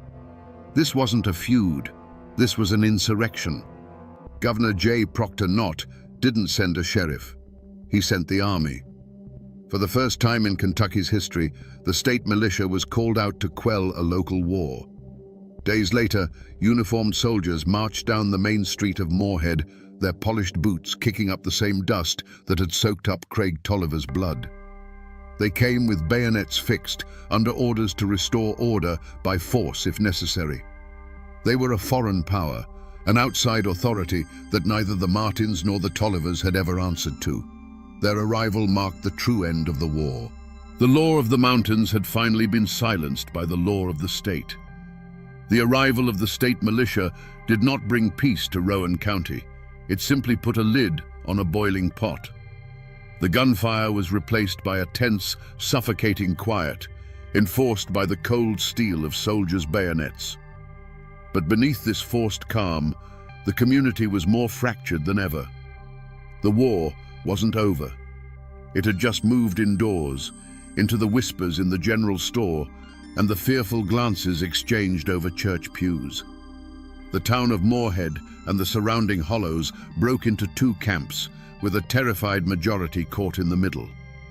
For the Republicans and the families of the Martin faction, it was a moment of liberation. They saw themselves not as killers, but as patriots who had overthrown a tyrant.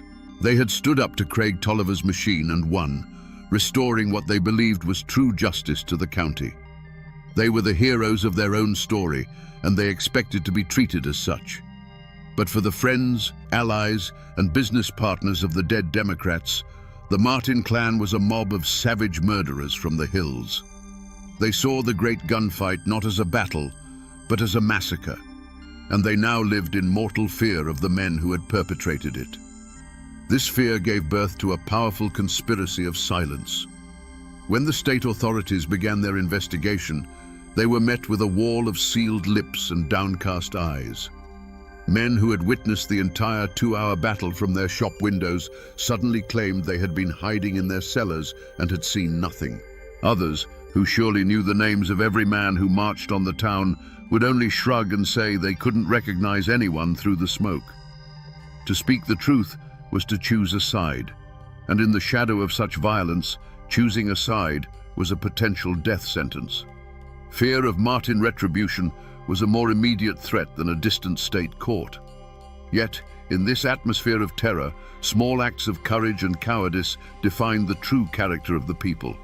A former Tolliver deputy who once walked with a confident swagger would now cross the street to avoid meeting the gaze of a Martin man. But a doctor who had been a friend of Tolliver's would still ride out to a Martin farm to tend to a sick child, his oath as a healer overriding the politics of hate.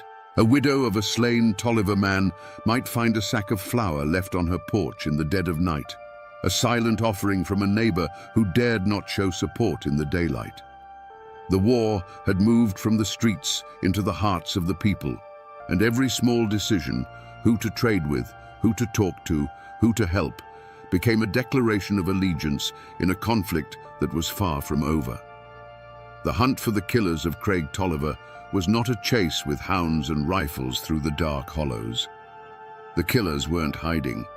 They were walking the streets of Moorhead in broad daylight, confident and victorious. The hunt that followed was a different kind of pursuit altogether, a methodical and dangerous game of wits waged by outsiders in a land that guarded its secrets jealously. The posse was not made of vengeful neighbors, but of state prosecutors and detectives from Frankfurt, city men who wore stiff collars and carried law books instead of Winchesters. Their prey was an entire faction, over 100 men bound by blood, politics, and the shared secret of the final gunfight. The mountains that had once hidden Tolliver's ambushes now served a new purpose. They hid the truth. The state's men rode from one isolated farm to the next, asking questions that were met with blank stares, convenient memory loss, and a steadfast, unnerving silence. The people of the hills, loyal to the Martins or simply terrified of them, created a fortress of ignorance. The investigators found themselves lost not in the woods, but in a fog of fear and clan loyalty. But the state had a power that Tolliver never did: the full weight of the law and the endless patience of bureaucracy. Slowly, painstakingly, they pieced together a list of names. Whispers were gathered, deals were offered, and cracks began to appear in the wall of silence. Finally, the state felt it had enough. Indictments were issued for the leaders of the Martin faction, charging them with murder and insurrection. The question that hung over the entire county was, would they come peacefully? Or would the state's lawmen have to fight a second war to bring them in? The moment of capture was not a bloody firefight, but a scene of quiet, surreal drama. Faced with warrants from the state, the very authority they claimed to respect, the Martin leaders made a calculated choice. One by one, they came down from their hill farms, met the lawmen, and surrendered their rifles. There was no resistance, no desperate last stand. They walked into custody with their heads held high, not as cornered fugitives, but as men who believed utterly in their own righteousness. They were confident that any jury of their peers would see them not as criminals, but as liberators who had done the county a necessary, if brutal, service. Their war was not over. It was simply moving from the battlefield to the courtroom. The courthouse in Moorhead was not a hall of justice, it was a fortress. State militia, with bayonets fixed, stood guard at every entrance and lined the courtroom walls. The room was packed to suffocation, split down the middle as if by an invisible wall. On one side sat the grim-faced farmers and families of the Martin faction, their expressions hard and unyielding.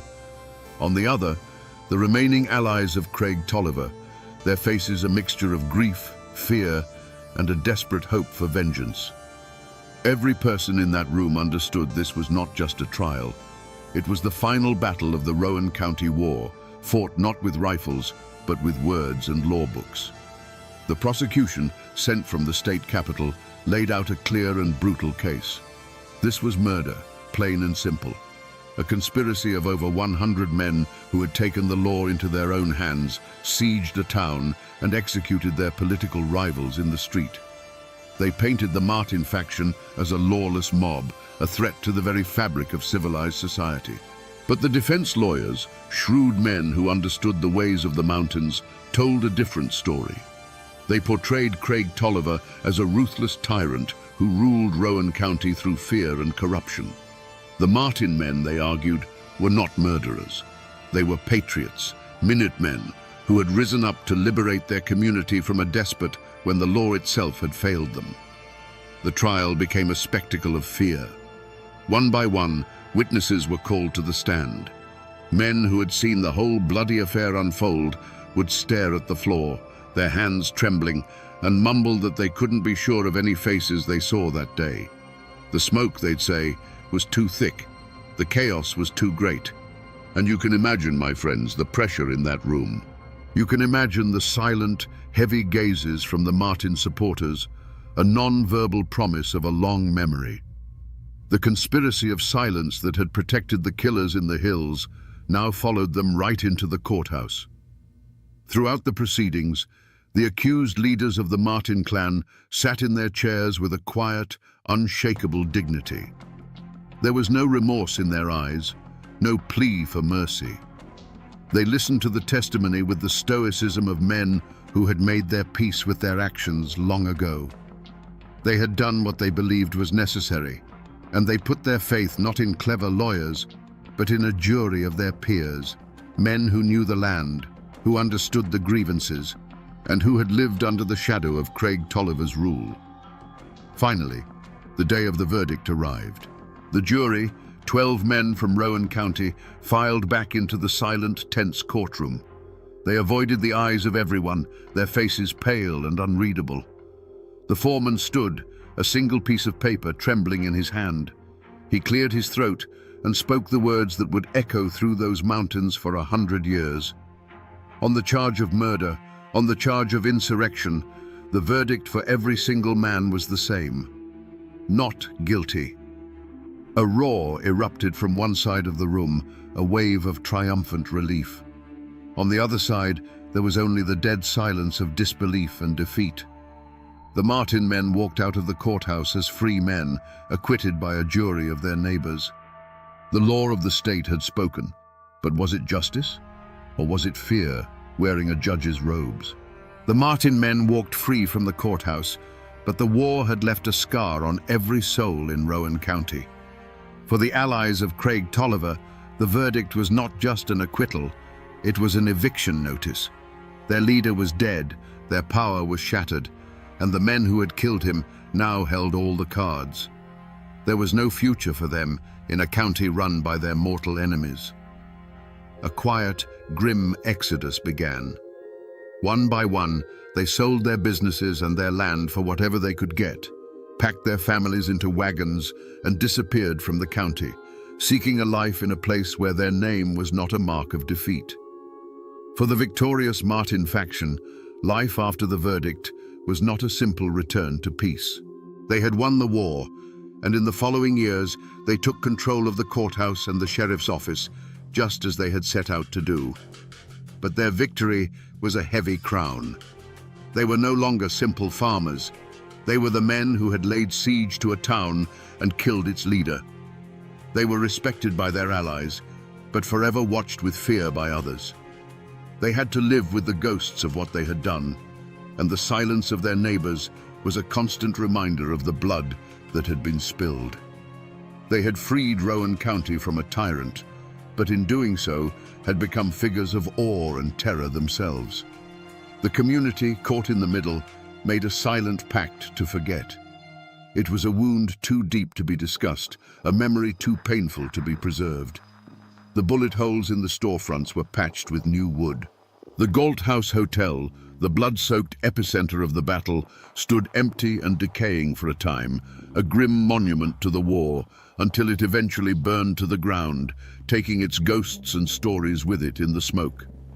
People stopped talking about the feud. A generation grew up knowing only a sanitized version of the story, or perhaps none at all. The great gunfight became the county's dark secret, a history that everyone knew, but no one dared to speak aloud. For the sake of peace, Rowan County buried its own past under a thick, heavy blanket of collective silence. If you walk the streets of Moorhead, Kentucky today, you won't see the scars of a battlefield. You'll see the campus of a bustling university. You'll see traffic and commerce, a modern town moving at a modern pace. The old wooden storefronts are gone, replaced by brick and pavement. The thunder of the 1887 gunfight has been replaced by the everyday sounds of life. It would be easy to think that the Rowan County War was just a tall tale, a ghost story whispered by old men. But if you look in the local phone book, you will still find the names Martin and Tolliver. The descendants of the men who fought and died in that war still live on the same land, still walk the same streets. The blood has thinned, the old hatreds have cooled into a shared, complicated history. They are no longer armies, just families. A Martin and a Tolliver might work together. Their children might sit next to each other in school, most of them knowing little of the war their great-grandfathers waged for the soul of this very ground. The physical landmarks of the war are nearly all gone. The Galt House Hotel is a ghost, its location now just a spot on a modern street. But if you know where to look, you can find the final chapter. In the Old Town Cemetery, you can find the grave of Craig Tolliver. There is no grand monument to mark the resting place of the man who was once the untouchable king of Rowan County. There is only a stone, weathered by more than a century of Kentucky rain and sun, his name slowly being erased by time. It's a quiet, humble end for a man whose life was so loud and violent. People have tried to forget. For generations they buried the story, hoping silence would heal the wounds. But in Appalachia, the land has a memory longer than any person's. The mountains that surround Moorhead stood as silent witnesses to the ambushes and the final bloody siege. The waters of Triplet Creek still flow as they did when they ran dark with rumor and fear. The buildings are gone, the guns are rust, and the men are dust, but the mountains remember everything. So we return to the question we asked at the very beginning around this digital campfire. Was this a feud, or was it a war? The story of Rowan County gives us a clear and chilling answer. This was not a petty squabble between families. It was the final bloody battle in a political war that had been simmering since the end of the Civil War. It's a brutal lesson in what happens when the law serves one man instead of all men, and when an entire community feels it has no recourse but the rifle. The great tragedy of the Rowan County War is that there were no simple heroes. To defeat a tyrant like Craig Tolliver, who had wrapped the law around himself like a shield, the Martin faction had to become a mirror of his own ruthlessness. They had to abandon that very law and become an army, delivering a verdict with a volley of lead because they believed a jury never would. This story forces us to confront an uncomfortable truth, that the line between a liberator and a killer can sometimes be as thin as a puff of gun smoke. This is a story of the indomitable and sometimes terrifying Appalachian spirit. It is a testament to a code that says a man's honor is his own to defend, and that power taken by force can be taken away by force. It is a dark and violent chapter in our history, but one we must remember, for it reminds us that beneath the quiet surface of our towns and our histories, there are sometimes wars that have never truly ended. And now, my friends, you know the rest of the story.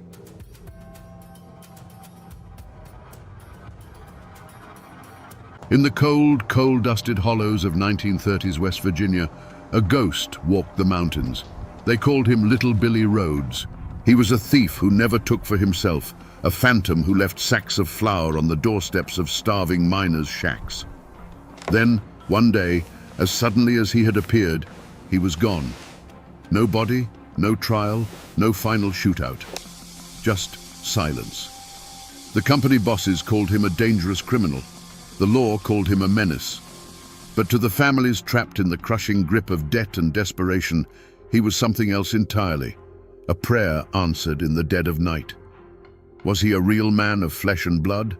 Or was he an idea, a spirit of defiance that lived in the hearts of a whole community? Today, we dig through a mountain of legend to find the truth, to understand how the quiet anger of 1,000 miners gave birth to the ballad of Little Billy Rhodes. To find the man, you have to dig past the myth, and the story they tell always begins in the same place. A grey, clapboard house in a nameless company town, indistinguishable from 100 others pressed into the folds of the West Virginia hills. It's a place where the air itself tastes of coal dust, and the only clock that matters is the steam whistle from the tipple. This wasn't a community. It was a holding pen, built for the sole purpose of extracting coal from the earth and loyalty from the men who mined it. They say Billy was born into a miner's family, like every other boy in the camp. His father was a man whose strength was legendary, able to load more tons in a shift than any two younger men, but who came home each night with a little more of the mountain ground into his lungs. His mother was a woman who could make a meal from next to nothing and find a way to patch a patch, her silence a testament to a resilience that ran deeper than any coal seam. In that small shack, he learned the unspoken code of the mountains. You protect your own, you owe no debt to an outsider who disrespects you, and you never, ever show weakness. The world outside that door, however, operated on a different code entirely. The turning point, the moment the boy became something more, came with the sound of a cough. It was his father's cough, a wet, ragged sound that signaled the end. Black lung. The company called it miner's asthma and docked his pay for missed shifts. When he finally succumbed, the company sent no condolences. They sent a man with a ledger to calculate the family's outstanding debt at the company store. The man who had given his life to the mine was now just a negative number in a book. The true breaking point came a week later. Billy, still a boy, but now the man of the house, watched his mother stand before the company store manager, a man with a soft belly and clean fingernails. She was pleading for a bag of flour on credit just until her oldest son could start in the mines. The manager checked his ledger, shook his head, and turned her away empty-handed. In that moment, Billy saw it all with a terrifying clarity.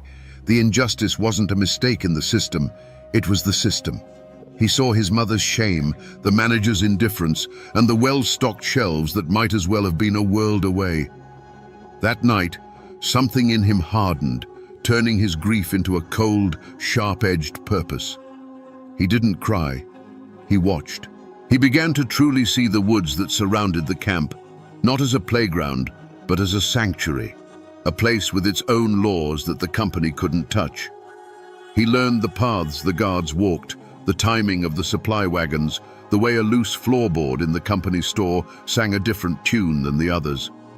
The mountains were teaching him, forging him. He was creating his own code, born from the ashes of his father's life. It was a simple code, but absolute. You do not harm a working man. You do not touch a family's meager possessions. You do not spill blood if it can be avoided. But you take back what was stolen, you humble the proud, and you deliver justice where the law refuses to tread.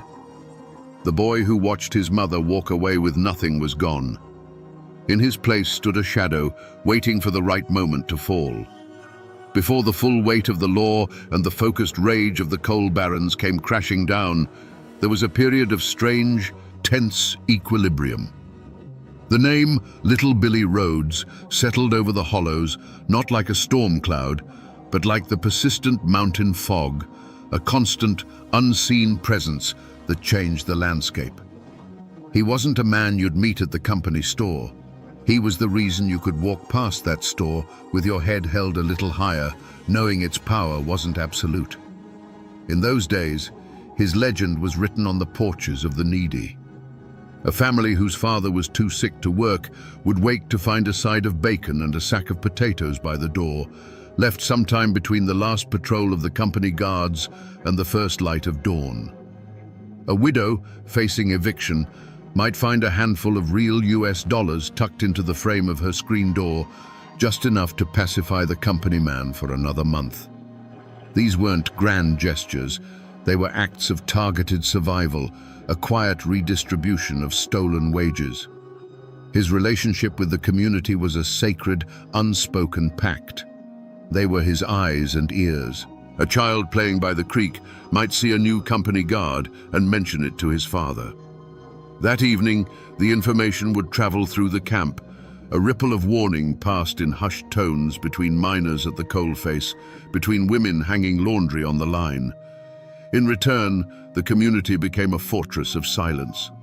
When the sheriff and his deputies came asking questions, they were met with blank stares, slow shrugs, and the impenetrable wall of mountain folk protecting their own. Little Billy? Can't say I know the man.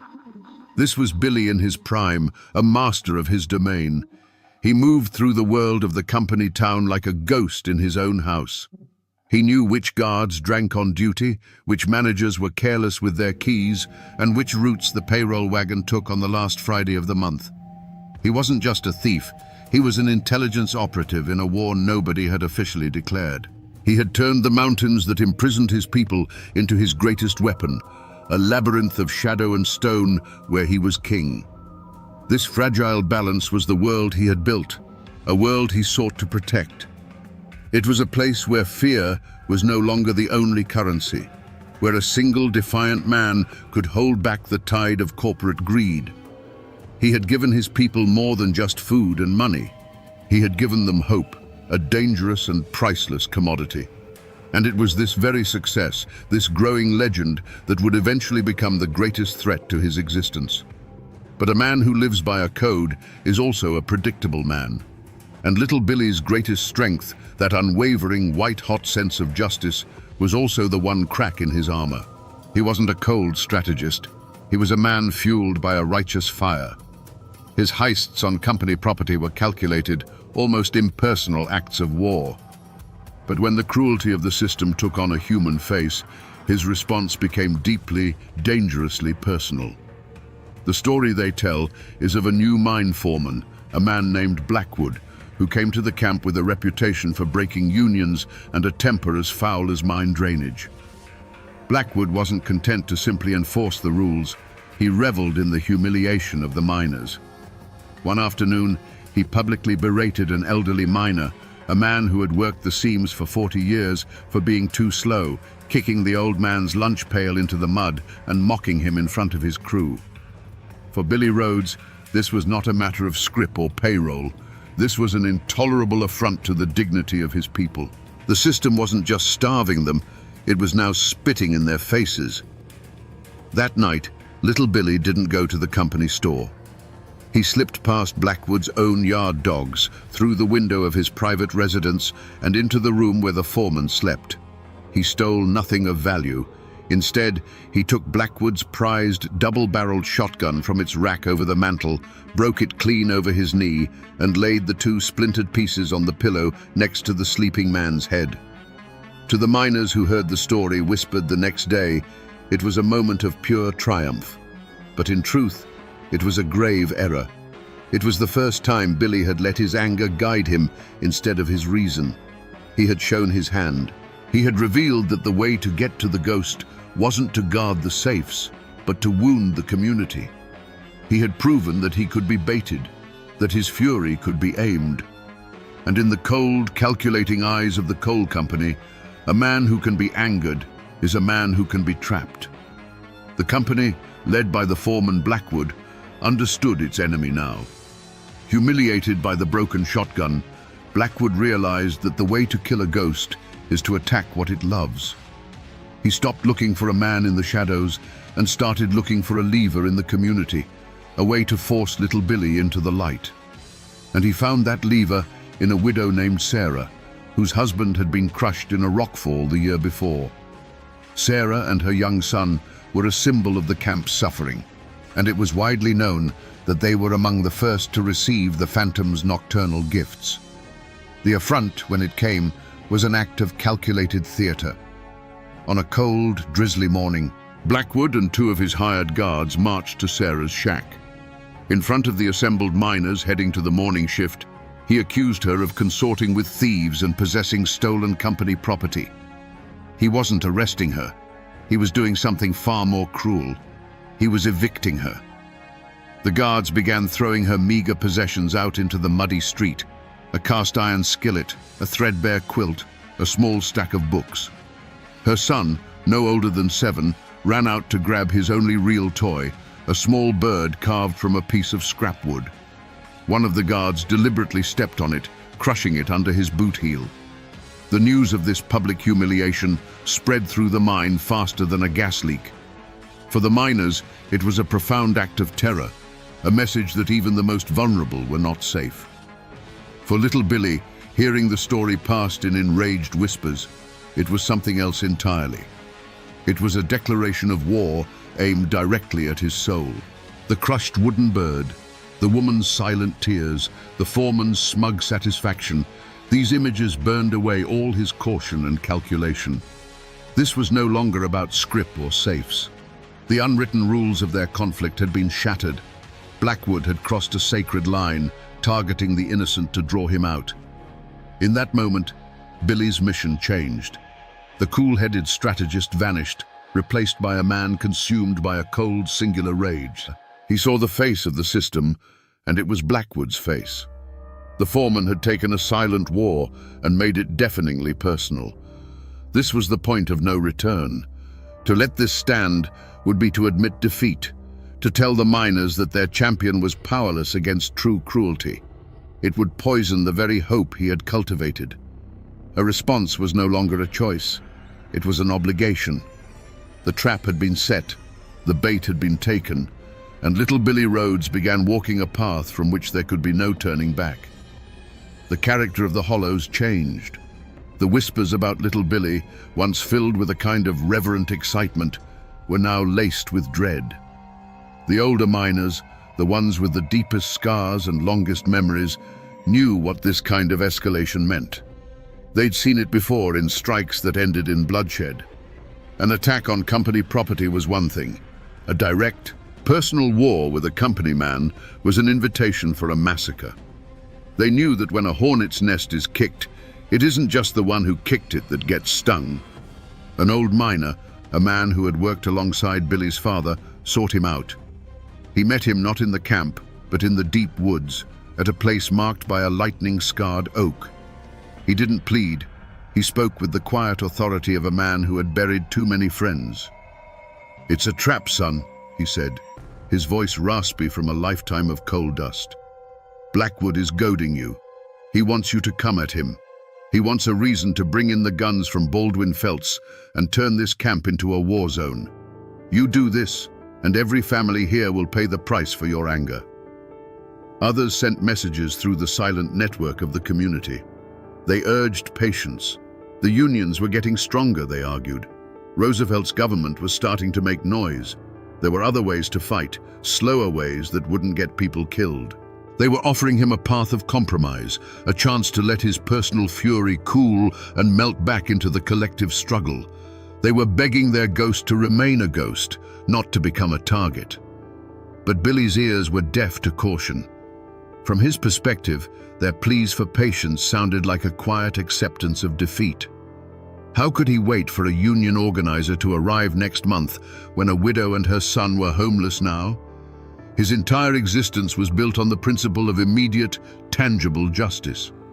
To ignore Blackwood's cruelty would be to break his own code, to betray the very people he was trying to protect. He saw their warnings not as wisdom, but as the fear that had kept them all in chains. His response, passed back to the old miner, was chilling in its finality. He put a woman and her child in the mud. There's no waiting after that. The conversation was over. His actions grew bolder and more personal. He no longer cared about stealth. One night, the two guards Blackwood had used to evict Sarah woke up to find their shotguns missing and a dead blacksnake coiled on each of their doorsteps, a clear mountain threat. Then he went for Blackwood himself. The foreman came out one morning to find a single pristine bullet sitting on his porch railing, a promise of what was to come. The ghost was no longer content to rob. He was now actively hunting. Each act was another step down a narrowing path, stripping away his anonymity and locking him into a collision course. He was ignoring every outstretched hand, every offered exit, his eyes fixed only on the man who had become the embodiment of all his hatred. The company brought in new guards, hard-faced men from out of state who didn't know the miners' names and didn't care to learn them. They patrolled the camp in pairs, shotguns held at the ready, turning the already tense atmosphere into a powder keg, waiting for a spark. The community that had been Billy's shield was now a prison for its own people, and he was the reason.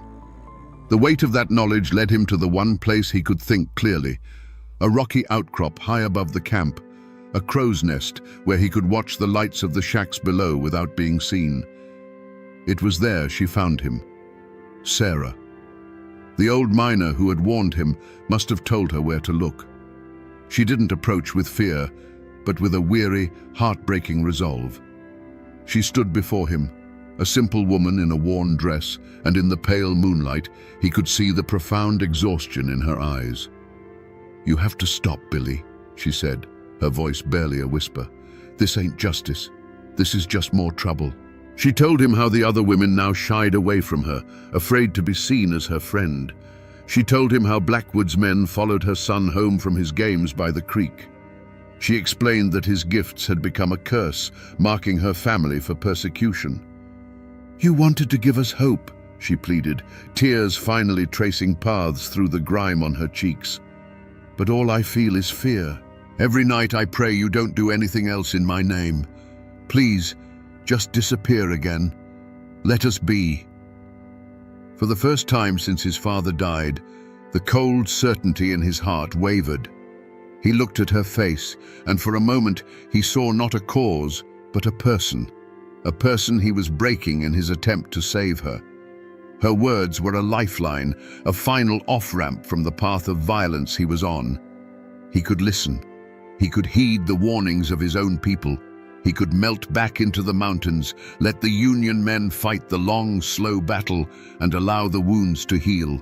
He could let the ghost of little Billy die, and let the man live. But then he looked past her, down at the company town, lit by the cold electric glare of the tipple, and he saw the bars of the cage. He saw Blackwood's house, warm and bright, while Sarah stood before him shivering. The image of the crushed wooden bird flashed in his mind. To stop now, to walk away, felt like a deeper betrayal than any violence he could commit. It would mean that a man like Blackwood could break a child's spirit and pay no price. It would mean the system always wins. He looked back at Sarah, and the conflict in his eyes hardened back into resolve.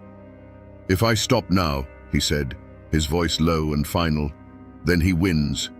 Then they all win. This has to end with him." He had heard the plea of the widow and chosen the path of the bullet. The final crossroads had been passed. The night of the payroll was a night of ritual.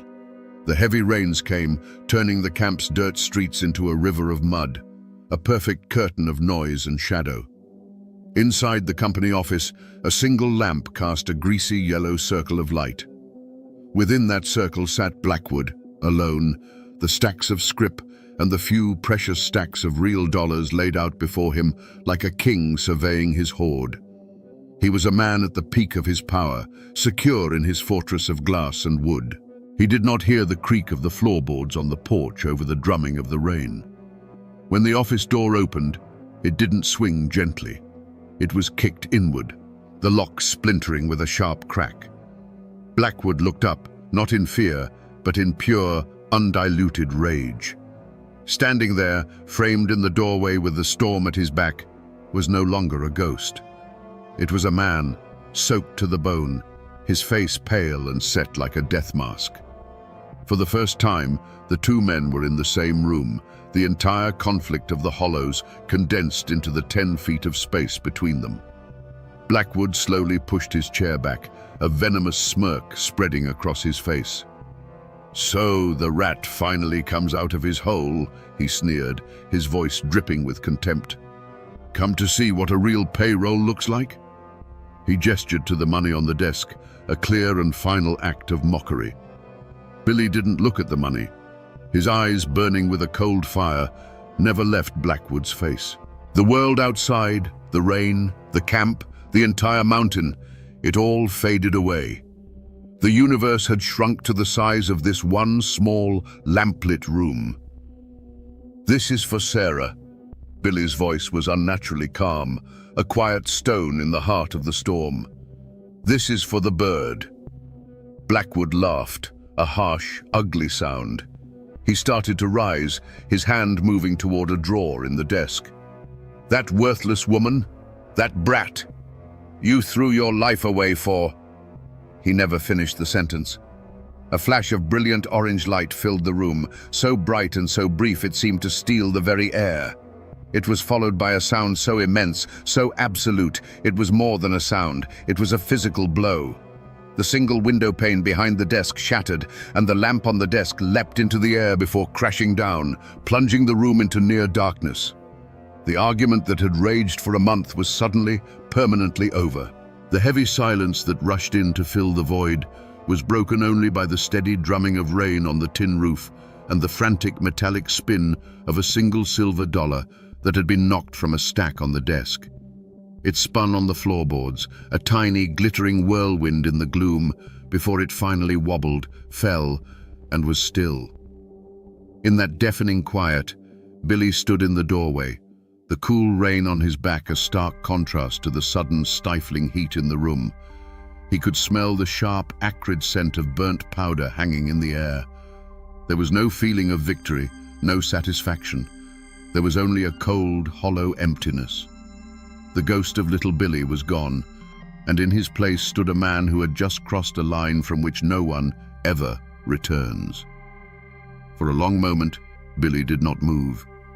The only sound was the rain, a constant, indifferent witness.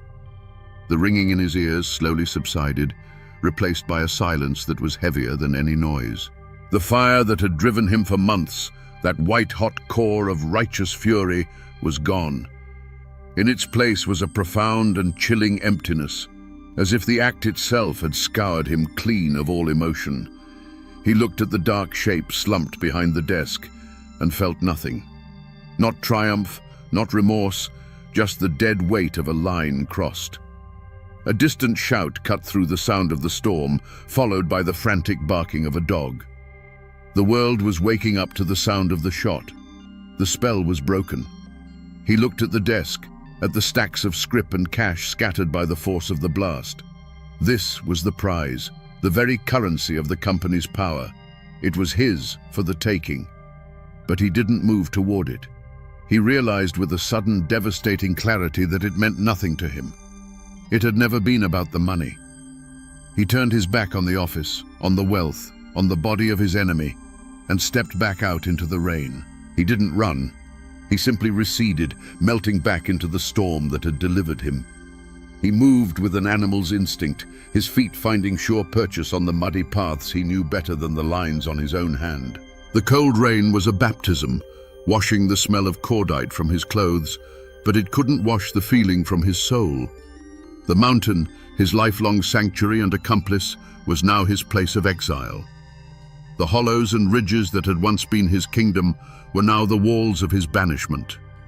From a high, hidden place, the same rocky outcrop where Sarah had pleaded with him, he watched the camp below erupt.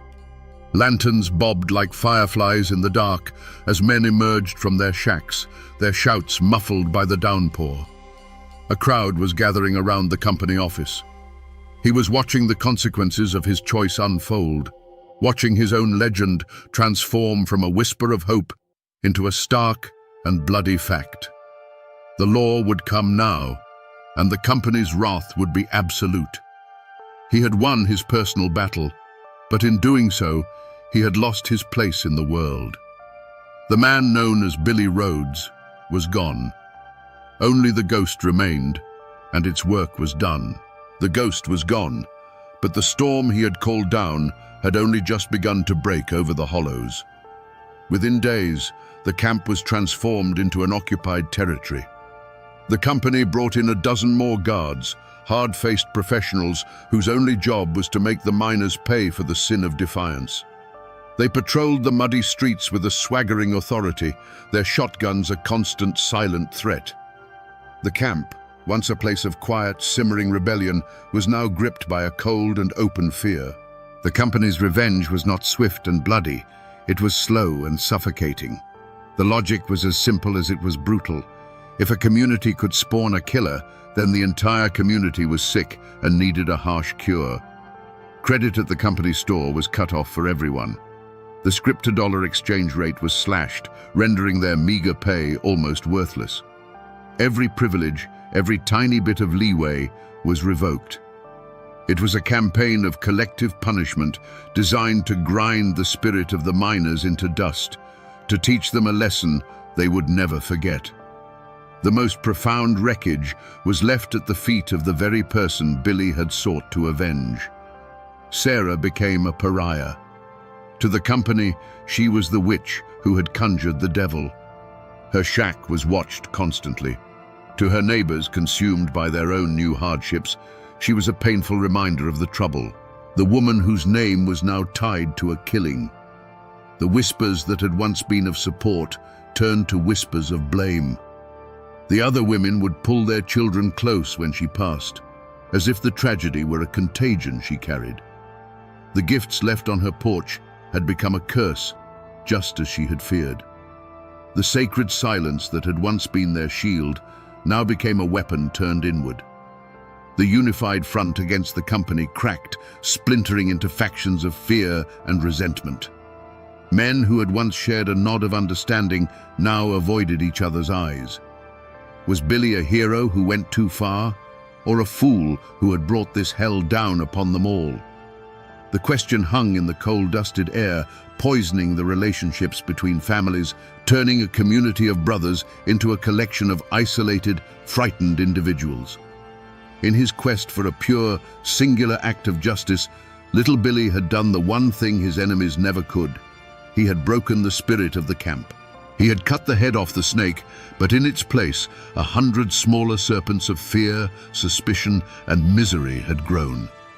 The single shot fired in the company office had not freed them. It had only tightened the chains, and now everyone was paying the price.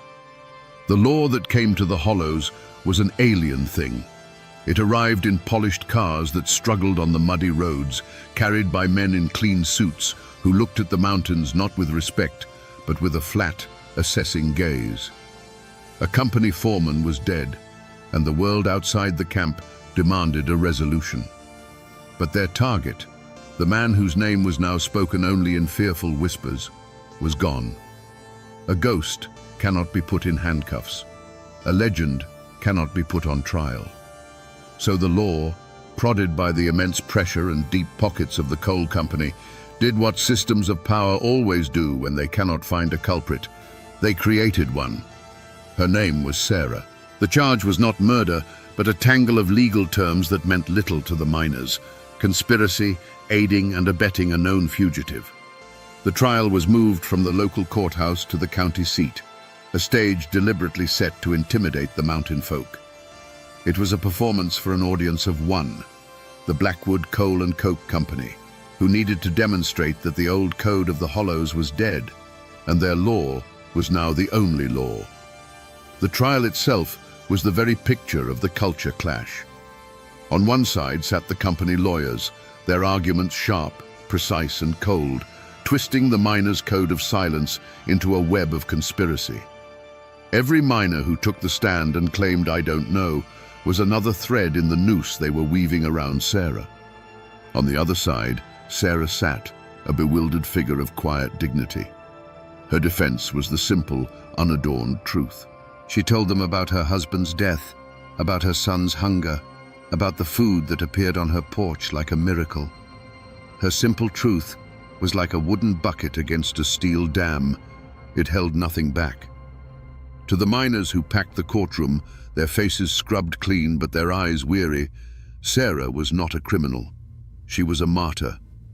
They watched in stony silence as the life they understood, a life of loyalty, of protecting your own, of accepting help without asking questions, was presented to the jury as a criminal enterprise. They saw the proceedings not as a search for justice, but as the final public humiliation of their community. Their silence was no longer about protecting Billy Rhodes. It was a wall of contempt for the world that was judging them. The verdict, when it came, was a formality. Guilty. The judge, a man who would never understand the desperation of a company town, spoke of the sanctity of law and order as he sentenced her to 10 years in the state penitentiary. There were no gasps from the miners in the gallery. There was no outrage. There was only a deep, collective sigh, the sound of a people having their worst fears confirmed. They had seen the true face of the law, and it looked exactly like the face of the company boss. Was justice served? A court of law had delivered a verdict. A woman was sent to prison. A murder case was officially closed. But in the Hollows, they knew the truth. The law hadn't brought justice.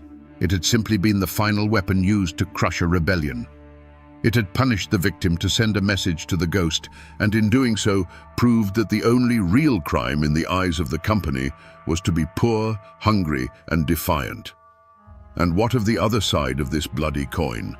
What became of the company that Blackwood served, the machine that had ground so many lives into dust? You might think the death of a foreman would be a blow, a disruption to their operations. But for Blackwood Coal and Coke, it was a godsend. Blackwood was a blunt instrument, and he had served his purpose. He was more valuable to them as a corpse than he ever was as a living man. His death became their martyr story, the perfect justification they presented to the newspapers and politicians for the brutal crackdown that followed. They hadn't lost a man. They had gained a pretext. In the immediate aftermath, the company prospered. With the camp terrified into submission and the last spark of defiance seemingly extinguished with Sarah's conviction, the mine became a model of ruthless efficiency. The new foreman they brought in wasn't a hot-tempered bully like Blackwood. He was a quiet, cold man with spectacles and a ledger, an accountant of human misery who never raised his voice and never had to.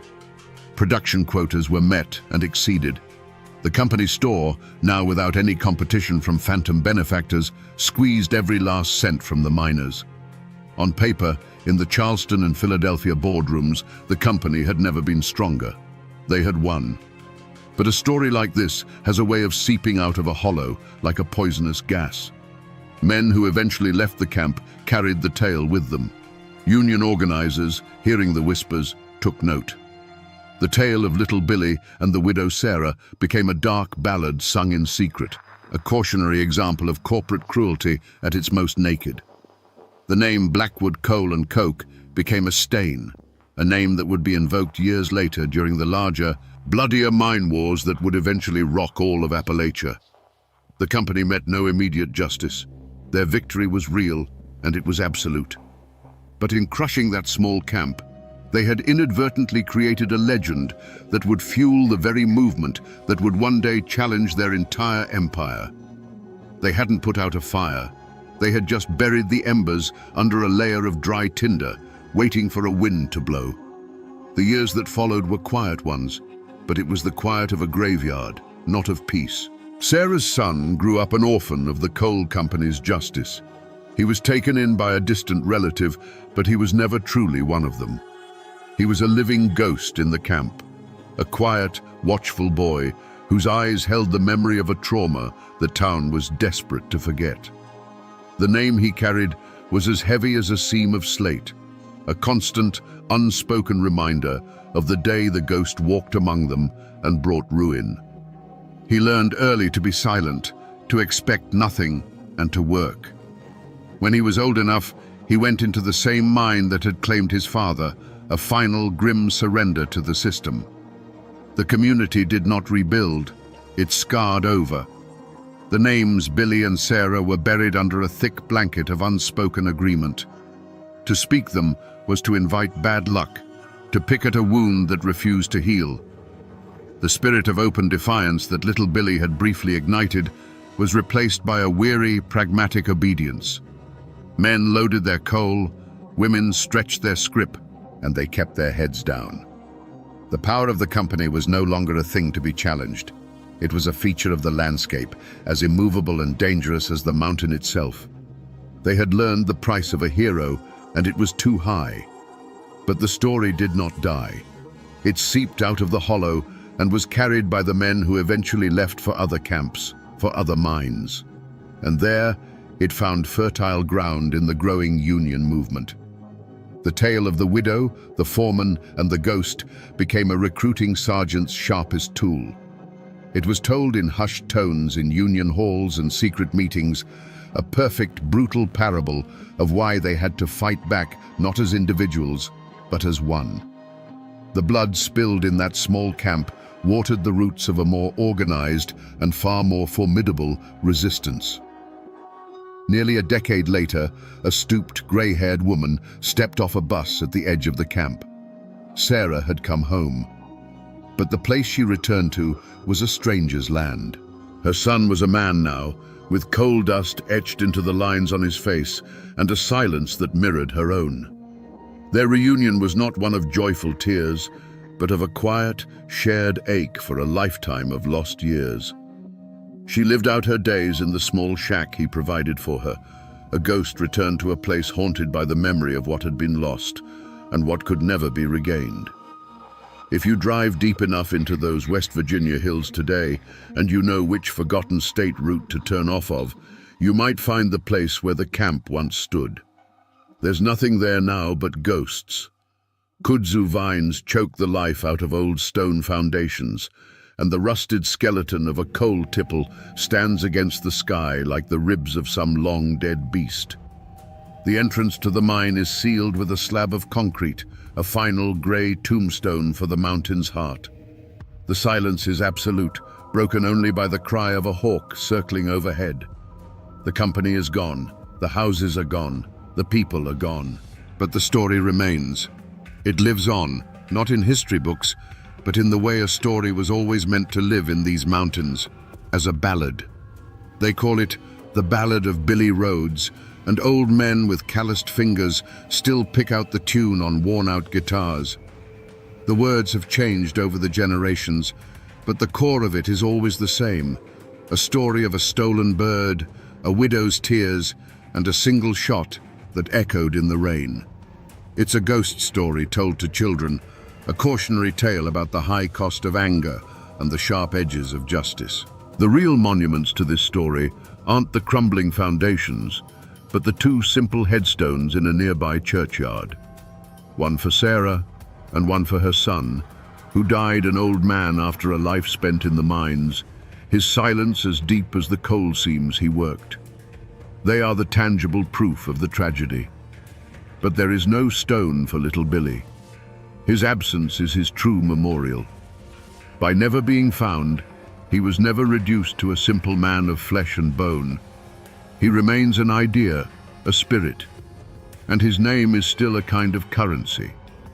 In parts of those hills, when a new company comes in promising jobs but delivering poison in the water, when the deck feels impossibly stacked against the working man, you can sometimes hear his name invoked in a low murmur.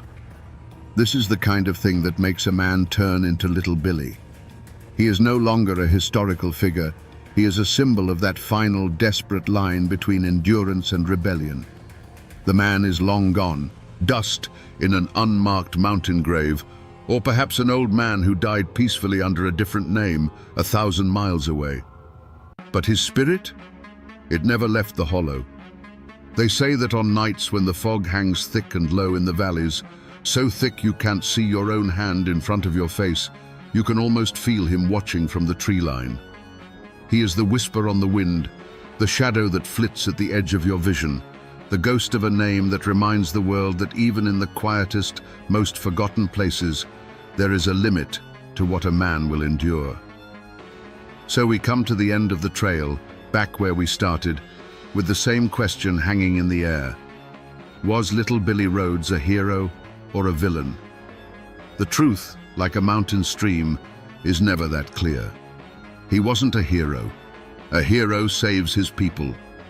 Billy's righteous fury brought a world of pain down on the very community he bled for, proving that a single act of vengeance can be more destructive than years of quiet suffering. His victory was their catastrophe. But he was no villain. Villains are driven by greed or a lust for power.